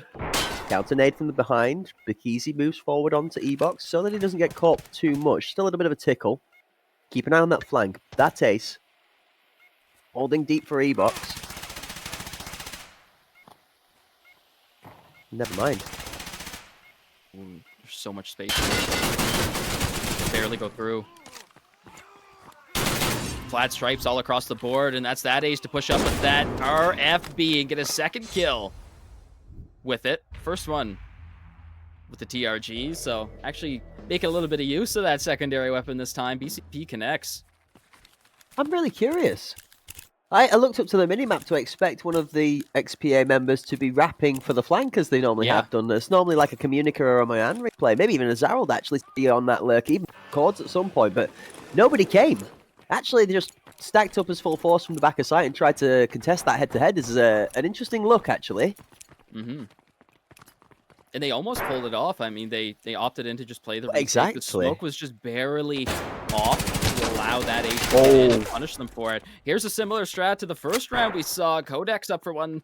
Communica instead responds for the second. End up letting Pandas get the first 2 kills. He's still pushed up quick. He's going to close that space. Codex decides to back up a little bit. Moyanri trying to bait out some shots. That ace. Both teams adjust at the same time. They instantly recognize the flank could be open as XPA. They send someone round there, and Panderic instantly respects the potential that could happen as well. That ace covers it off, picks up that flanking member with the Balti as an isolated engagement. Codex, although he doesn't know it, we're looking at a nightmare scenario behind all of these pieces of cover because there's 3 members currently holding him hostage. Never mind, trying to hold him prisoner, but this man's about to jailbreak. 2 down, 3rd in the train. Can he take it? No. Moyanri shuts him down, but he's done enough damage. Look at this man. He's on a tear. Yeah, and he got that second kill with a blacked head as well. Mm-hmm. Extremely dangerous peak. Goes for it anyway. Realizes that, hey, I got to kill just a little bit more time for my team. Ends up getting a kill off of it. Pulls more distractions towards his way. Excellent job. Codex and the rest of the squad here on B site. They've been having a good time over here on B. I've been enjoying their utility placement as well. It kind of forces XPA to step back and take an extra second to think. That's the other example of absorbing pressure, right? You're not physically absorbed, but metaphorically just draining the attention of 3 members for as long as you can. Stepping out, stepping in. Crank's got good shots. That's ridiculously good pickup of the first blood as Communica, one of the slayers of XPA, is now removed from the equation when it comes to round number 6. The other one we're going to be keeping an eye on is one on your screen right here. Moyanri will be the next into the action. Keep an eye on the number 9 player in Cause Disabler out towards the B site. That might end up coming to bear very soon.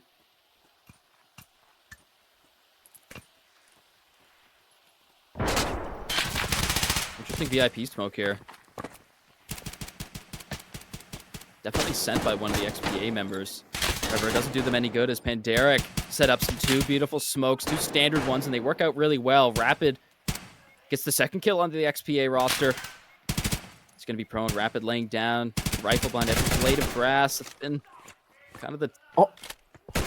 Wait, did he just jump that? No, he just shot him through the smoke.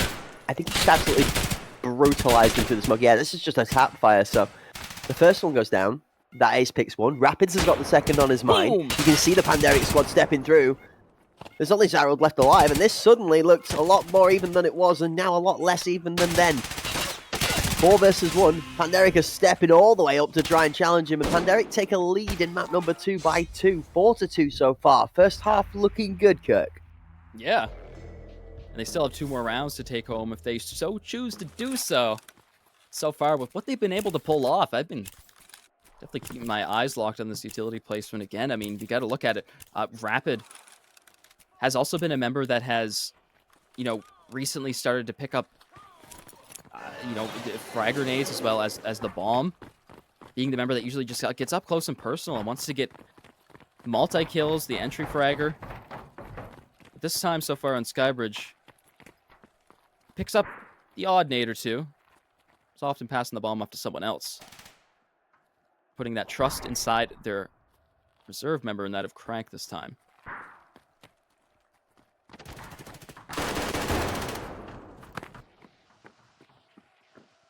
B-side push, it's been successful in the past. Pretty strong, all linked up. 3v2 if they want to push it now. We have quick rotates and support from Aim Siberian Communica. Shots ring out near sight. There's no smokes or anything to stop them from this. Codex is realizing that somebody's going to peek this at some point. He receives a headshot and gets away with it. Takes down Communica. Swinging on the left shoulder, but gets shut down by Cords. But it's red mostly all over the scoreboard. Make that a double kill for that ace. Aim Siberi, last one remaining. And on sight, there's not much you can do when you're surrounded by black and white. Oh boy, that was a strong round. Now the Pandas seem to have started getting themselves cooking.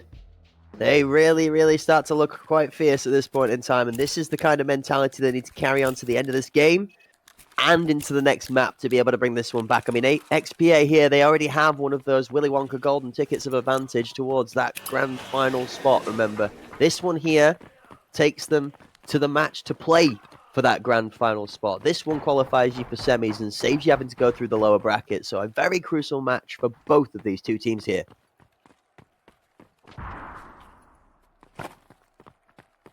Absolutely. You push yet again. This time we have 2 strong on the right side instead of 3. The opting in, and one of them watching flank. Rapid starts it off on a 0. It's going to be 8. 3v3 on site. Make that a 3v2 as Cords gets a ridiculous headshot onto Codex. Mayagri up for the second one. They realize you can't do this too many times in a row. We'll shut you down eventually. Bomb is on site, but it's a very scary place with almost no support other than this very long range shots that they got to make sure to connect properly. Easy up top. The 1x connects. Knight in shining armor as the captain rains hell down from the skies. There's going to be one up in heaven taken out on the flank, though, as Communica and Top Aim Sabiri pair together. Now that ace is pincered from both sides. Top Aim Sabiri, all needs to do is to just play this sensibly and not overpeak. Give that ace the chance. Communica steps. Top Train's dead. He can't give space like that to that ace. He checks for the peak. And smart. He hits the bullet. Late on the peak. That's going to be dead in the eyes of that ace. He gives himself space and he makes it an ace. That ace is beats everybody in front of his eyes. It's not 5 on the prize for the scoreboard, but it's the kill that counts for the TRG to close out the round. 6-2. The Pandemic squad close out, Kirk. What we call in the casting booth an exceptionally successful first half. Insanity. Pandemic up so many rounds. XPA only having 2. XPA known to just come out and show fire and fury immediately with multiple rounds at the start, but the Pandas, they got something in their back pocket and they pulled it out here on attack. What can they do on the defense? I don't know. I think this favors that ace slightly. He's already been a key member today, but looking to put even more. It's a good shout you made about the bolt delay. That ace just almost struggling by the limitations of his own kit there to not be able to get that second shot off in time, but he does manage to close it out, Kirk. We're 6-2 in the second half. It's looking interesting. First thing to read is, how is XPA's attack looking? I'll give you a good estimation here on the first round, see what they could cook up. Already prone position, stands back up. And Eric members. That ace, like I said, been taking on different roles recently and already showing it here on the first round of the defense, picking up a big kill on the Cor's Disabler, and Zerald is up for Rapid. Making things back even. There he is, the man of the hour, man of the game.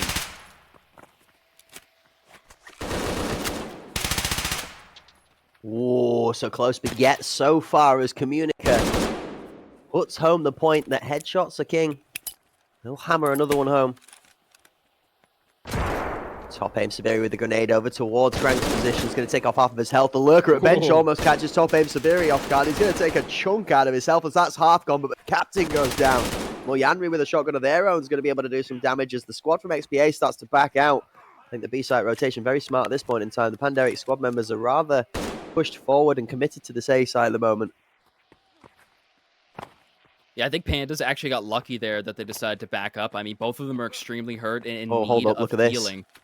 Bear with a second, because 30 seconds left on the clock. XPA have absolutely thrown them for a broken ankle gameplay. Oh no, we're inside of the basketball court, and Panderic's busy scrambling in the side of the sidelines, looking for where it's gone. XPA are down on site with the bomb planted, and they threw them fully for the fake to be. What an insane little bit of macro from the XPA 3 members that are remaining. 40 on the clock. The timing was it's so doable. perfect on that too. Mm-hmm. No utility either for the Pandas. VIP's dangerous. This is the problem right now. The confirm info. The Communica steps at the timing that he needs to both go down. Communica finishes it off. Bruh. No. How do you read that? How do you read it? Like, it's instantaneous. They run away, give audio. They stop a second they're outside of the audio ring and then just come back with confidence. I think you got to make a sort of half-baked prediction. Like, yes, you can give yourself a little bit of confidence, but the fact is that you run so far away that you really have no idea if the Pandas have sent both of their members to B or if they left one A. So you got to make a guess, and they guessed right. You know, there still is logic in that guess. So it was the best play to begin with. Anyway. Ooh, nade over the top from VIP actually doesn't find its mark. That one catches on the lip of the scenery, so Zerald protected from that one. That ace also not able to connect on the first shot. That's a rare sentence that we don't say often. Codex just able to survive the grenade that's thrown his way. How many people are going to get tickled by booger grenades, but not knocked over by them today on Skybridge. It's seeming like a common sentence we're saying. Bomb on site and top aim Siberi getting that one down. XPA have all 5 members alive with this plant.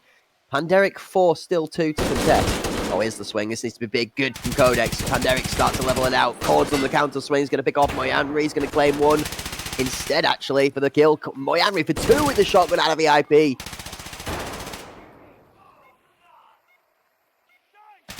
One for one on the board results in Bikizi yet again looking slightly unhealthy.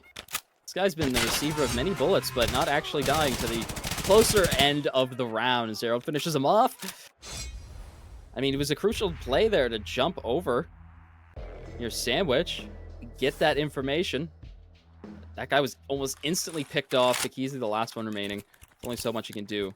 You got multiple members staring at you. Pandas starting to lose their leads slightly. There's still plenty of time left to go. Lots of rounds left to play.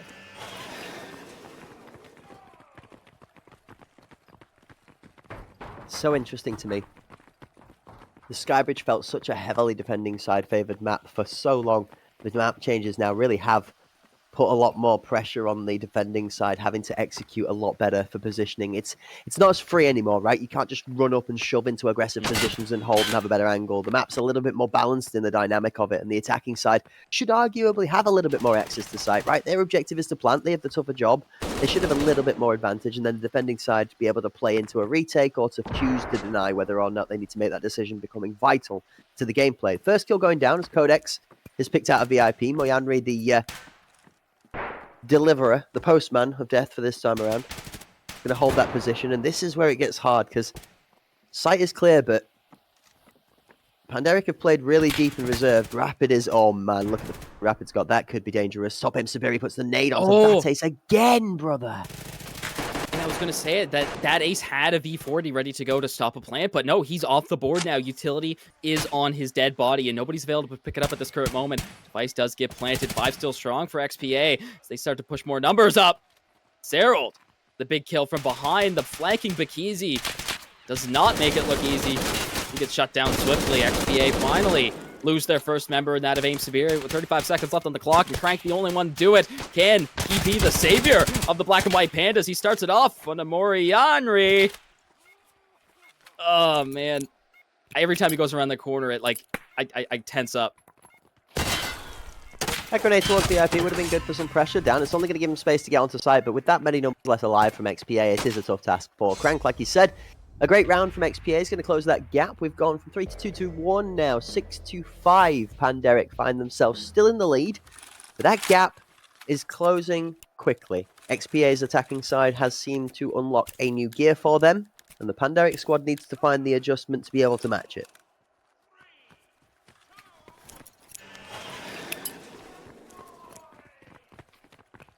One round away from matching it up. Aim Siberi has all the utility. You can see even if he has 5, it still shows a ... indicating that he has that 6th as well that the attackers get. 2 of each type of nade.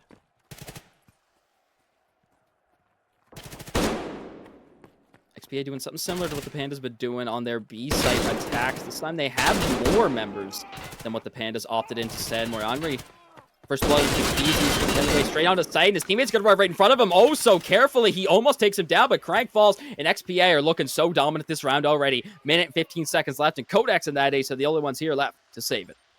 That's how you play a shotgun. That's how you take a site with authority. You push in, you let the shotgun snap. Codex has got one back. Shotgun shut down. Ooh. Shotgun removed as well. Zarold also able to trade back on the shotgun counterpart. That ace is the last left alive. 1v4. This bolty down the lanes, although it favours the environment, definitely does not favour the numbers. 3 members left alive. Picks himself up 1, but this is the toughest part to deal with right now. You've got to try and find your way through both members in red. How? Oh, how does he know? How does he know? He's insane. It doesn't connect or register somehow as well, but the fact that that ace has presence of mind to look left and check the floor is absolutely crazy there. He's looking for ankles, right? He's looking low to try and see ankles to be able to spot for the angle. But the fact that it turns out Coincidence has him looking at that height for info, and it's also a pro member, is unbelievably coincidental. Like, game sense is crazy right now. I wonder if there was just a slight audio call for It- that. Like he heard him hit the prone. It's full sense, brother. It's full sense. Like you look Yeah. around corners with your scope down to avoid the bottom half of your weapon, your elbow or the scope blocking that vision, right? You know, we talk about it so much where the frame takes away that vision, so. Oh my word, Crank with the headshot over the jump peak with 3 in. The action's not going to stop. Blinking, you'll miss it as 3 bodies are dropped to the floor. XPA with the numbers advantage, one up in this, but it is spicy inside of Skybridge today. Ready to go on the quick flick is Crank. Cord speaking this a lot. He's received a couple shots. Let's see. Smoke comes out. The bomb goes down. Nobody currently on site to support. We have the dirty flank here from Bikizi in the same place. It doesn't work again. Zero shuts him down. Oh my! Was that through the smoke? What is this man made out of? He's got that extra thermal smoke vision. Are T7s in Arena now? They must be. Oh my word. I wonder how many hours, countless hours, both of these two teams have spent working that muscle memory for shots through the smoke, because we see it from time and time again from both of these teams. I mean, that ace landing bolty shot after bolty shot after bolty shot, regardless of whether he can see his opponent or not. And then the shotguns that are swinging through the smoke from XPA are just doing equal amounts of damage, if not more.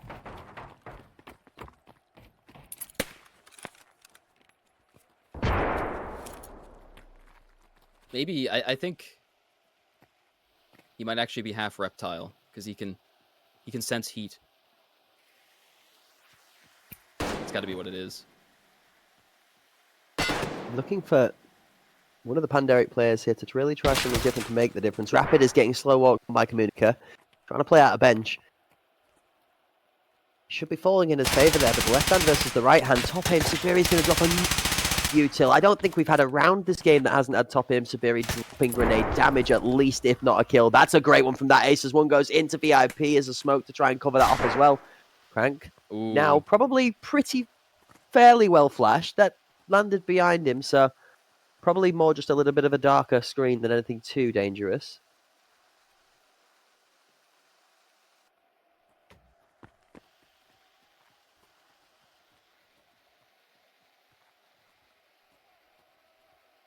Rotate for XPA. Bomb is nearly on site, however, matched by Bikizi.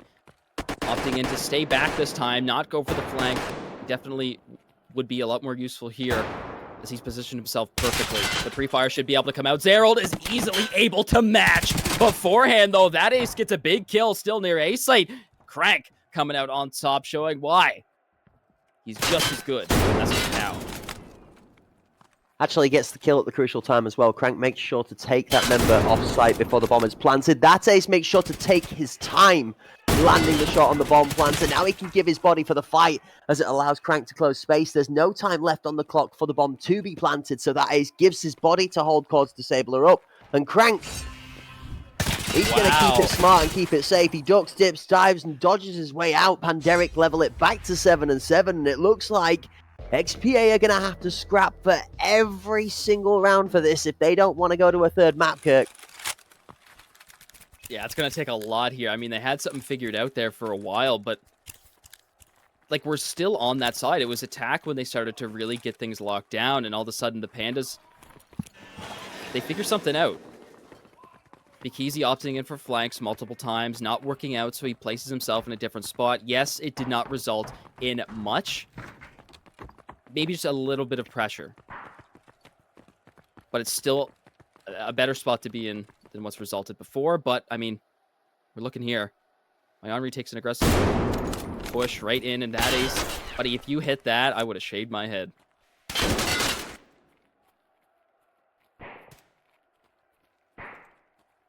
Munich up for one. Let's check it out. We get a double flank going on right now. Easy this time, giving a little bit of, getting some support from his teammate Rapid, but again, it does not work out. Rapid, though, is instantly ready to trade out and is still going to be putting pressure on from behind, but not before Cords spots him out. Swiftly takes the head off of him, and Crank is putting in lots of work this game, getting another big kill onto Cords. Bomb is eventually going down, and oh, Can you see the slight Amazing. sliver of health that's missing off of top aim Sabiri's health bar right there as he tanked the headshot? Yeah, that was insane. Okay, one execution completed, second execution taken out. That ace here to make himself known. Crank's gonna have to just get on this bomb. Oh, they don't know. They don't know. Third shot's the charm. Doesn't matter. He's covered it off, and the device is deactivated. Pandemic take the round. What? Time because it's not before the clutch comes out. That red wire gets cut in the favor of the red team, and Pandemic are the ones that steal the chance at match point.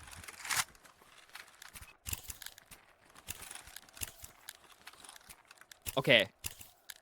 Clutch again to secure a round. It was very, very close. They sent 2 on flank. This time Bikizi opted in to take a teammate with him. Rapid got the kill, the trade out.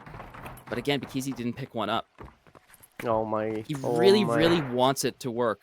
Aggressive, double aggressive, one for one. Miami's ready for it. He's waiting. He takes one, and Rapids to try and trade on the second back. He's brought a teammate of his own, but the 2 for 2 in VIP is always where it ends up, Kirk. When the rounds are super clutch, it always ends up being, hey, let's send 2 VIP and get control over A quick. We gotta go.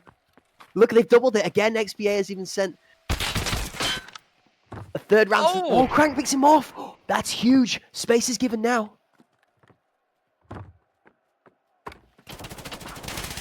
Where's Bikizi? Where is the captain? Rapid picks up one on Cause Disabler.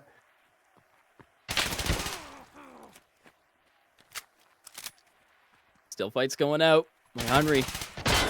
There's no way he opts for a jump peek here. That's going to be the most bold move ever. Yeah, he's going to go for some bait shots. But there's so many members staring straight down at you. That left side is completely open. Rapid! Rapido! With one of the clutch kills to be able to take a second one out is responded only to by equally exceptional gameplay out of Communica. The shot's out of top aim. Sabiri, he catches Rapid trying to pick some loot off a body.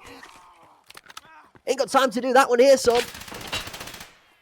Onto site, Sabiri tanks the bullets and the headshot to get the bomb down with 25 seconds left on the clock. Communica's hit, try and pressure from Reebox. He catches that ace, not looking the right way. That's going to be the headshot that might make the difference to take us to overtime. He covers his friend off of sight, and now XPA have a 2 versus 1 with good post-plant positions. But it's all on the captain, the one-man myth and legend that saw the Pandas home for their success in the previous Arena Cup series through their losers bracket bouts. He's not going to do it this time. XPA secure overtime, and we take ourselves to 8-8 and back to 2 rounds of attacking and defending sides for each team. We got to talk about Communica's timing there. I mean, that ace pushed through the smoke to try to stop the plant, but no. Communica was there, perfect place to protect his teammate and allow the bomb to go down. Amazing teamwork, communication. That's what we need if you want to actually come out and try to secure this win here. Overtime's going to be a similar playing field in terms of probably aggressiveness towards VIP early. You need these extra little things in the round to push a victory in your way, but I don't know. I feel like overtimes are either extremely aggressive or they're extremely passive, both sides. First round's going to tell us a lot. Which way is one of these 2 teams going to go? Yep, VIP. XPA starts off for 2 by Henry with a big double kill. Rapid and Codex meet their demise. Left and right, left and right. 3 versus 5, Pandemic. Oh, Communica flying through the skies. He gets taken out by Bikizi. Henry's still in the mid. Bikizi runs out of bullets as he's still in the mid animation. He gets double challenged now. Both Beefcakes step up to take out the captain. Henry does great work. That ace has got too much to do and not enough space to do it in. This is definitely going to be a lead for XPA here, unless that ace pulls off another miracle. 1 scored. First is 3, remember. 1v. Doesn't quite find the angle on Zarold. Smart choice from Zarold after he gets spotted to reposition at a slightly different height and an off angle to make the job that little bit harder for that ace. All right. I mean, obviously, the Pandas are no shy stranger to overtime. They have opportunity, but they only have 2 rounds, or at least, yeah, they only have 2 rounds here to actually get a couple for XPA run home with it.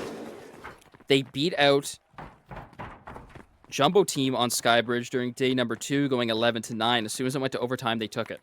All 3 rounds. CIS team, yet again, they're in the same position. This time, the first round, they're down. They need more. It's doable. As it is with every team, whilst there's only one round on the board separating. But it has to happen now. If you don't want to go into that second half of overtime feeling the pressure of not being able to lose a round, you've got to go even in the first half.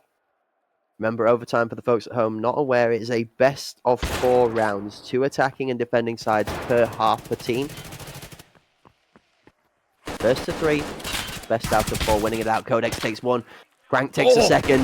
Now the Panderic squad look to be really strong. There's 1 in response from Moyanri, but 4v2, 4v3, 3v2 because of the great nade out of top aim. Siberian, how many times have we said that this game? Yeah, and Crank almost being the recipient of that nade as well. Double kill so close. Within aim's grasp. Forcing to back up, though.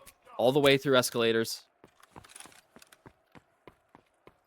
Look at this. Look at this position of Bikizi. He's already there. He knows. He's ready to protect and support his team as these XPA members rush their way up through jungle stairs. A beautiful pickup onto that ace will probably have a major impact on trying to retake this. You no longer have to worry about that one shot to the thorax. You can be quick. See Moyanri take the time to respect Sandwich there. Actually gives Bikizi time to rotate out away from Medbox and let Crank get off site. Both team members from Panderic not wanting to give the space though, so that they can't allow him. That's really play out of the Pandas there. Not wanting to back off. Not allowing intimidation from the pre-fire from the last member of XPA on the site to force either of them to step out. The second they step, Kirk, you got to remember, that's the instant those ones start to become isolated. The moment one of those 2 players just like kind of breaks that mental, the second they snap and they crack under the pressure, that's when the gap opens for that play to happen. So good work out of both Panderic members to keep their spine under pressure. Yeah, insanity and quick reaction times too. I loved the aim there. It was almost perfect. The way he was just flicking back and forth. Ladies and gentlemen, the sides have swapped. Yes, on top of the best of 4 that overtime brings, within every 2 rounds, there will be a side swap. Keep things even. We're going to see what happens this time. Looks like everything is pretty similar. Aim Siberi back again with every single piece of utility.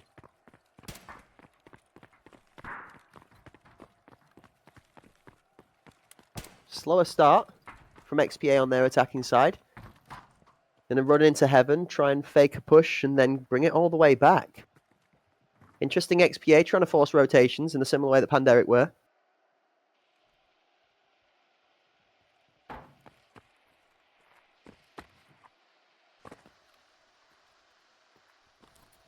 Yeah, they're grouped up pretty tight here. Early smoke into VIP is interesting. Nobody there to contest them. That ace is just waiting for something. He's waiting for a call out from Rapid to throw something. And I would imagine this is a flashbang here from that ace, and then Rapid will follow up on it. We've seen this done before. Ooh, that smoke. Was that on purpose? I think XPA just smoked themselves off on the right side. I'm watching this number 3, number 4 player on Panderic right now. Crank and Bikizi both playing towards the B site, and the number 7 player for XPA in Zarold, where they're just kind of like battling for space on that B site. If that kill goes through either way, that might signal the play to start. Being trapped in this corner is Codex in a very advanced push position. The bench player out of Rapid's going to get taken out because of Crossfire out of Siberi covers off the reload. That is for 1 from Moyanri. Communica onto Crank, takes out the kill as well. For second, Communica is just devastating anybody that gets inside the crosshair. He's the clutch factor. 43 seconds to make magic happen. 30-round mags is going to make them count, but nope, shot. Great by Communica. Putting a little bit of extra swagger on it. As XPA come out in the 3rd round of 4 in overtime with the win here, but 1 more could seal the deal. XPA want to come out on top. They need this last one. I'm confused by that smoke. I really am. Don't worry about the smoke, honestly. Don't worry about the smoke. Previous round. Yeah. This moment in time, XPA have put themselves their first chance on the board to be able to take not only home the match, but the series. Remember, this one here, if XPA converts on this last round of overtime, that's it. Job's done, dusted. 2-0 XPA. Panderic back home with the suitcases to go and consider the next HPL EU season. And an all-CIS continued part of the competition. This time around, though, the Panderic squad are not going to want to go that easily. Crank is down. Moyanri with that shotgun is starting to remove players left and right as a 2-piece for Moyanri on that shotgun's going to see him good for 3 on the third with Communica backing him up. 2 members left alive from Panderic. Bakizi, that ace. And I mean, we need to see the 2 of them combine to form something else. That's the first. That is a great start. Nade over the top. Bomb planted on site as that ace looks to pressure up. Moyanri searching a body might give a bit of room for that ace to start hitting some shots. Both Bakizi.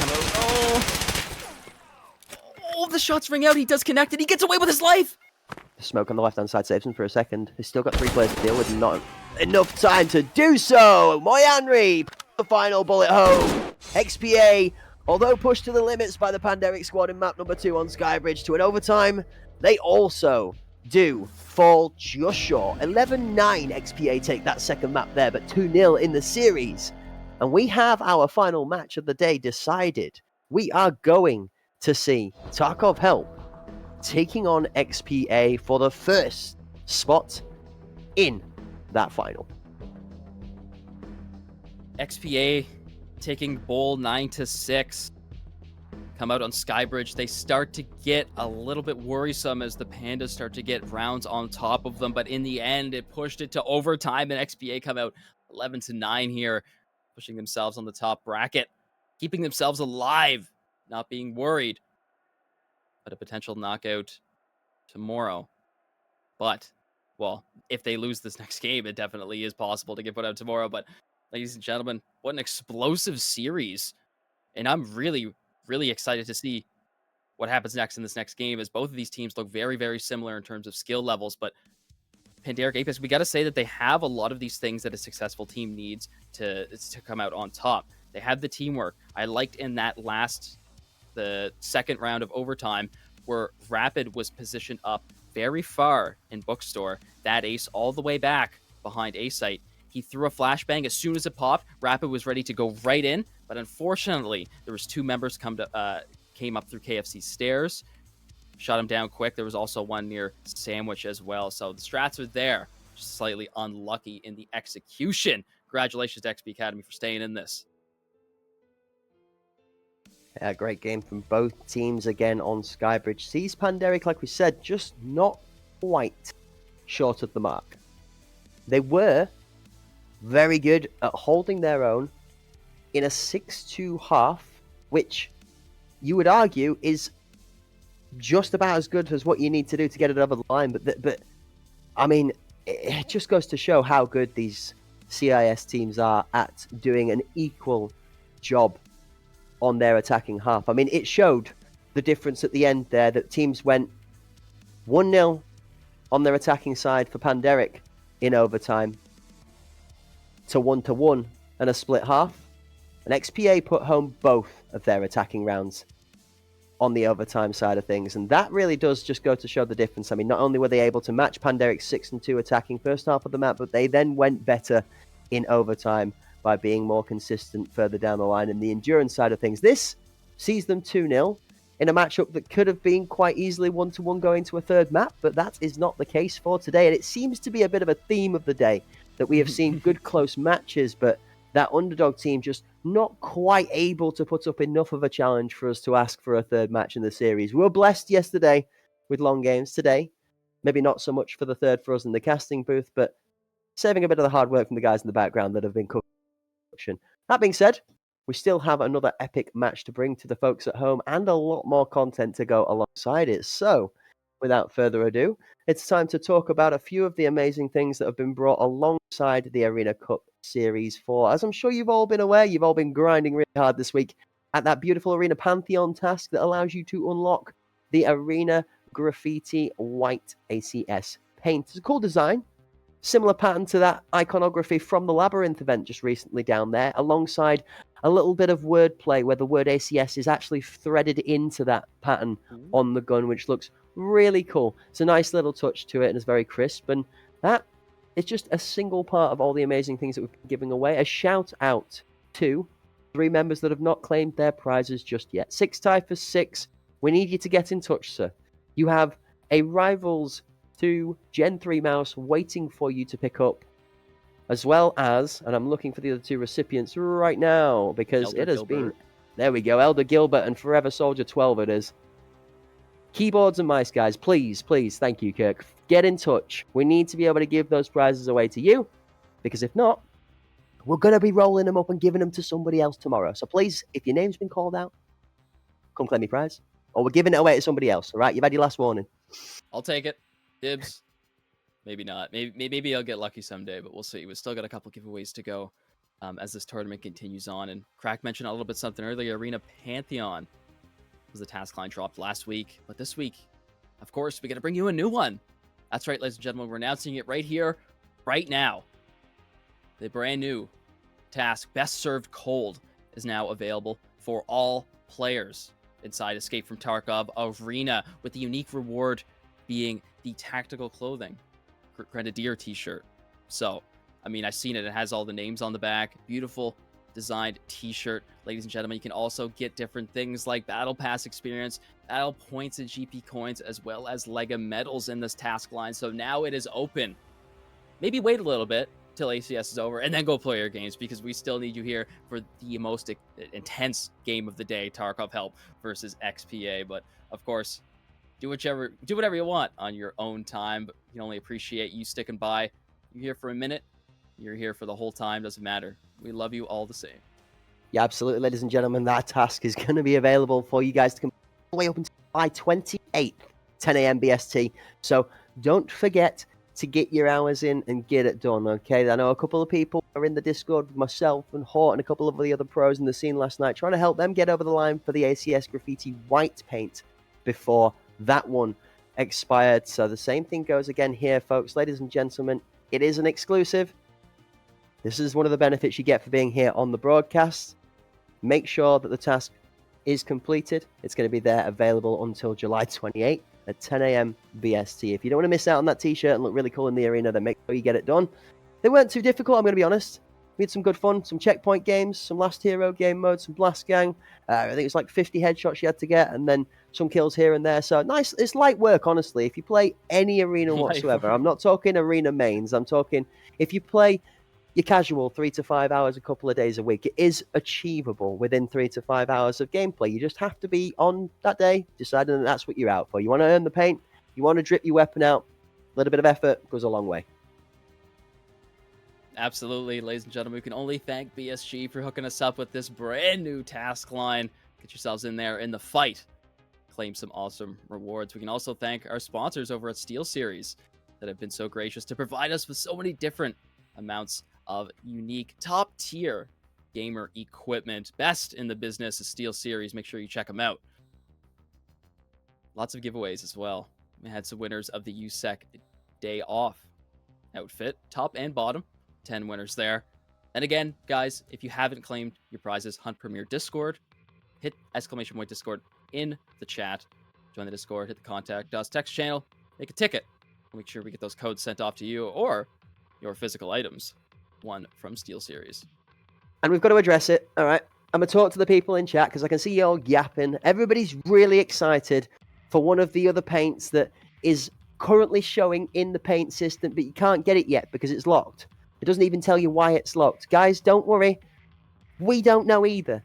None of us know just yet. But the one thing that has proven in history is that if you want to be somewhere to be the first to find out how to get a hold of these amazing items, by being here in the chat, watching the broadcast, and listening to what's going on. As with all great things, including the competition, the closer we get to finals day, the more things escalate. If you're any good at Big Shaq quick math, you'll put 2 and 2 together, and you might want to be prepared for putting a note in your calendar for tomorrow's action. That doesn't mean leave now and go. You fool, you fool, you fool. You can't miss out on the last game of today. We've got our 2 victorious teams from our first 2 matches of the day. We're going to be going head-to-head to battle it out for that first spot in the grand final match, which will finish off tomorrow's action as a best of 5. Tomorrow will start, as we mentioned previously, at the same time as today, 3 o'clock British Standard Time in the afternoon, where we will start off with 2 best of 3s.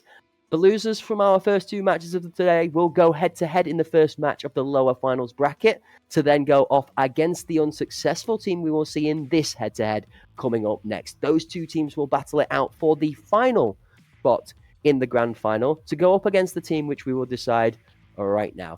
That being said, as well as this, folks, it gives yourself a moment whilst we wrap up and get ready for our third game of the day to be able to take yourselves across to our channels using the QR code below Kirk's portrait. This will keep you up to date with everything that's going on, not only just for this event, but future events. Escape from Tarkov, the development of the game, and any improvements you might be keen to look out for. The quality of life in Tarkov has been getting better and better with every patch. So if you want to be the first to know about it, and then the first to test it out, get yourself a follow, hit down below the half, go check out the Escape from Tarkov Battle State Games page, keep yourself in with the forums, the socials, Instagram and Twitter and everything else that's going on around you. Tons of content creators to check out on Twitch, don't forget. Lots of stuff going on alongside this event. And whilst there's downtime, and maybe whilst you haven't got a weekend's worth of action to follow, at the Hunt Premier or Battle State Games or any of your other tournament organisations, so maybe you go swing by a Battle State Games page and find out what's going on scheduled for the next weekend. Absolutely. So many different things to check out. And like Crack said, if you don't, if the streams, if we're done for the stream of the day, still want to check out some arena action, Liquipedia is a very brand new thing that has come out and is currently being developed by the community. Provides all information up to date to the current day, right? So if you potentially missed a couple of games today, or you just want to see how the tournament has gone in previous history, then you can always go to Liquipedia, check it out. Perhaps if you're a contributor in the past and you know how to work all that techie stuff that I don't know how to work, then they would very much appreciate your volunteer opportunity to go in there and set up the brand new Tarkov Arena Alpha wiki. So very, very nice. For that to finally show up. I've been actually waiting for that for a long time, and once I saw it, it was like completely announced out of the blue, and I was really excited. It's a great resource to use for all historical analysis and information on rosters, teams, players, where these players are from, what type of tournaments that they've won, prize pools, and stuff like that. So it's awesome over there. Go check it out. Yeah, absolutely. Looks like we're going to be taking ourselves a small break very shortly, but don't go anywhere just yet, because before we throw it to the break, ladies and gentlemen, we are going to be giving away some of those amazing prizes from our sponsor in SteelSeries. Firstly, a thank you to SteelSeries for partnering up alongside the Hunt Premier and Battle State Games for ACS4 and for the amazing equipment that they bring to the table when it comes to technology and empowering your performance, whether it's periphery, you're looking for a brand new mouse, or a keyboard, maybe even just that super sleek long mouse mat. Well, SteelSeries has got you covered. Don't forget to swing by their pages and go and check them out, because right here, right now, we need you to lock in if you want to get your hands on some of their free goodies. We have a mouse. Number 1, first prize giveaway received by the first prize winner will be a Rival 3 Wireless Gen 2 Aqua mouse. The second winner will claim themselves another one of those keyboards, the Apex 3 keyboard. Remember, the first winner will claim the mouse, the second will claim that keyboard. Ladies and gentlemen, exclamation mark SteelSeries to get yourself involved in that giveaway.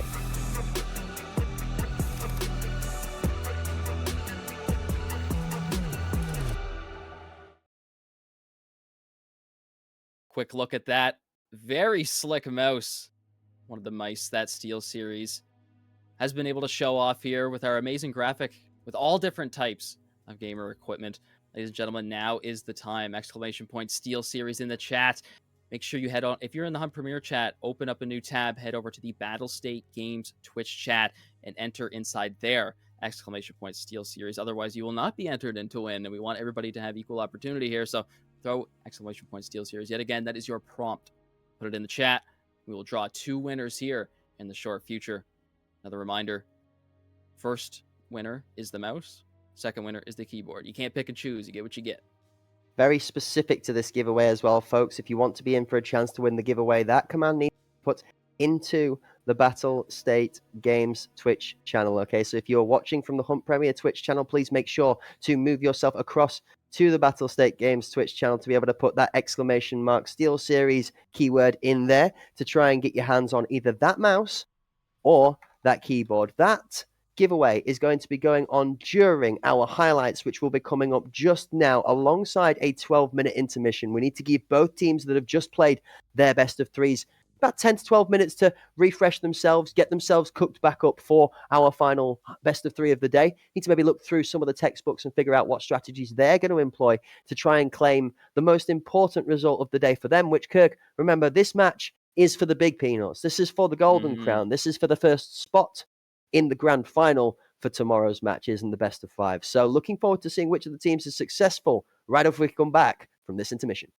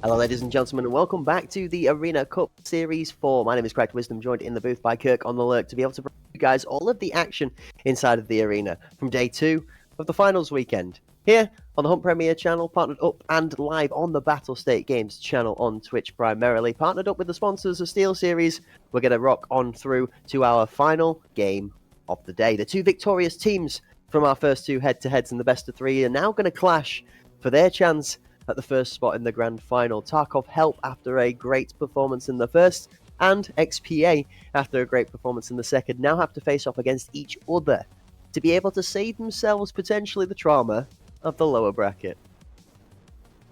Absolutely. The lower bracket today was inhabited by the Polar Bears and Pandaric Apex. So 2 bears going up against each other in that bottom bracket for the first game tomorrow. But of course, Tarkov Help and XPA, they were the winners, so we get to see them up next in this best of 3. Top 2 teams are CIS, of course. Last 4 remaining. It was 3 CIS, 1 European team. The last left, Pandaric Apex. Ladies and gentlemen, let's go on. We did exclamation point Steel Series before the break. Now, the break's over, and it's time to draw 2 winners. Ladies and gentlemen, I'm going to make sure that these prizes go to you promptly, so it has to be, you have to join the Hunt Premier Discord and make a ticket, otherwise we can't send them to you. So we're going to be going on to our giveaway winners right now. You may be muted.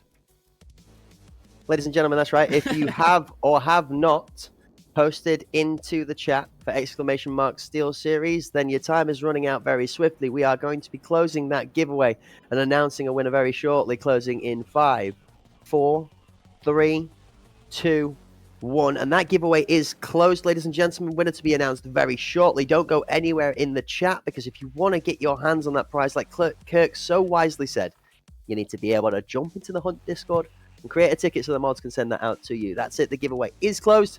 Winner to be announced very shortly. Thank you very much to Steel Series for providing all these great, amazing products. Rival 3, mouse, Apex 3, keyboards, and that's what we're going to be giving away right here. And speaking of that first winner, it will be the mouse, and that one will be Dead Pound or Dead LB. I mean, whichever one it is, doesn't matter. Dead LB in chat. We have 3 people that haven't claimed their prizes so far, so we need to make sure that you get yours so you don't get added onto the list. Hunt Premier Discord for that first one.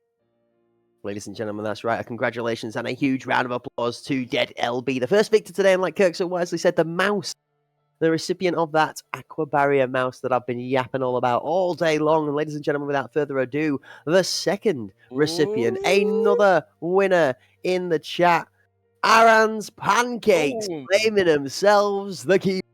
That beautiful Apex 3 keyboard. Aaron's Pancakes, congratulations to both of those 2 winners there. Ladies and gentlemen, if you didn't manage to claim yourself your prizes this time around, don't worry.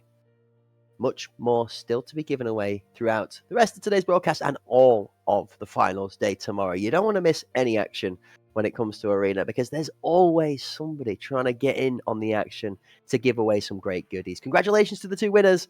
Make sure you reach out to claim your prizes. And we'll probably do this one more time, so we might as well do it now, ladies and gentlemen. 6 Typhus 6, if you are in the chat, you have previously won a Rival 3 Gen 2 mouse. At 6 Typhus 6, get in the Hunt Premier Discord. Ask exclamation point Discord in the chat, ask a moderator, whatever you got to do. We need to give that to you. As well as Elder Gilbert, you have also found yourself in the same situation. Rival 3 Gen 2 mouse, you've yet to claim your prize. We're waiting on you. Forever Soldier 12, you've won the Apex 3 keyboard in a previous day. We need to hand that one out to you as well. Your names are on these, and they are willing to go in your hands only for today. If you do not claim them by the end of the day, they will be re-rolled and sent off for another winner to claim. Sorry, I'm just chuckling away at the chat as I just saw a really good reference and comment thrown out in the comic fashion there. Cul-de-sac coming in with a Timu, Dr. Evil, and Austin Powers on the casting bench today. Groovy, baby. We have a discount Austin Powers I could somewhere. go with that. We do have a discount Austin Powers, actually. He's also a caster, which is funnily enough pretty good at what he does as well. Shout out DAP, the big old DAP. Ladies and gentlemen, so much to be going on, guys. I cannot wait to see what we're getting into for our final match of the day. So let's not wait. Let's slap that one on the screen for the folks at home to be able to immerse themselves with us. Tarkov Help going to be your team taking off against XP Academy for our final best of 3 of the day. Natrig, Eevee, Solyara, Permani, and that main man, myth and legend himself, Romza from the Arena Cup Series Season 1, taking to the stage for Tarkov Help, going up against the legends that are the lightning that strikes twice when it comes to a 2-map success versus the Pandas. That's right, Moyanri, Communica, Aim Sibiri, otherwise known as Top Aim Sibiri, Cause Disabler, and Zarald have put in a great performance as well already today, but which one of the two teams here, Kirk, can put in the better performance to claim that grand final spot? Might be the closest game yet, ladies and gentlemen. Best of 3 to end off today's show. I'm looking at key members. I'm looking at Pamani. I'm looking at Communica. Both members able to put up multi-kills all around the board.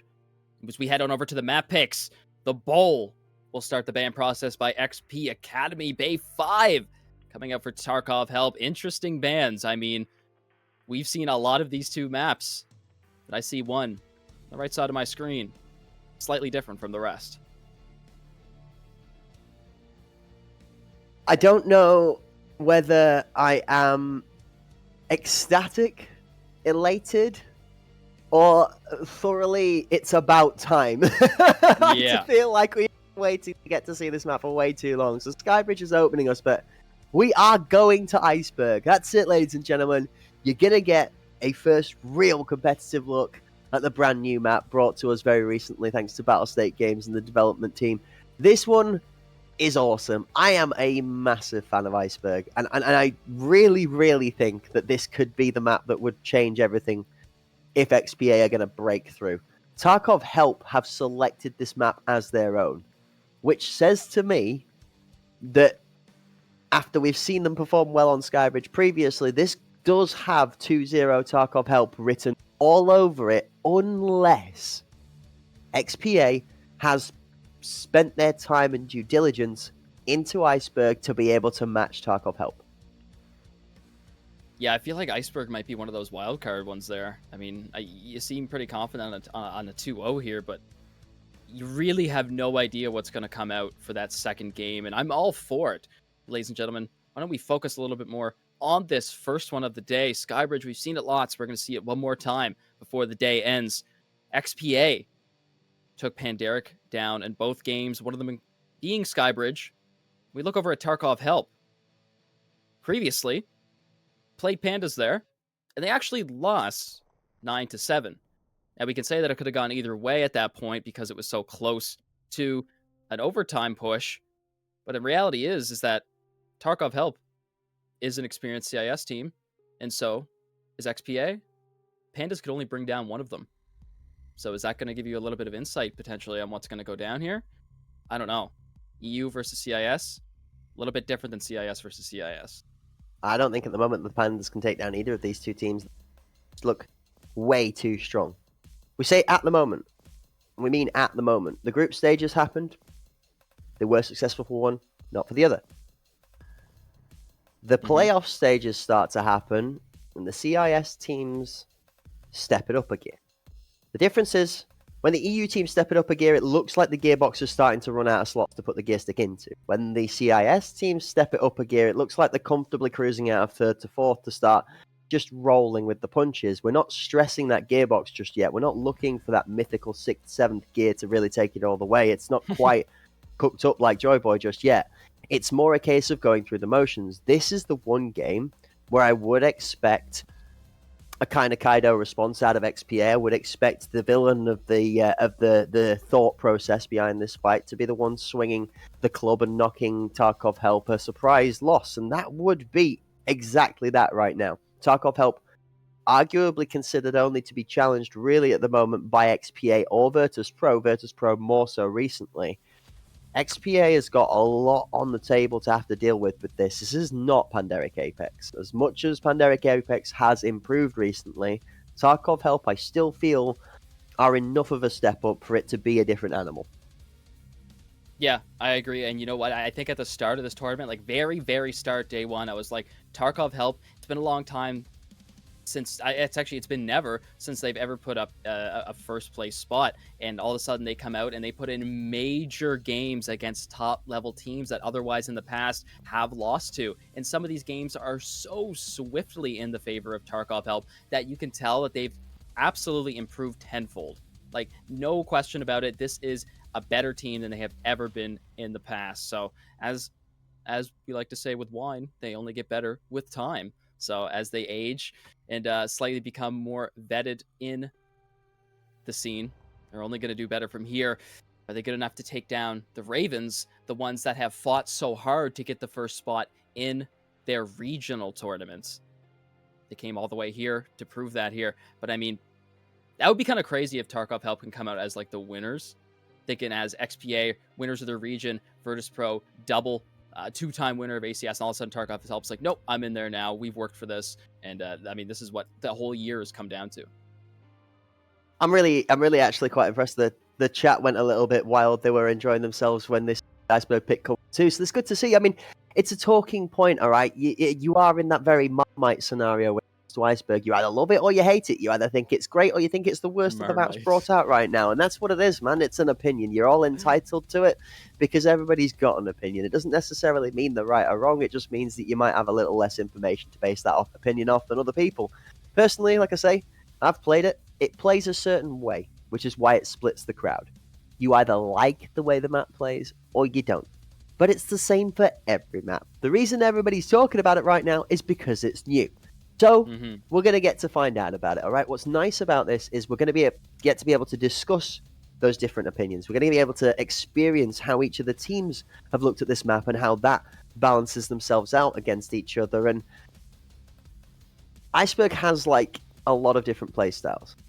But we're not going to go into that just yet, because Iceberg sits itself in this series in a really cool point, because it adds to the storyline. The first map is going to leave XPA or Tarkov Help at an advantage. So one team is going to go to Iceberg in a position to be able to take the series. Tarkov Help choosing that map, if Tarkov Help go 1-0 up and then go to Iceberg and end up 1-1, there's going to be fire in the headlines of the newspapers the next morning. People are going to be like, why would you throw by picking this map and so on and so forth. Flip side to it, if it turns out Tarkov Help lose their first map into XPA because their map pick is great, Tarkov Help wins on Iceberg with such a crushing victory because XPA is not ready for it that the third map gets influenced by the result. Do you see what I'm getting here? That middle map, not necessarily Iceberg itself, but the position in the best of three, has a lot of implications here. So I'm very curious as to see. This is stress testing Iceberg. This is a real good bit of feedback for BSG to keep an eye on too. Is how is this map right now? Competitively, how does it play out? What are the teams looking to expose out of the map that's maybe strong and weak? Does it need any more tweaks? It went through a set of adjustments recently. There is util from middle to the B site that has been opened up. I'm not going to spoil too much because it's going to make for some great viewing spectator points and the camera working a bit, but there's a lot of little details that have changed in Iceberg during the map update that really has opened its potential. Yeah, I definitely have one in the back of my mind that I noticed recently too, but yeah, we can definitely get more into that as the game goes on, because I imagine we have a lot of things to say about Iceberg, because it hasn't been picked yet, and I feel like Tarkov Help got to be some sort of maniacs to even be picking that map to begin with. But however, have they been spending this entire week not playing an ACS, practicing on that map just to throw their opponents off guard? I don't know, but if that is the case, why didn't they pick it earlier? Maybe they don't want to give away their strats yet. They want to pick it now that they're a little bit further up in a safer spot. If they did it against Virtus Pro, XP would be like, all right, I just saw what they did there. Not happening. We're working on that right now. I mean, the argument is, with it being a new map, that's such a big adjustment to make, right? You're not getting that much information showing it once now, a day before the finals, okay? Yeah. 24 hours, or maybe even less so than that, to be able to cook up okay, we watched this VOD. You're talking not sleeping at all between today and tomorrow levels and on to be able to comfortably convert on that kind of an adjustment. Are you going to go spend the next 8 hours after this tournament to go and directly cook an iceberg strategy for tomorrow because they picked it around too soon. I'm not sure we're at that level yet when it comes to competitive Tarkov. Do I put it past the likes of Virtus.pro and XPA? Not a chance. No, I'm sure they've got analysts working on it already. But I don't think that that's the procedure here. I think it's a case of people haven't wanted to touch how volatile Iceberg is, and therefore we've seen more consistent map picks like this in our first matchup for this final series of the day, which is Skybridge. Tarkov Help taking on XPA. We've seen Skybridge a ton today, and we're going to lock straight on into the action. Nades out and utility first off the rip, sees nobody falling over. It looks like Tarkov Help playing a very slow defense from their default position. Instantly, I'm very concerned because Tarkov Help looks like they have zero utility already, as if they threw it all or they didn't pick it up. First blood for Communica. Pamani feels the pain. Key member of getting multi-kills everywhere is now going to fall instantly for the first blood of this round. Ramza up for the second one onto Aim Siberian. Cords punches the ticket and grabs the next one in line. Communica gets the third for XPA. So Yara and Eevee are completely separated from each other. But they got to make things work as the bomb falls down. It's already been down. Cords tries to go pick it up. So Yara, right place, right time. 3v2. Eevee and Solyara kind of pincered off towards this bench KFC position. That reload really close to unfortunate. Communica is going to step at the right time for Eevee. Actually, after the reload. Moyanri ready to trade quickly, though. Revenge in the mind. Shotgun not going to be as effective at that range. So Solyara plays the distance. The low position from Zarold's going to catch him out picking KFC. XPA claimed the first round. That's a good start, Kirk. We're going to see any form of an upset from XPA. It's going to have to start right here, right now. And it's going to have to be a pretty forceful one, because I feel when the sides swap and Tarkov Help get on the attack, we're going to see a similar level of confidence. Yeah, I mean, the confidence to instantly go up and go for that flank KFC stairs, right? And it was just happened to be at the right time, regardless if you didn't catch anybody out or not. You know, you still went for the confident play. And that's exactly what you need sometimes. It's way better to do something you're confident in, even if it may not be the best situation. Remember, Tarkov Help had a good win, but it wasn't necessarily as hardly challenged win as XPA. Remember, XPA have just come off of a 6-2 losing side half to win their previous game, so they will be feeling really good in the mental right now about their ability to win, regardless of the position at half-time. The scoreline not going to affect them anywhere near as much as it might get on the mental of Tarkov Help, so XPA going to look to try and double down on that. Look at the Tarkov Help aggression on the defending side. Pamani and Ramza are almost out into KFC. They're looking for a full-on drive-through at this rate because they're already past the entrance. I think they're looking for a 5-piece bucket. Gonna find all 5 members of XPA. It's not a chicken, but you can take some meat off of that crow, raven, whatever it may be. Starting it off, Tarkov Help. Eevee takes down Communica. Next up is Aim Sabiri, getting that trade out. The IP control has not really done a lot so far, but there's not really anybody to challenge him here. Playing really passive Tarkov Help aside from those KFC members. So, you know, backed up. We also have a sleek, very sneaky member in that of Solyara with his head just barely peeking over the box. Zero is going to walk right past and look at this trigger discipline. That's what I'm talking about. He picks up the first kill into Zero, then he turns around, but they just don't connect. He gets distracted from the other side. Cords finishes that. Goofy playoff. Call it goofy. I call it pretty good.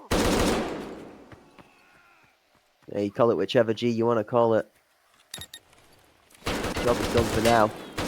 I'm going down on side. Pamani is going to be able to deny that one. Cord's caught in the running animations. Him losing that side of the round as Tarkov Help back one apiece. All right. 1 for 1. A site the first round, B for the second. XPA can't base everything off of a second round. But they're going to be working towards probably more information now. They've gotten enough based off these 2 rounds that, you know, they can somewhat give a slight accurate prediction just because they've covered a lot of map and they've been through enough experience.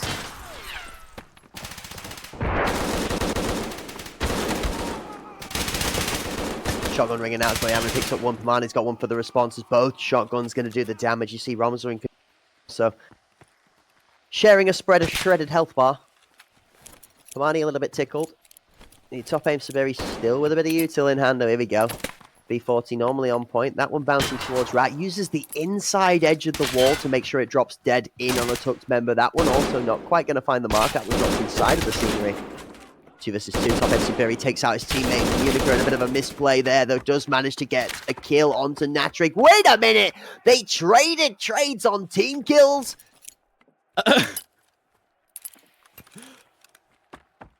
Call it luck, call it unfortunate. I don't know. Came down to the very short hair. So Yara, long range onto Zerald. Bomb is making its rotate, and it's almost there to be 2 and 4. Ramzan Solyara still worried a little bit about chords, and this is exactly what he wants. Distractions.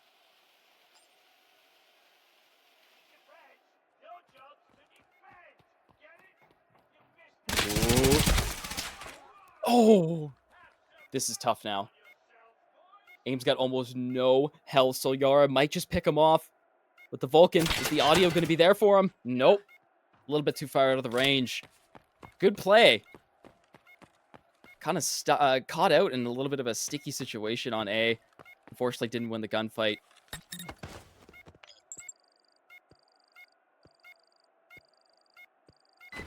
Tarkov help claim the second. 2 together.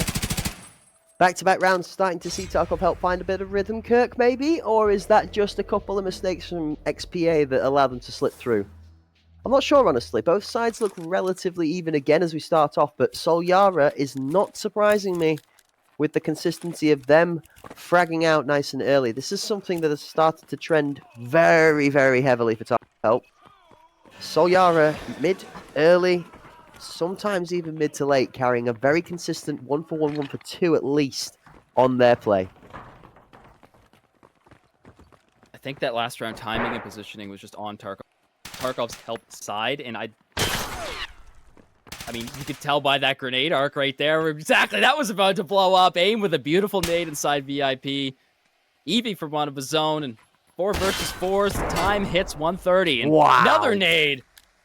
Unbelievable. Ramza gets put down. Eevee is feeling the pain a little bit too. That was very close to having 3 members down that fast, all off of V40s.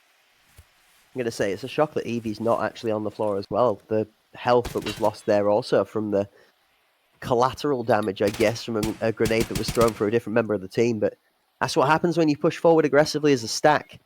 If you pack up tight into a choke point, and the attacking side recognizes that you like to play comfortably aggressive, one of those V40s can be really good at countering an aggressive push out. Not only that, but look at how much smoke we have in front of us right now, Kirk. Sat on that headshot angle, you kind of left feeling like you're just taking a backseat for a moment or a break. Top aim Saberi, however, is breaking domes as he's cracking the skulls of his adversary. He's 2 down with that shotgun from the distance, is doing the damage it needs to. Eevee last alive with minimal health left is going to go down, and XPA have themselves their second 2. This might be the theme of the game. 1 for 1 all across the board till we get to overtime, but it's an early prediction. 4 rounds in and 4 rounds away from that side swap. So, I mean, there's still lots of time left before we can probably give you a decent idea.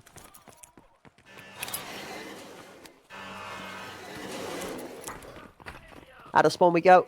Both teams looking to try and take the lead again now. 4 rounds down, not sides. Single member defense towards the B side. We've seen this all tournament long. B being held by 1 player for so long until the other team shows any pressure towards it, but I think the team's just not favouring that B site. Not strong enough to attack as much as it is now with the way that the adjustments may have gone through. Both teams looking to pressure forward. That aggressive defensive push from Tarkov help not praying well for them. Of course, the Sabler as one of Zerald is also down. For money. Eevee on the floor. Eevee. Whoa, How does he not see? Hello, peekaboo. I'm up off the ground in front of you. Communica's got himself 2 to back it out, though, as we trade back and forth. 3 members left alive from XPA. 2 from Tarkov help. Hold up a minute. 2 from XPA as Natrick is on a bit of a tear. This is where Natrick normally goes nuts. How Only one bullet to the thorax, and it's game over for him. He's going to take his next steps very carefully. Solyara, though, is a clutch factor here, taking out Morianri, and Natrig doesn't really have to worry about VIP anymore. Bomb control, not even close. Gun behind every blade of grass. This time, it's a tile floor. Natrig gets thrown. Gonna stand back up and try to get that pre-fire, but that was an extremely fast peek. Cores Disabler, showing Natrig how it's done. Anybody familiar with the NA scene might have felt Cords invigorated by the spirit of IFP for a sec there. That was kind of rapid. Not the rapid from Panderic, but rapid as in speed. He is cooking. We're double cooking today. You got it right. And so has Cords. He's cooking, but he ain't the master chef. Solyara, doesn't matter how good your disco moves are. I can put one in your dome either way, and he still closes it out. Tarkov help survive after Cords Disabler made it look like he might just be F1 Ferrari peaking his way to some success. That's what I'm saying, baby. All right, as we get into basically any team that's not Panderic Apex, we can start to see that every gun has been the same all day. We have had it's been MCX, Spear, Saiga 12, Fulano. And the only change of that was the TRG from that ace, but of course that's what he's known for, and that's what he's best at. That's why he has such a dominant game in both of them. So, as we head on back to the CIS teams, we'll go back to the standard weapon picks. Other side of the map brings out B-Site, gets started off by Ramza on the defense. Shots ring out to start to grab another member of XPA. Nothing comes out, but Cords feels a little bit of that pain. He's going to be healing himself right back up. Got that bomb on his back. Is Aim Sabiri going to be making his way? Ooh. He's looking. Solyara nearly ate a nade in the pocket there as that one along lane left of him was he's tucked away inside Blue Train. Could have been another good kill from that util pickup, but not quite finding the mark this time. A little bit off to the left.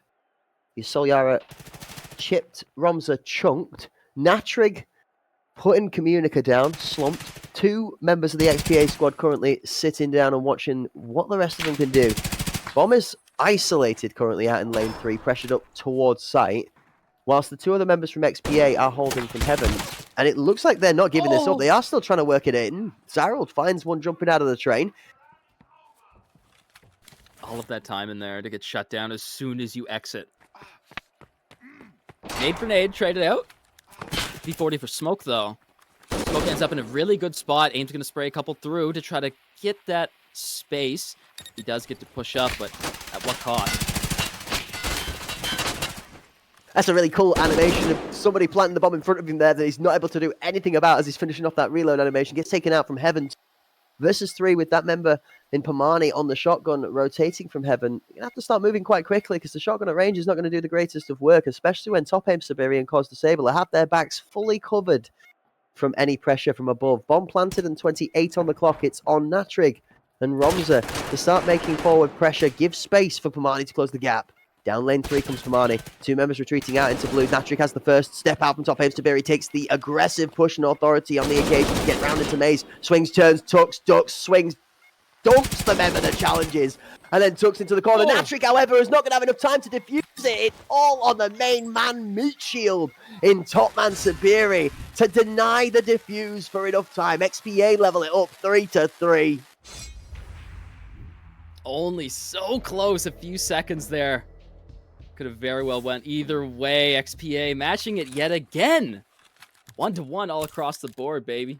I feel like Neo in the Matrix with how many of these teams are dodging bullets in just straight up 50s in ego fights today. It's crazy to see, but you love to see the challenges. I'm not one for people sitting corner to corner and just jiggle picking and tap picking to take people's heads off. I love to see people confident that they are going to win that fight and playing so, getting themselves out of the angles, pushing up and aggressively challenging defensive holds.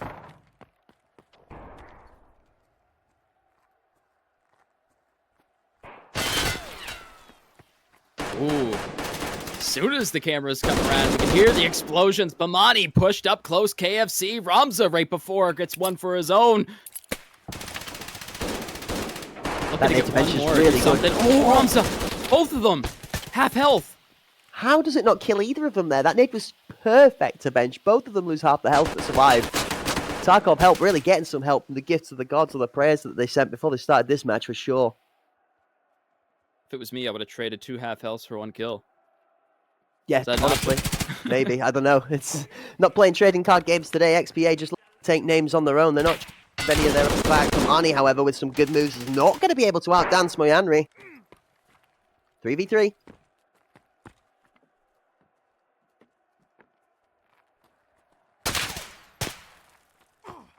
It's a tough one for Sabiri. The angle doesn't work in his favour. The left hand versus the right hand. He's as good for that one. Romza blocked by the top is going to maybe try and pre-fire this. If Romza just gets a whiff at Sabiri's position, might just spell the end of him. Oh, now he knows. Backs off, rekites into it. Sabiri looking to try and pressure close. Down, Romza goes to the floor. Sabiri hears the audio cue, tries to peek around it. Romza not quite dead yet. Now he's going to fall. Ooh.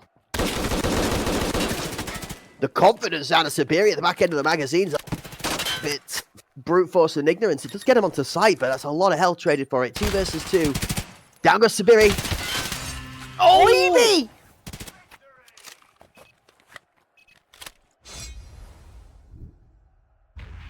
That was just disrespectful. That was absolutely dirty.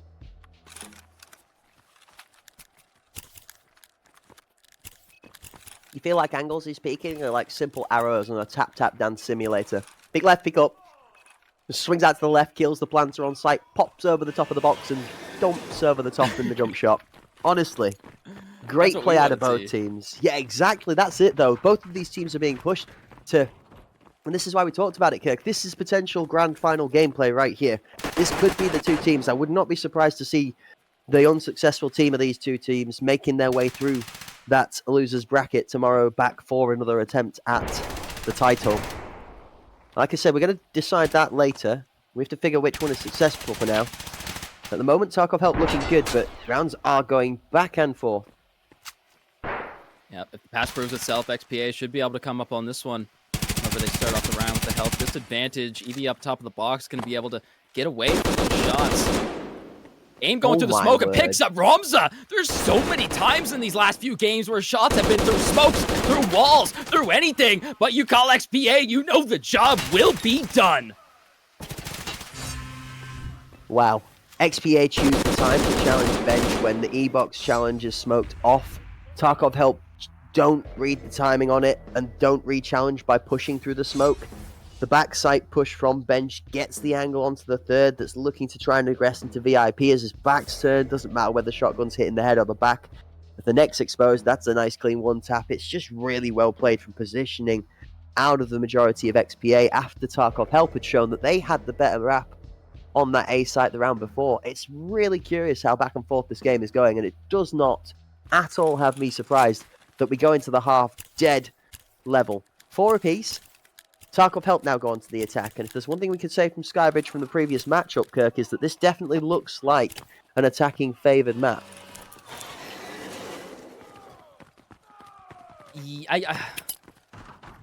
I said a couple days ago, or not a couple days ago, but last time I was casting last weekend, that I think these new changes kind of make the map more even, but I think it's arguable either way. You make a good point. Up close and personal. Definitely depends on the playstyles. Berlin Wall is under aggression, trying to hold down this lane 1 position with multiple members. Words the way. Okay, Pamani is the one who picks up the kill from position inside a red in the forward spot. Oh, Romza had managed to hit the 1-tap through the wall then, which is completely possible, by the way. That's a ridiculous 1-tap. Top aim superior. Moyanri might have kills, but Pamani's the one stealing the spotlight right now with some great plays. First blood for impact. Second one's just a great shot, and the third is on the hunt. Pamani looking to try and realize that don't need to do anything too extra here. We have the numbers. Time to gather the teammates up, grab that bomb, and take it to a site to plant. Notice for everybody that's kept that third perspective in their back of their mind on the minimap, you'll realize this is just a distraction.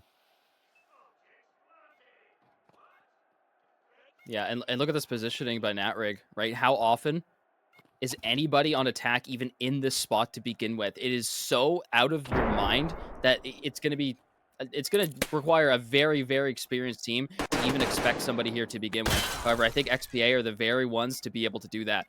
On the other side of the map, Aim Sabiri does everything he needs to for his team to even it up, and it's going to be a 2v2. He's going to be full sprinting around this with the gun down, and that's exactly what I thought. Natrig's going to have the advantage. And now Aim Sabiri is going to be forced into a 2v1, but with so many places to check, he's got a rough idea, and the only chance now is a Ninja defuse inside the smoke. Took down. It's not going to happen. You're absolutely right. The clock has burnt away, and Tarkov Help manage to survive the first attacking round thanks to the timer. I mean, kills come through, but it's a great round all round from the constructive gameplay towards that objective, which is normally the deciding point, Kirk. We've seen so many times in this tournament so far where time has been the factor that ends up bringing a round to a grinding halt. Further we get down in the tournament mode, the less we're seeing teams leaving it to that decision and I'm very delighted to see teams happy to really throw through smokes sometimes if they need to, on the chance that that risk might reward with that outplay that they need. Check it out, long range angle VIP. The shotgun somehow wins that fight! Cracked, how does that happen? TTK, you're an enforcer, you're built to absorb. And with that round, if you're hitting flesh, you also deal a drastic amount of damage at a very quick pace.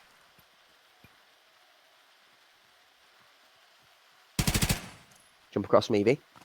Shots from Zarel don't quite find a home just yet. Rom's looking to try and play with the food. Zarel's not going to be baited into that one.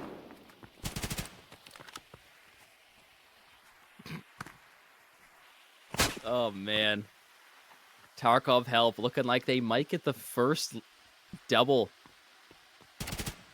round win to put themselves ahead. Zerald has other plans for Ramza.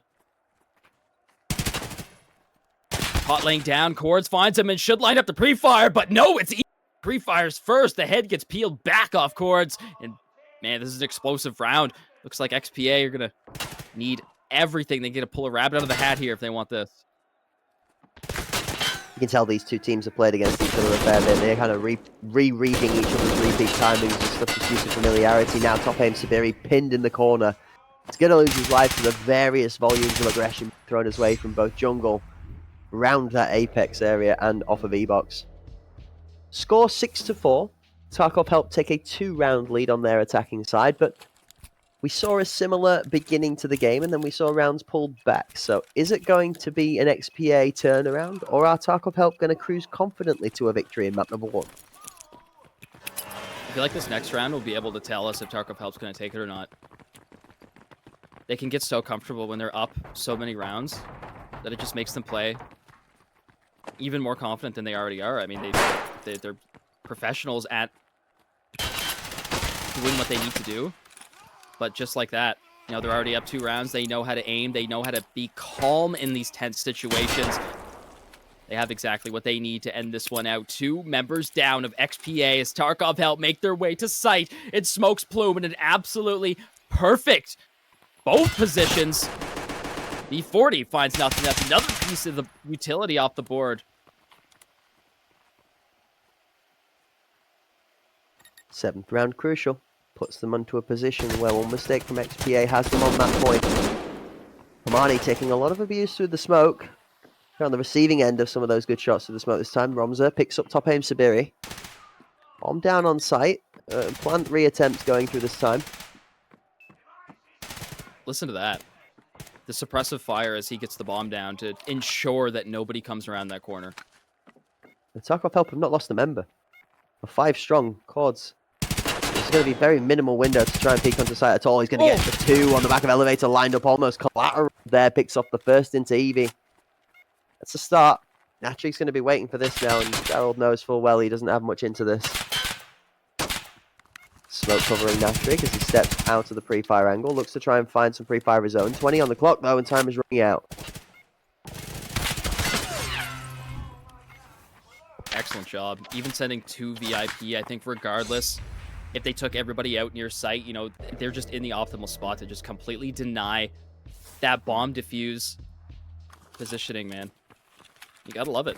This is the 2 teams that do it the best, arguably. You're gonna see nothing but the best here, especially so late into this tournament. It's really hard sometimes to land your shots as well where your crosshair placement is sat very comfortably on the top of a model's head, but you don't get the first bullet down. Aim punch in this game, depending on the caliber and the size of the round, can be pretty rough. So sometimes when it looks like the shots are good, your model's actually being forced for your aim to go wayward. Shots out of Romza and Eevee early again after he got first blood for 2 the last round. They now pick up 2 separately, 1 apiece each in this. They're on 7 rounds already to their favor, 7-4 the scoreline, but another round in the bag here for Tarkov Help puts them on match point with 4 rounds of cushion. That's a great name from Top 8 Siberia that we see banked off the top of the roof over to Elevator. Now with that shotgun, looking to try and double down. Nobody over aggressively peeking from KFC as Tarkov Help look to just stabilize a little bit. 2 guns are better than 1, baby. Cyril knows that. Now he doesn't have to worry about reloading.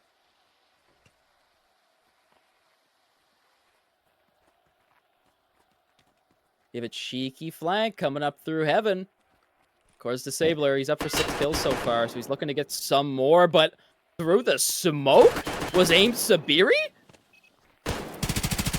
It's been too many times. It's unfortunately one of those things where the audio was quite respected going through bench. There was a single run step and a pivot that all it takes is one audio cue, and XPA will absolutely pre-fire that through the smoke. 2 members left alive from their team. They are going to catch Evie on the aggressive rotation. This deep ramp member in Zarold is doing all the work for the team. They need to. The comms right now. Could you imagine? Where's Pomani going? Banana's an interesting post-plant position. I mean, they are committing to the rotation, but I don't think it's time to get the site.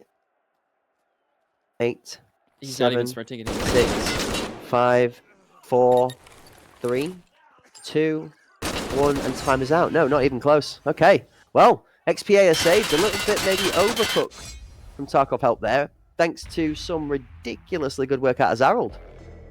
Yeah. Top end Siberi gets 4. Oh my word. Yep. Call him the Annihilator of A site. 17 kills. Doesn't even need to get up close. No, this man knows how to put long-range shots down with buckshot, baby. And it may have something to do with that aim punch, like you mentioned. Getting hit in the legs will still aim punch you. Throw off your aim.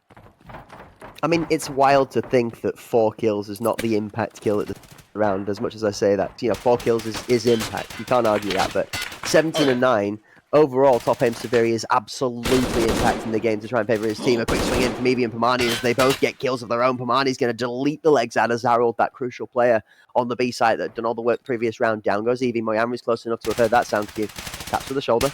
Onto Ram. Moyanri now gets info and confirms positioning. He's forced to move. Communica finds Pomani. Evie out aggressively. Moyanri ready for it. Moyanri for 2 as Soyara's caught on the length as well. Vice planted, but they lost an extra member for it. Can Natrig and Romza find a way in to stop this? Top Aim Severi's caught with Util in his hand. Natrig finds Moyanri. This is just about done dues. There we go. 2 versus 1, and it's a simple job of taking out the shotgun. Maybe not so simple right now. Hold up. Top Aim Severi is really healthy for this, and with 18 seconds, this is doable. Natrig just needs to stay in heaven. He's no reason to peek this whatsoever. He's got smokes. Wait, flashbangs. No! He gets the angle. It's done. Yep. Doesn't matter. Well played from Natrig. They take themselves onto map point.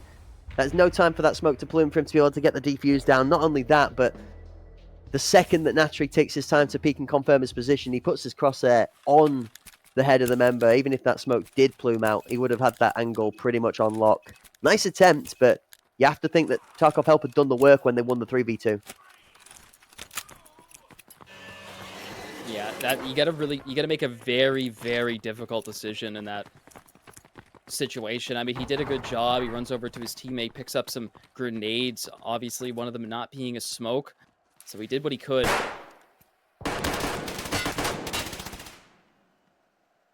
This time the Shaka loses the long-range battle, as it should. Communica ends the so uncommon shotgun long range, but check it out here. It's very, very passive from Tarkov Help. They know this next round secures the win for them. They can't make any more mistakes. They've already lost a big member. Yeah, it's Evie on that scout that goes down. We've got Communica on the scout trying to do the same amount of damage as Evie is. Both Evie and Rom are very good at their entry frags so far on Skybridge. That's what's shown Tarkov Help do so well at getting the bomb down quickly and aggressively on both sides. This time around, it looks like everybody's playing a game of gargoyles. Stone statues for the time being, just waiting this time around. 58 on the clock, and now you can see Tarkov Help's mentality as the silhouettes on screen start to slide to the left. We are looking to crisscross to the B side. spot where he has nowhere to run to or hide. It doesn't even matter because Solyara just wants to full speed demon his way onto site. Gets punished for it. Shot straight out of the air as Natrig makes his way up. Very, very close. He takes Arrow down, but he's going to see Communica there. No, that's a very uncommon angle, so he actually holds that very well. Trades out his teammate. Pamani is able to secure the bomb in safety. Shots from top train. Pamani having to try and put pressure down from the distance. This Enforcer now also empowered with the spear. On one side, Hamza having to defend off Red Train and Ramp at the same time. Moyarmi's going to dance his way to success. Cords Disabler deletes Pamani, and that is going to be the round for XPA. Tarkov help 8-6 as XPA close the gap again to 2. You gotta love the lineup through the wall, though. As soon as that bomb goes down, just hold left click. Also, the calm nature, Tarkov help, and their roster doesn't really phase them. He still sticks the bomb, but unfortunately, too many members of XPA still alive.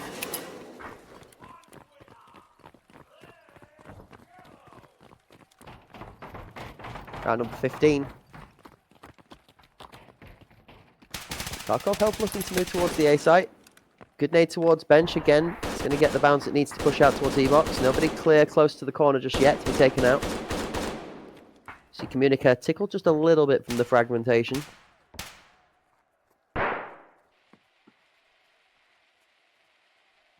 Cords has not moved from B side, Kirk. Look at Cords Disabler just lodged into lane 3. Tarkov help decide to rotate. Yep. This one is going to be played just as we've seen it done a couple of times today already, let alone before.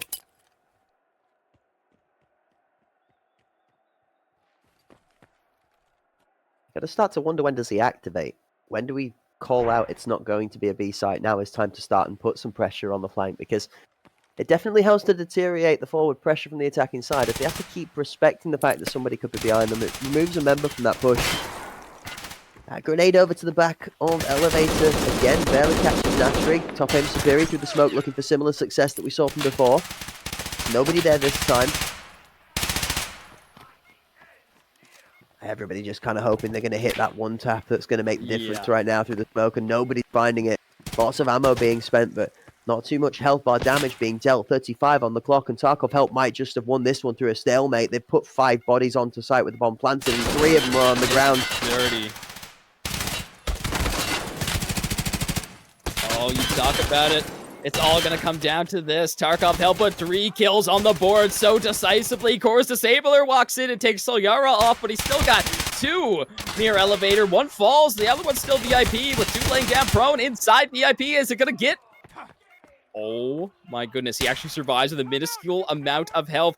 Only 5 bullets left in the mag. He's got to make these count. The jump peak does not connect, and Natrig shoots him out of the air. Boy, Andri falls, and Tarkov help the ones to take it home here on Skybridge for game number 1. Best of 3.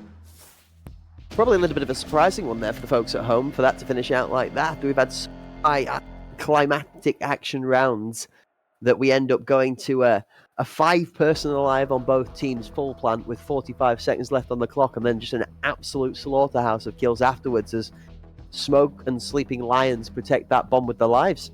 Tarkov help really push it to another gear to be able to defy the comeback from XPA in map 1 here on Skybridge. We will be going to map 2 on Iceberg. Tarkov helps map pick, and the newest map in the game, to settle the score. Are Tarkov help going to be able to escape out of the semi-final into a 2-0 victory to the grand final spot? Or do have XPA what it takes to be able to fight back for a 3rd match and a deciding map? All right. Very exciting next game we have, Cracked. I want to know, how can you possibly predict a winner on Iceberg? What is your thought on that? Like, how do you even decipher how this map could possibly go down? I'm thinking wildcard. Oh, it's a good question. Who's the better shotgun player is a big part of Iceberg. Mid control and some of the tighter angles, very heavily dominated by those close quarters kits. I wouldn't be surprised to see 2 shotguns being wielded on a couple of teams. Like maybe both teams run run double shotgun on defending side at least. I think we're going to find something like that. Power lockers, even both alleys short and long towards at the B site where water is. Like it fits very well into those kind of corridors. Even at that sort of slightly short to mid range, it still performs really well down those corridors, and especially around the stage, that shot can be really good.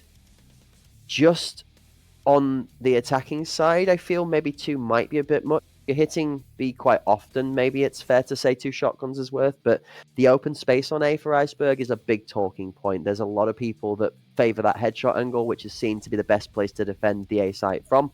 Favors very well. There's a lot of left hand into it from the attacking side that don't fight well. You struggle to fight right hands out of the door from K1, K2, K3 because of the fact that smokes are commonly thrown to cover them off.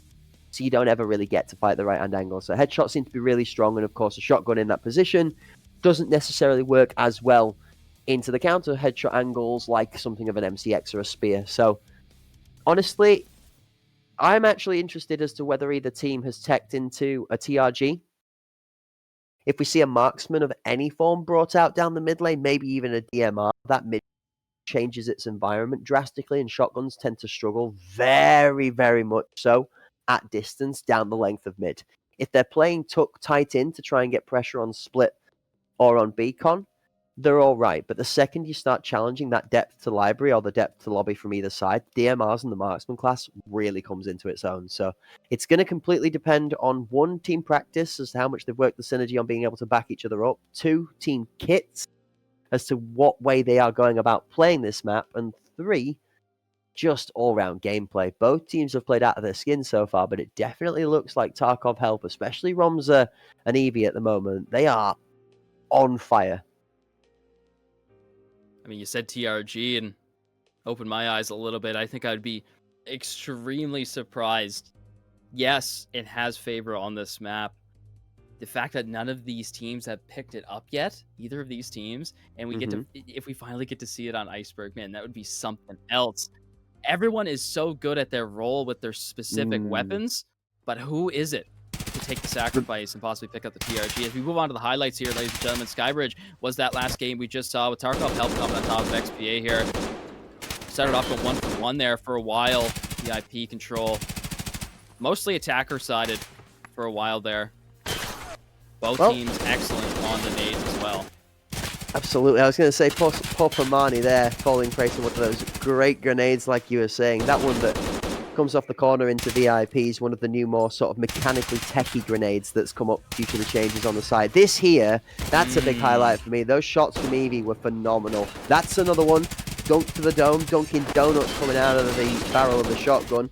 Good shots back and forth. You asked how the shotgun won that fight. There you go, Kirk. That's how it won the fight there. Beautiful work from the highlights camera, being able to both entertain the POV we had whilst we were on screen and bring us some extra highlights from some of the action that was captured by the other camera work in the background that maybe wasn't on the main screen. So a great shout out to the production there, honestly, because these highlight reels wouldn't be possible without the work of multiple people, and the extra perspectives that are captured by the other cameras that might necessarily make it to the main broadcast brought to light here, and it allows us to see so many different perspectives of the action. It's beautiful. Like, I'm sat here, you can see as we come back on screen, I'm so comfortably sat back watching these clips because it's a delight to behold again, and we get to see even more than what we saw on the first time out. You love to see it. So yeah, W work production, honestly. Cracked the proof. I tip my hat to you, but I've already taken it off for the day because it's too good of the action. Yeah, I mean, we like to say it, that we're the beautiful faces on screen, but in fact, this might be one of the easier jobs that comes inside of production, to bring all you ladies and gentlemen these amazing clips, highlights, and just straight live game action. So we got to thank everybody in the background. It would not be possible without you. We'll get more into the specifics of who was helping cook up today at the end of the day. But ladies and gentlemen, Iceberg is the talk of the town. It's the new map. We're going to see who can come out on top. I know we wanted to stop a little bit we were talking about it earlier. We wanted to stop talking about the specifics of the changes of the map. We wanted to bring it up later, and now might just be the time as we slowly come to this next game. Mid, railings off of the stairs. That's a big one for me, as I found that a lot of my bullets did not connect after I shot through a post on the stairs. As a shotgun player, oh man, I'm so glad you said that. Yeah. I don't want to interrupt you, but I have to back you on this. I've got to pick you up so that the crowd can hear you even louder. out even further because he's so right, chat. Those railings were the bane of my existence as a shotgun player. It's hard enough trying to fight into somebody on a headshot angle on a kit that doesn't favor headshots. You add into the fact that I'm dice rolling versus minimum a tier 3 face shield thanks to the battle pass on all classes. All right, we're already a bit salty. Then you add in the railings. Honestly, Kirk, I bow down to you. That one, nah, was not a fan. Definitely no fun zone in mid. But now that Yeah. it's gone, those fights are great. And the one thing it's unlocked, you can actually do some cool hardcore parkour now. Jump table, jump stairs, get on top, jump straight to the side of the stairs at the right height to be there on tempo versus the push. There's some really cool adjustments to that middle section thanks to that railing that changes how the tempo goes. Speaking of jump stairs, was there also a piece added to... Is it Heaven on B? On the top of the Yes, stairs? sir. That little tiny piece was added so you can actually make the jump up and get there instead of having to go all the way around through library. Well, guess what, sir? It got improved even further. There was just a box there before, but now with the new map design from Iceberg, where the broken stairs were cut off at the bottom and you had to gap block or boost your way up onto those stairs, now there is a ramp. There is an actual full ramp that you can just walk up, but it's made of metal, which means the call out for the audio cue on that is very, very, very accurate. Inside of a room full of wood, a couple of water puddles and some carpet, that metal audio cue is very, very well recognized. So being able to challenge up into heaven from the defending side is obviously nice and easy access out of library, but doing it from an attacking side without site pressure is very difficult. What will be really crucial to keep an eye on is post plant on that side of the map, an attacking player getting up to heaven in advance to stop rotations will be very strong in the same way that heaven works powerfully in defending actually planting on that site. So it's now a bit of a two-way gate than being so heavily favored from heaven over that site, which is why you would see people slam on A every time, because B just wasn't contestable. Now that heaven goes both ways, teams feel more comfortable attacking both sides. I mean, the way that I saw it in a lot of the tier 2 leagues and tier 2 games is that A site was not really that preferable at all unless you really knew what you were doing in terms of, utility lineups, if you can make your way alive into lockers and D3. But I think this is the first time, it is the first time where A site becomes the less preferable site. You look at every other map in the game, it's usually the A site that has the most attacks, has the most action around it, usually preferred at the start. So kind of switches that up here. And another thing that Iceberg really likes to bring, in my opinion, it's hard to really set up, but this is absolutely no contest the best map to set up one-way smokes on. So you can set up smokes near D2 and D3 lockers, right? There's a couch there. You can set up a smoke on top of the couch and then go all the way back to vines/bench, lay down. You can see the feet of the people entering. And even if they go over to D3, well, you're completely safe. Unless they, of course, crouch prone first, but you're already going to have a beat on them, right? Stage on B, you want to throw a smoke down on stage. You go over, lay down somewhere like in bar through the arch, right? I mean, you're kind of blocked off there by sight, but even somewhere drop Tetris open, right? You can, as soon as they drop off the stage, right? You see feet. They see absolutely nothing. And they're either forced to push through it or just wait the smoke out. So on that there's point, a lot of opportunities. Extra one to add into your bucket of opportunities, and the part that kind of brings a little bit full circle of our conversation about mid is remember that position that sits either side of stairs that looks through B-Con. That smoke you talk about and the tech of keeping the ankles open. I've seen a few teams roll one onto the edge of stage, not off the edge of stage, onto the edge of stage. So that box from stage to the floor is open, and then your shotgun player plays mid stairs through B-Con across to the stage, and I've seen that one work extremely well for teams before too. Another one that's impressed me is remember that hole we spoke about from the top of the stairs that actually goes in over the scenery onto that site used to have a load of clutter behind the hole on the barricade and the balcony that sat in front of it, so the grenade would not go through the hole and just roll as you would like it to toward the site. Now that clutter's gone. There's actually a picture that was shown in the socials. Go check out the Battle State Games page if you want to see a picture of that. But it's clear now. So the grenade will go through that hole, roll off the edge of the balcony, and go towards the A site for the B site, sorry, for counter plant. So lots to look forward to as we go on into Iceberg for the first time in the competitive scene. Ladies and gentlemen, enjoy your first ever ACS outing on Iceberg. XPA taking on Tarkov Help. Tarkov Help currently up 1-0 in the series. Starting off, the attacking team wants to go B. That's Tarkov Help. We're going to see smokes come out early into tree. Two strong Jim. B40 is going to allow them to push back, but he doesn't get away in time. Evie, the very first blood ever shown, ACS Icebridge. Iceberg. What am I saying? Combo? Uh-oh. Combo map? Kirk's dropping the anchor on the play right now. Oh, hey, up comes Disabler, dropping on top of Rumser. He goes down from lobby right now. It seems like the plague of speech has been descended upon in the casting booth as all of our tongues are twisted, but only the bottles are toppling over inside of the arena. It's bottles instead of bodies now, as we're still being cat-trapped and cat-napped on the tongues, but the temper of the game starting to go in the favour of XPA. Aggression out of top aim Siberia is responded to by Natrig as both players managing to sort of wrestle back some sense of control in round number 1 here, as about everybody's caught up in the chaos from the caster booth to the cathedral. Oh. Sarald looking to empower himself. Second weapon. Omani and Natrig are still lurking here. Oh, beautiful smoke. Oh. And that's all she wrote. You cut off Heaven with your smoke, but it doesn't matter. You got 2 still dealing with you at completely different angles. First round win, XPA, baby. Taking it home on Tarkov Help's map pick. All right, so we opted in for B. Didn't really work out. Backed up a little bit. Tried it again. Maybe we'll go A this time. I'm definitely interested. I feel like A, you got to play it to perfection. Otherwise, it's just a funnel house.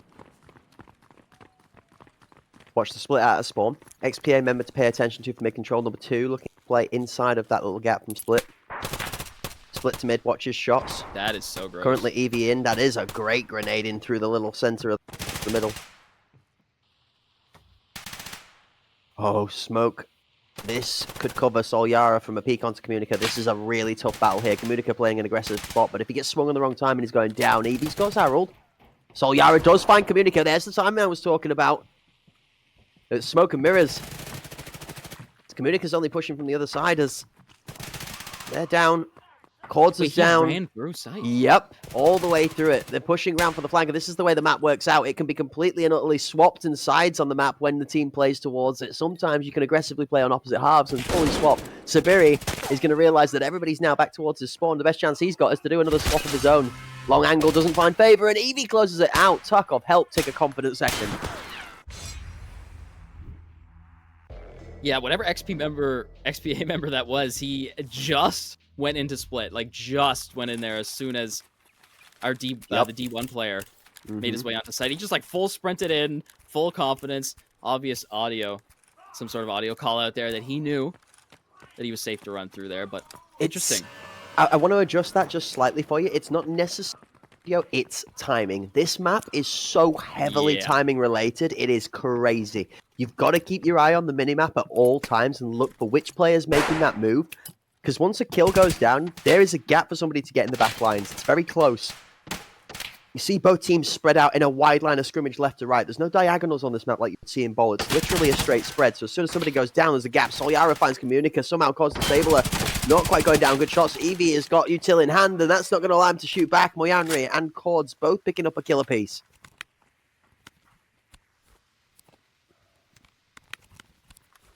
Great job to use that extra time that you have to heal up the thorax, the most important part of the body, ladies and gentlemen. Only 2 parts will result in you actually falling to your death, head and thorax. Solyara creeps his way onto A. What is this? How did you even make it up this far alive? Aim Sabiri is not expecting it. The Vulcan does not do him justice. The few shots of FMJ will clean him up near the pool. Whereas Disabler for 1 on Pabani and Tarkov Help with 2, sorry, but Bomb still a little bit farther behind, not picked up.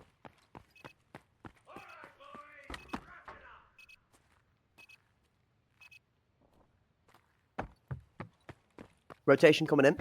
Definitely round towards the A site. This is such a scary spot to enter in. Like, there's so many angles you got to clear. But yeah, and he's like, yeah, I don't think I hook up with my boy Ramza, make our way to stage.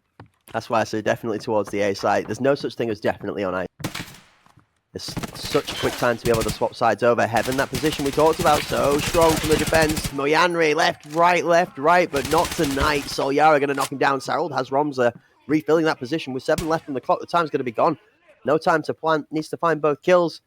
And that's going to be around to XPA. The wood is just a killer sometimes, man. You get on site, you feel confident, but your footsteps are the loudest thing on the board. Loudest thing in the game. Allows for easy pre-fires, but tried everything they could, and they made a good attempt for what they had, which was not much. But the fact that you made it to site in a 3v2 is definitely impressive.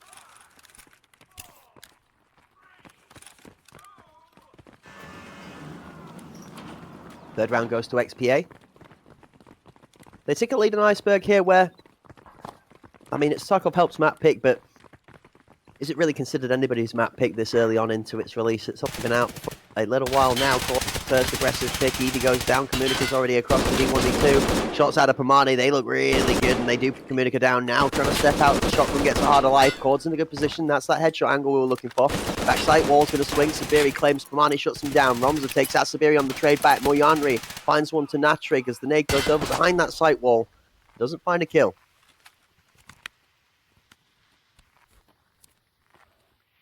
Of course, Disabler going to be the only one to put active pressure on site right now, but he's going to be getting wrapped up behind his teammate. Moyanri realizes that he's not going to be too useful there, smoked off, but Tarkov Help very slowly clearing angles. An excellent job to pick up cords on the prone angle. Moyanri's going to be taking his place.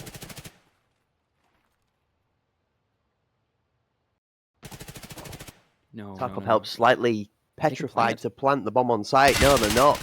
They can't, because Moyanri's in a position to be able to challenge it, and that's why you see them stalemating. Ramza waiting to step to Moyanri. He is going to do so, and that's the confidence you want to see out of Ramza to pull the game back to an even field. 2-2.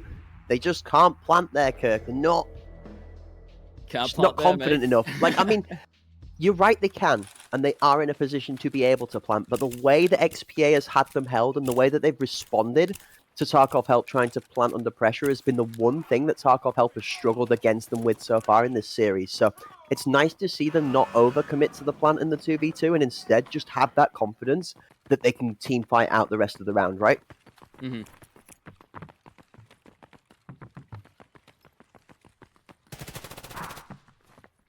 Starting it off mid as Ramza taking full control of this space. Pushing all the way up, aim Sabiri, one onto Eevee, so it's all back 4-4. Even playing field. Spread all over site. It's XPA right in the middle. Nobody heaven. Pomani solo with bomb right now, too. Moyanri realizes that this might be his opportunity to push, and just that! Disgusting headshot, even on the left shoulder, comes out. I wonder if with that audio you can shoot to those curtains. I don't see why not.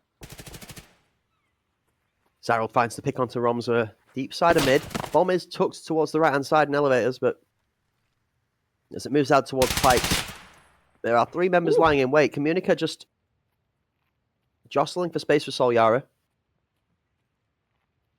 The commander about to swap position, Solyara to step, and he does find the kill on Communica. That makes life a little bit easier for Tarkov Help. Now 3 versus 2, but both Tarkov Help players only have half the health left to speak of. Yeah, everything's quiet here with 35 seconds left on the clock. The alarm has to sound any second to make a decision on where to go. Tarkov Help have not had full health bars here for a while. They're not opting in to heal them either, so it's going to be a tough matchup here. 24 seconds left, and they're kind of split up. Bomb falls in mid, and it's going to be an absolute devastating reclaim with only 18 seconds left. Can he do it? Clock seems to disagree with him. 10 on the clock, running out. Solyara just going to pop back towards the spawn, have a little bit of a chat with her team and try and figure out what the next best plan is. And take a moment to look at the beautiful scenery on the outside of the map for Iceberg, a section that you can't go to. The time does tick out. Tarkov Help just trying to readjust the approach to this one, trying to find a way through. Yeah, take that extra time when there's no bullets flying your way, when your helmet head's ringing. You can actually concentrate. Grab a few extra seconds here to talk about things, see if Tarkov Help can bring it back here. 3 rounds away from the side swap. So far, it's been pretty even.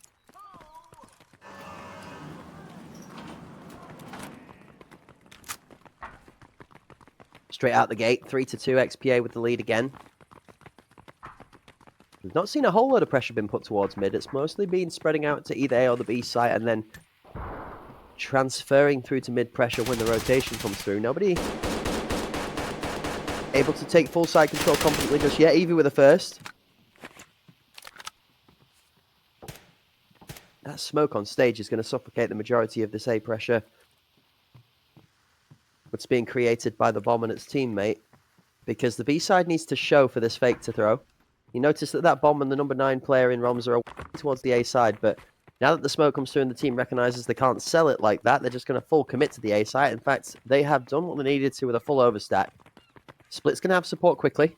There will be 2 people here from XPA, but this is going to be a 4-5 versus 2 when they execute. Communica showing up at the perfect time. You have to grab a little bit more space here if he wants to stop the onslaught, but maybe he's just focused more towards that player. Probably heading for Vine/bench here in a second. Gonna be smoked off though. Great smokes. Of course, Disabler. He just spots Natrig. It's Communica actually to make his way out of the smoke for a double kill here. Good shots out Communica again. It almost looks like he's about to convert on a second set, but Evie, also one of the members from Tarkov Help, that's been doing a very good job of putting people down quickly consecutively. Roms are going to pick up a kill of his own. 5-3. Roms is still sitting looking good on the scoreboard. Solyara ahead by 2. Communica going to take out Evie in that front position. Both members on the floor. Sabiri versus Pomani. Pomani gets the better of him, and Romza taking out Communica. Hold up. Pomani left alive, but the defuse is going to be a really tough question to ask right now as both members swing at the same time. I was waiting for them. I guess they hover out of either side of the door. It's 1 for 1 all day, baby. Mm-hmm. Are we about to see this go the whole distance? That would be probably a decent prediction for Iceberg. Unless, of course, one of these teams has spent the last week practicing this map, and they're just waiting for that side swap to be in a preferable place to bring out the craziest strats you've ever seen. Thoughts for the side swap is a good point, actually. Have to keep an eye out for that one when that one goes through. But for now, Tarkov Help have themselves 2 more rounds to play with when it comes to their attacking side. Solyara start lying in wait for top aim Sabiri on this out. Sabiri going to have to get good shots here. That's not going to go through. Evie and Solyara both convert on their adversaries equally. Moyanri for 1 onto Natrig.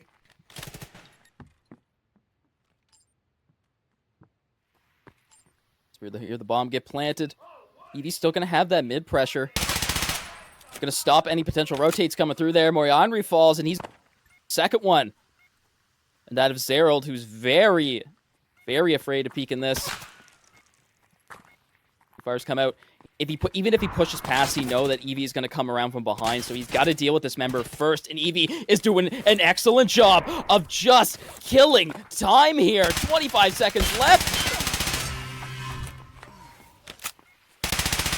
He just doesn't need to fight. Just doesn't need to challenge him there. There's no need to go back and... Really well played out of Tarkov Help. 4-3. They're looking at a half on their attacking side for 5 and 10 in their eyes. If they can close out this last round here, this is a good position to put themselves in to be able to contest for that grand final spot without even considering a third map. We said Iceberg was going to be decided one way or the other. Was it a good choice from Tarkov Help? Could this be the map that helps them get it over the mark without having to put in too much? Without having to show too much as well? Well, Yanri going to be under quick aggression if Evie swings this one past, which you know he's going to do it. Oh, wow! A little bit of an over. quite sure where to look. Quarter's going to go down, and Kamani and Romza do pair together, but back is the response. Communica takes out Romza. Natrig on this ramp position. This is what we're talking about with the contest. Timing is very awkward. Sabiri takes out Natrig as he's actually looking the right way, but doesn't win the gunfight. Solyara back for a response. Does not have enough time to get damage down himself. Communica and Sabiri lower on health than Pamani and Solyara. Bomb planted. In a good position for both teams, actually. Yes, he is. Hide himself in the smoke, let that time tick down, and then pop out. But nobody expects it. The audio is all you need, Solyara. Shots. Oh. No connection on that. 10 seconds left. 8, 7, 6. It all depends on the defender. Sabiri's got to get this stop. He manages to keep him off of it. He gets the bomb diffuser. Solyara makes the play he needs to, and that is going to be a final successful round out of Tarkov Help on the attacking side. He times his swing to perfection, and he makes sure his bullets hit the right mark, picks the bomb diffuser, and claims the round for his team. I think it's probably confident to say now that all of these teams, including Pandaric, to be honest, to a point, that it doesn't really matter what map you put them on. They're going to come up and match you, and it only really comes down to the end of the game, who can really make that extra little bit of difference. They're so even, and that's great to see here, because it's the top level of players in the world. Man, this is another really good game for us for now. You see this one leveling itself up rather quickly here. XDA also showing exceptional amounts of strength on the attacking side throughout the tournament. Interesting to see they can reproduce here to pull it back.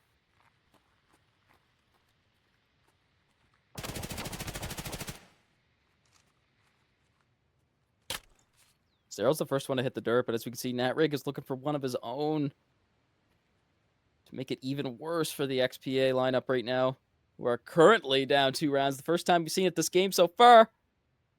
Nade lineups. Aim Sabiri obviously is looking to get that bomb down on A this time. Well, this time. It's only the first time as the sides have swapped. These are these lineups from lockers that I was really looking for. If you want to be confident and dominant on A site, you got to make them really perfect.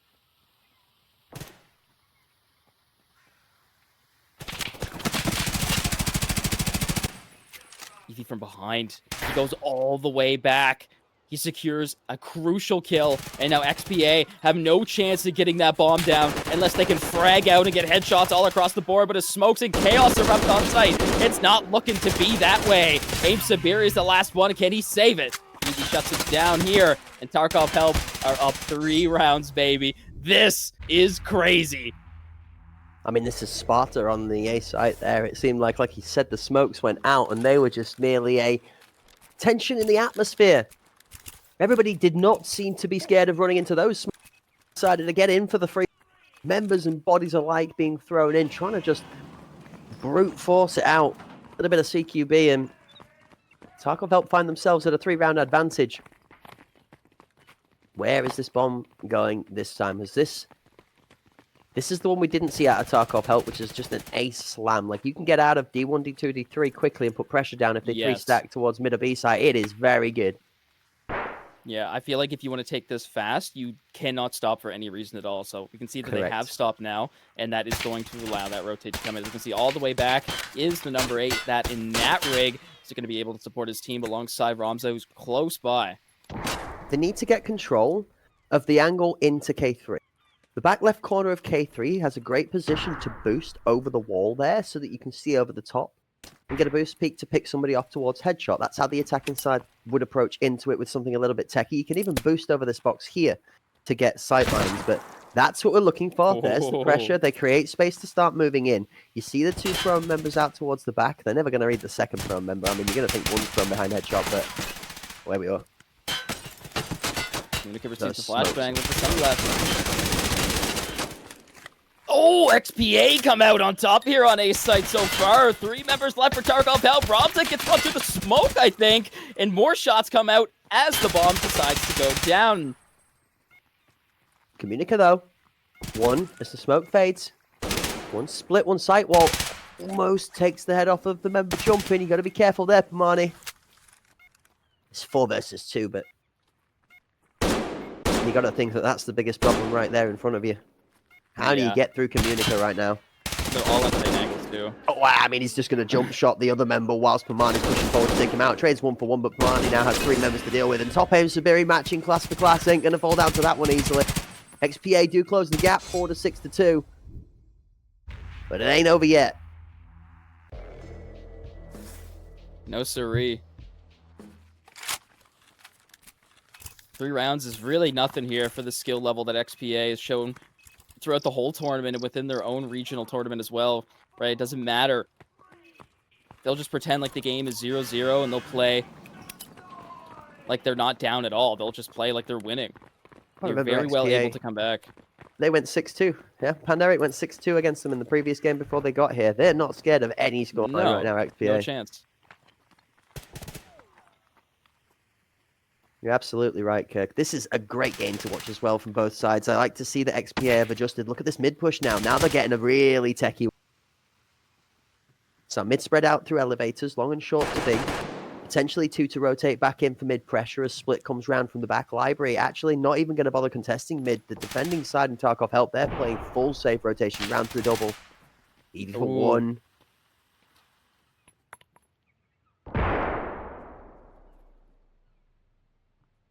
When does Chords activate as well? That's the other part to this player. Is watch that long flank. That member gets itself through the A site player and round the back of library as well to match that heaven rotation. Things start falling apart from the backside. Smokes plume and flashes bang. Evie pushes right into tree and catches him off guard. No, it's Moyanri to save his team.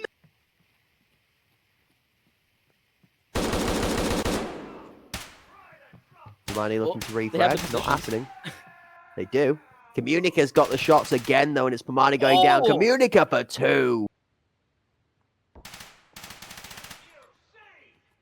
Well, every member of the Tarkov Help Squad that was on that B site has been eradicated, evicted, removed, and released into the open. As long as every member of XPA has control of what they're looking for on their attacking side, it's starting to look like they have control of the round when it comes to putting a point on the scoreboard. A great performance across the board from the team there in that one. Takes full site control and map control for success. A bit of patience as well out of XPA, Kirk, playing to their advantage. Yeah. Yeah, just wait until the very, very crucial moment, even when they get caught off guard. Great play from Evie to push through the smoke. But the teamwork and the trust in each other was just too much.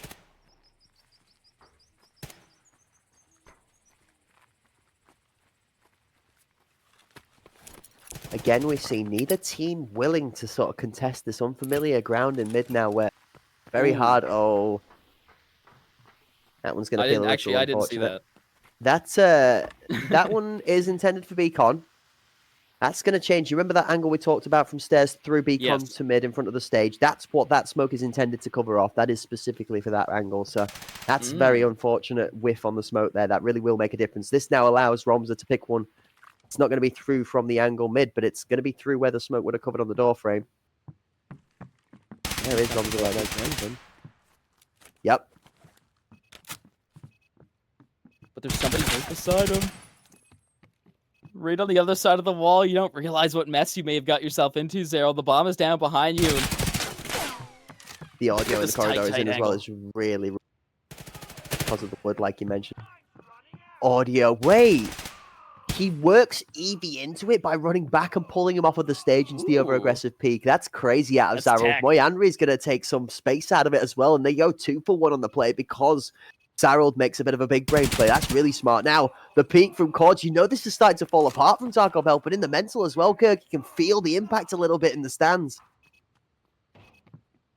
Yeah, I feel like they wanted to be on defense, right? And it worked out at the start. XPA figured them out here. Pamani's going to rush right in and get one for free. Spot Zarald on the long-range angles. The shotgun going to win.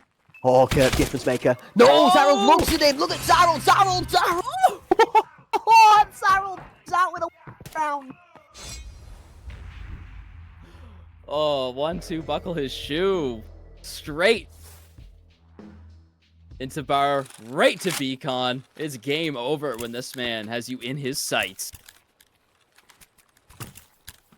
The fact that he respects the late angle from double on the audio cue as he hits the wooden footstep just under the frame is wild. But the adjustment for the second kill is like creme de la creme. You know, you just know once he's pulled off the difficult fight, the second one's just due to hit the kill feed straight after. Tarkov help not willing to go easily. That one looked like it was bound for XPA's favour, and then it ended up flipping on its head real quickly thanks to some good work out of Pomani and Romza together. But XPA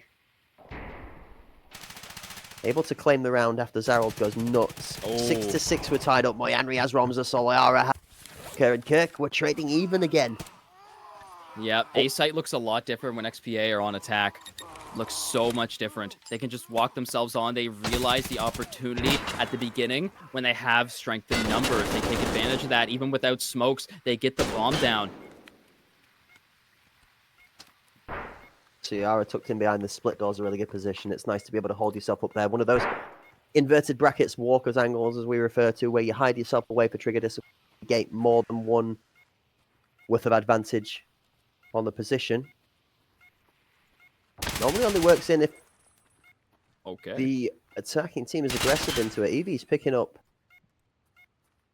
a lone frag. But I mean, there's 15 seconds left on the clock, and Tarkov help me to go. They don't have any utility either. Sabiri, there's time on the clock. There's enough to do this. And they've done it. Just with a second left between the defuse. There's going to be probably like just under 2 seconds left on the clock. Yeah. Tarkov help take the lead.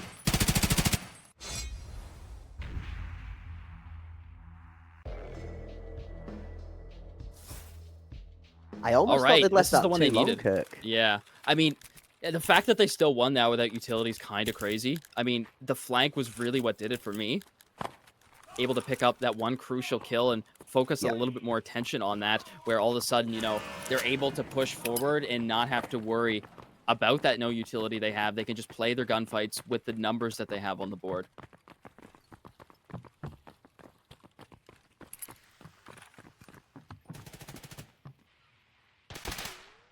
Quick aggressive push out from Tarkov help on the defending side of the B site. Confirms the information. Now, this is how Iceberg tends to rotate once you start to get familiar with the B site. You push in, you check the info, you back out. Catching that rotation is 2 deep members of XPA on the attacking side that position themselves deep lobby for that rotation when it comes through. That's why mid control is crucial. If you don't hear that rotation coming after they've checked for info, you can't counter it. So if you've not got mid control on the defending side, you can't cover your player coming across from the B site after checking. What they do realize right now, as Pomani's position, is that lone lurking member in Zarold over towards B that is causing the biggest distraction in the world right now. It's all going to be up to Solyara, I think, to try to stop this attacking push. Kimunica shuts him down swiftly as the bomb goes down, and Smokes are in a great position here to back up and take a more optimal position to stop the defuse. Moyanri from the prone position swiftly takes the head off of Natrig. Zarold up for the second one, and XPA have tied it up yet again, baby. It ain't Tarkov helps map on defense. They had it figured out at the start, but XPA read them like a book. This one's getting interesting. This one's getting really interesting, and it's how much time can Zarold absorb. That's twice now we've spoken about this man just making a wonder play, whether it's running multiple kills or picking the right person off, or whether it's just pulling players' attention. 3 members, the aggressive push out, and then not giving his life as those 3 players push out, instead just holding himself safe, allows that rotation pick to be found as they cross mid. XPA playing really well on the attacking side and showing that they have put the work in to be able to contest on Tarkov helps map pick.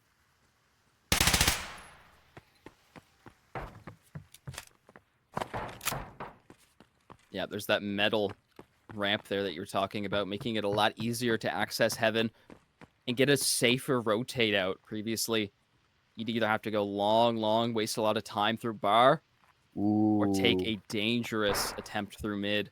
Here we go. Speaking of danger in mid, baby, it's going to be Eevee on the left shoulder, going to be baiting out some shots here, confirming Zarold's position, but Moyanri should be ready to respond any moment. No, he gives away his position too. Eevee knows. There's no reason they should take this. This is so dangerous.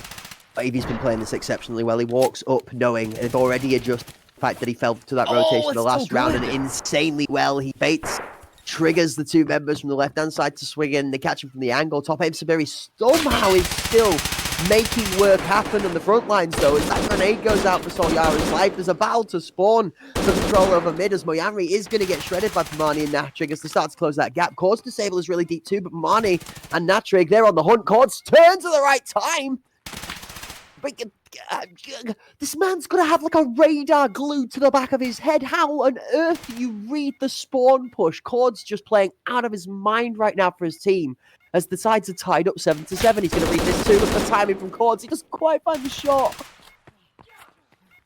Pushes straight up through D1. Pamani realizes there's not much time left. He's got to make a play right here, right now. 2 versus 2 as it goes, and XPA comes out with one of the second one for Aim Sabiri. Make that 3 on the board for him. Triple kill. B site. A site, rather. Assassin. Now, Kirk. Okay, hold on. Go on. Yeah, this push out through spawn. I think that, yes, it was impressive, but Okay. XPA did that to them. Yep. When they were on defense. So they know it's a strat and they know it's optimal. He instantly turns around and recognizes it as soon as his teammate falls. Hit the nail on the head. Not only that, Kirk, but look at this. This smells like a similar scenario. Me and you casting with overtime looming on the horizon. Not only that, but every game we've had today has had some semblance of potential or actual overtime in game number 2. So looking towards whether we see this one going the distance down the line, question I'm asking myself right now is, as Panderic got themselves ahead as the underdog considered in the situation for their first map point that didn't convert, can XPA go one better than Panderic and take their opportunity? Oh, Evie's playing this with so much patience now. Oh, the shots ring out. Tarkov Help may just be able to bring it back here with 2 members down. Full rotate, bomb control for Zero. He's going to be heading through Jim, but as Moyanri almost gets caught out, the reaction time is too quick for Natrig. Clean headshot, and Zero stops in his tracks to allow his team to catch up. Evie's not going to be fooled by it, though. Evie knows way better. Yeah, Cord's giving audio cues from his position right now for sure. Moyanri is starting to push towards the front of stage. They are going to look to try and pressure the way in here, but Romza's in that spot that we talk so favorably about, and this is why. That long angle from Heaven down into long. Really strong. Cord's disable, however. He's making the work look a little easier as he pushes in, picks up one, then Pamani on single's going to claim a tick and a talk as the clock tolls out for Doom. Pamani screaming with that shotgun towards the legs of players trying to fight for the bomb on site. Now Moyanri left last alive, does not manage to juggle a way out. Tarkov Help secure themselves their 8th round and take us to overtime. Wild card, baby. It's either one or the other. Now who takes it home? Whose attacking side was better for you, Kirk? Tough one, isn't it? They were both good. I know Tarkov Help had it figured out, I feel like, at the start, but there was a lot of times where they made it to site, but died before they actually got the bomb down. Their initial few attacking rounds, their wins there resulted in simply just killing the enemies before they killed them, so I don't know. I feel like at that point it could go either way.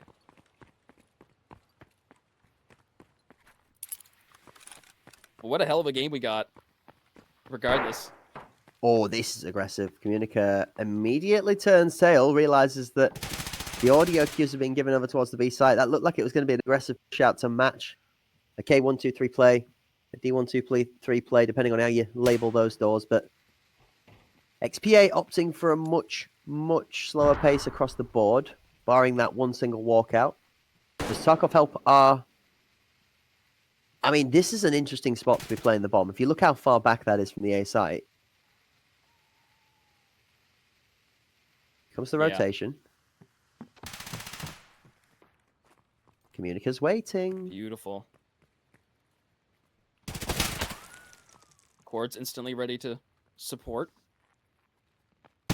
Here we go. Here comes the second one.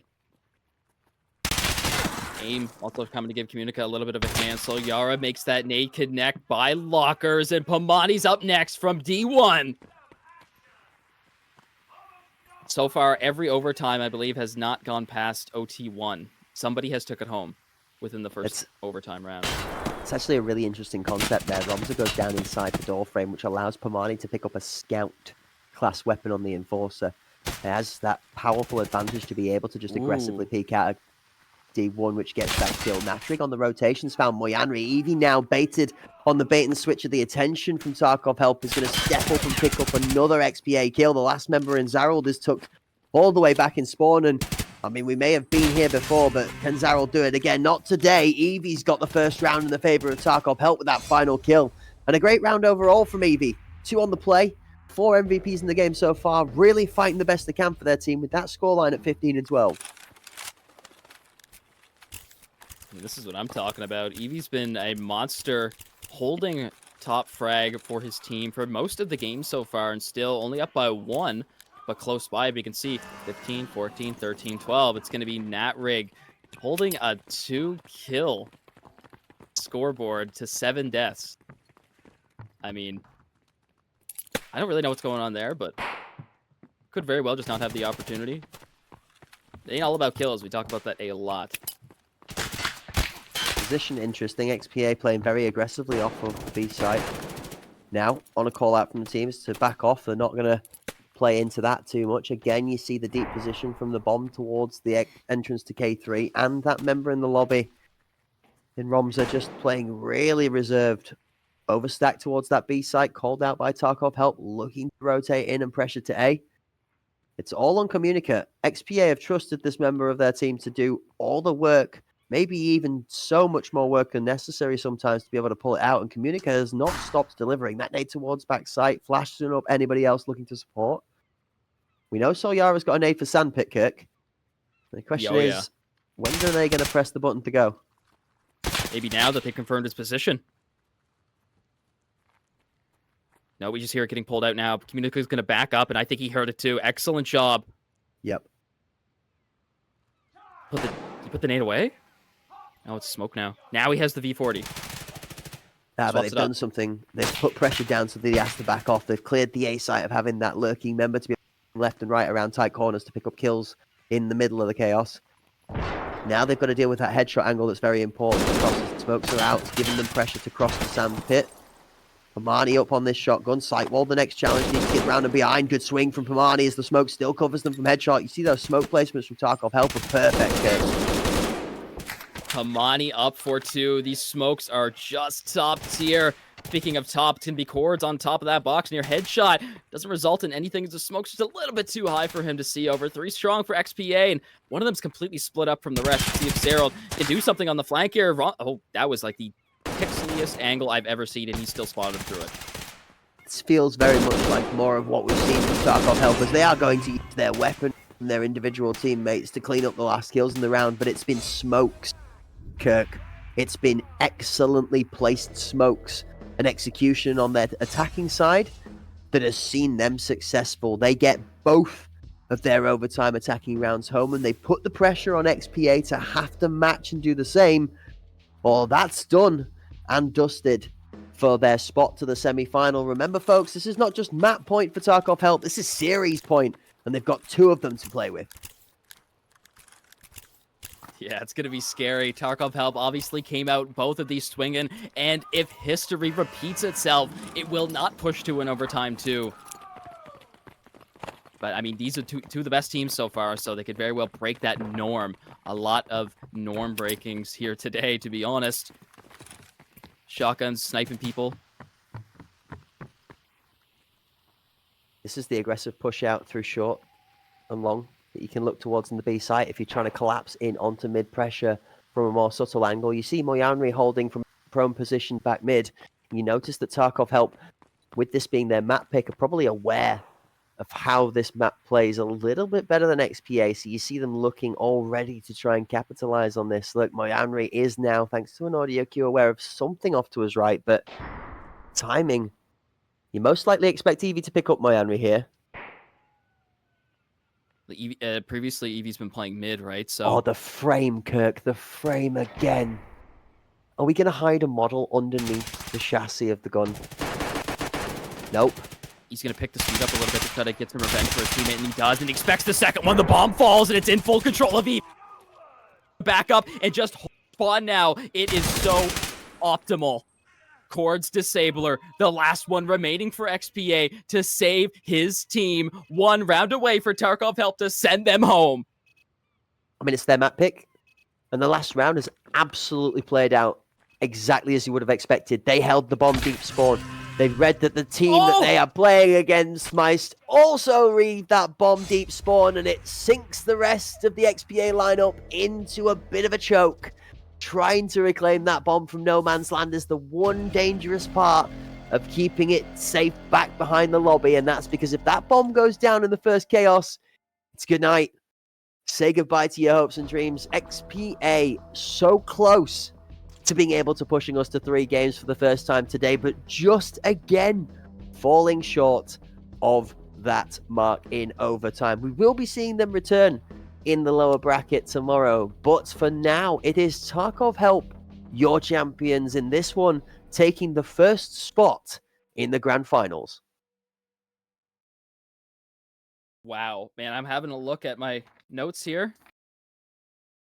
Through group stage, looks like Tarkov Help have only dropped a single map. Yep. I mean, this is like Virtus Pro level of gameplay, of history being written in the books as we see it with our 2 eyes. Tarkov Help may be the perfect contenders here for a finalist matchup. And absolutely, I would say, with no hesitation in my mind, that we might see them there tomorrow. 17-11, 17-13, great scores out of both of the top fragging members of the Tarkov Help lineup. I mean, Pamani, Evie, Romza, Solyara, all together putting in great performances down the map, but some highlight plays out of a couple of members. A nod to an honourable mention, honestly, a tip of the hat to Zarold for multiple rounds in this best of 3 where they were outstandingly exceeding their own and our expectations as to what they could pull off to be able to keep it close for XPA. But despite Zarold's exceptional performance and that and the support of his team, Tarkov helped take it home in the first semi-final, 2-0, comfortably not having to contest the third. They're going to look towards the last match of tomorrow and the best of 5 to fight for their chance to crown themselves Arena Cup Series 4 champions. Everything they need is with them. They just need to fully take advantage of it and push forward to a finals win, baby. It's not over yet. They still have a crucial battle tomorrow. But tomorrow's the last day, and that question will be answered tomorrow. I mean, I predicted it from the start. I knew there was something different about Tarkov Help. Just from day one, I was like, these guys are they're a different breed. They've done something since the last ACS that separates them from what I know them as. And as they have historically been as the runner-up team, it's like, I'm so happy to finally see them come here and have the best chance possible ever seen before for a finals win. But man, I don't know. You think Virtus Pro are just going to get a little bit too angry and they're going to say, hey, we've been here too many times, we've won too many times to just let it all go to waste like this? Yes, Tarkov Help put us down with a confident 2-0, but we still have another chance here. Well, we get to look at the bracket on screen for the folks at home, be able to follow along with the tournament as it smoothly slides on down towards those grand finals. We have now crowned our first competitor for the final. Tarkov Help taking that slot in the Day 3 grand final part of the bracket there. The winner of G decided after the winner of F played out for our first match of tomorrow. That's right, the same time as we started today, 3 p.m. British Standard Time in the afternoon, for us to start with Virtus Pro fighting off against Pandemic Apex. Both teams went down 0-2 today to their foes in the first matches, but both teams also had close fights. Maybe not so on the scoreline that we put down in the record books, but in the gameplay, very hotly contested. Virtus Pro and Pandemic Apex set to be another game that is probably going to be decided maybe in overtime or maybe across all 3 maps. That will start us off. The victorious team from that match will continue on to fight again for a spot in the grand final. The loser from the first match tomorrow will exit the tournament. That will leave them out of the running for the title of champions. But XP Academy is the team that awaits our victor after their loss to Tarkov Help in our last match on the day. Will it be Virtus Pro? Will it be Pandemic Apex for a rematch in that losers bracket semi-final from ACS3 to fight for a spot in the grand final? We've seen Pandemic Apex there before. This time it's XPA awaiting them, or is it going to be an all CIS semi through to final? We will see. All of that action coming tomorrow. And remember, ladies and gentlemen, this is not just for your good old Radio Shack gift card. This is for a total prize pool of 25,000 euros. The champions, which you see on screen right now, will claim themselves a large portion of that prize pool, 10,000 euros, going to the first place team, and some phenomenal Steel Series gear to go alongside it. This has been second last day of ACS4, and I'm sad to see it come to an end, but tomorrow's going to be the best day you've ever seen in competitive Escape from Tarkov Arena history. We want to thank everybody in the background. Ladies and gentlemen, Snurlax coming up on top in the observer role, if I'm not mistaken. Raging Snake, the Turbo Bear, of course, Connor, our beautiful producer. Klish taking on a role that has been somewhat new to him recently, but has been doing an excellent job in the background. Of course, my good friend to my digital left, Cracked Wisdom, been nothing but the best in the booth. Mr. Cracked, Mr. Clean, call him whatever you want. He's going to be shining tomorrow in the casting booth as well, as we see you for the finals. Good night, everyone.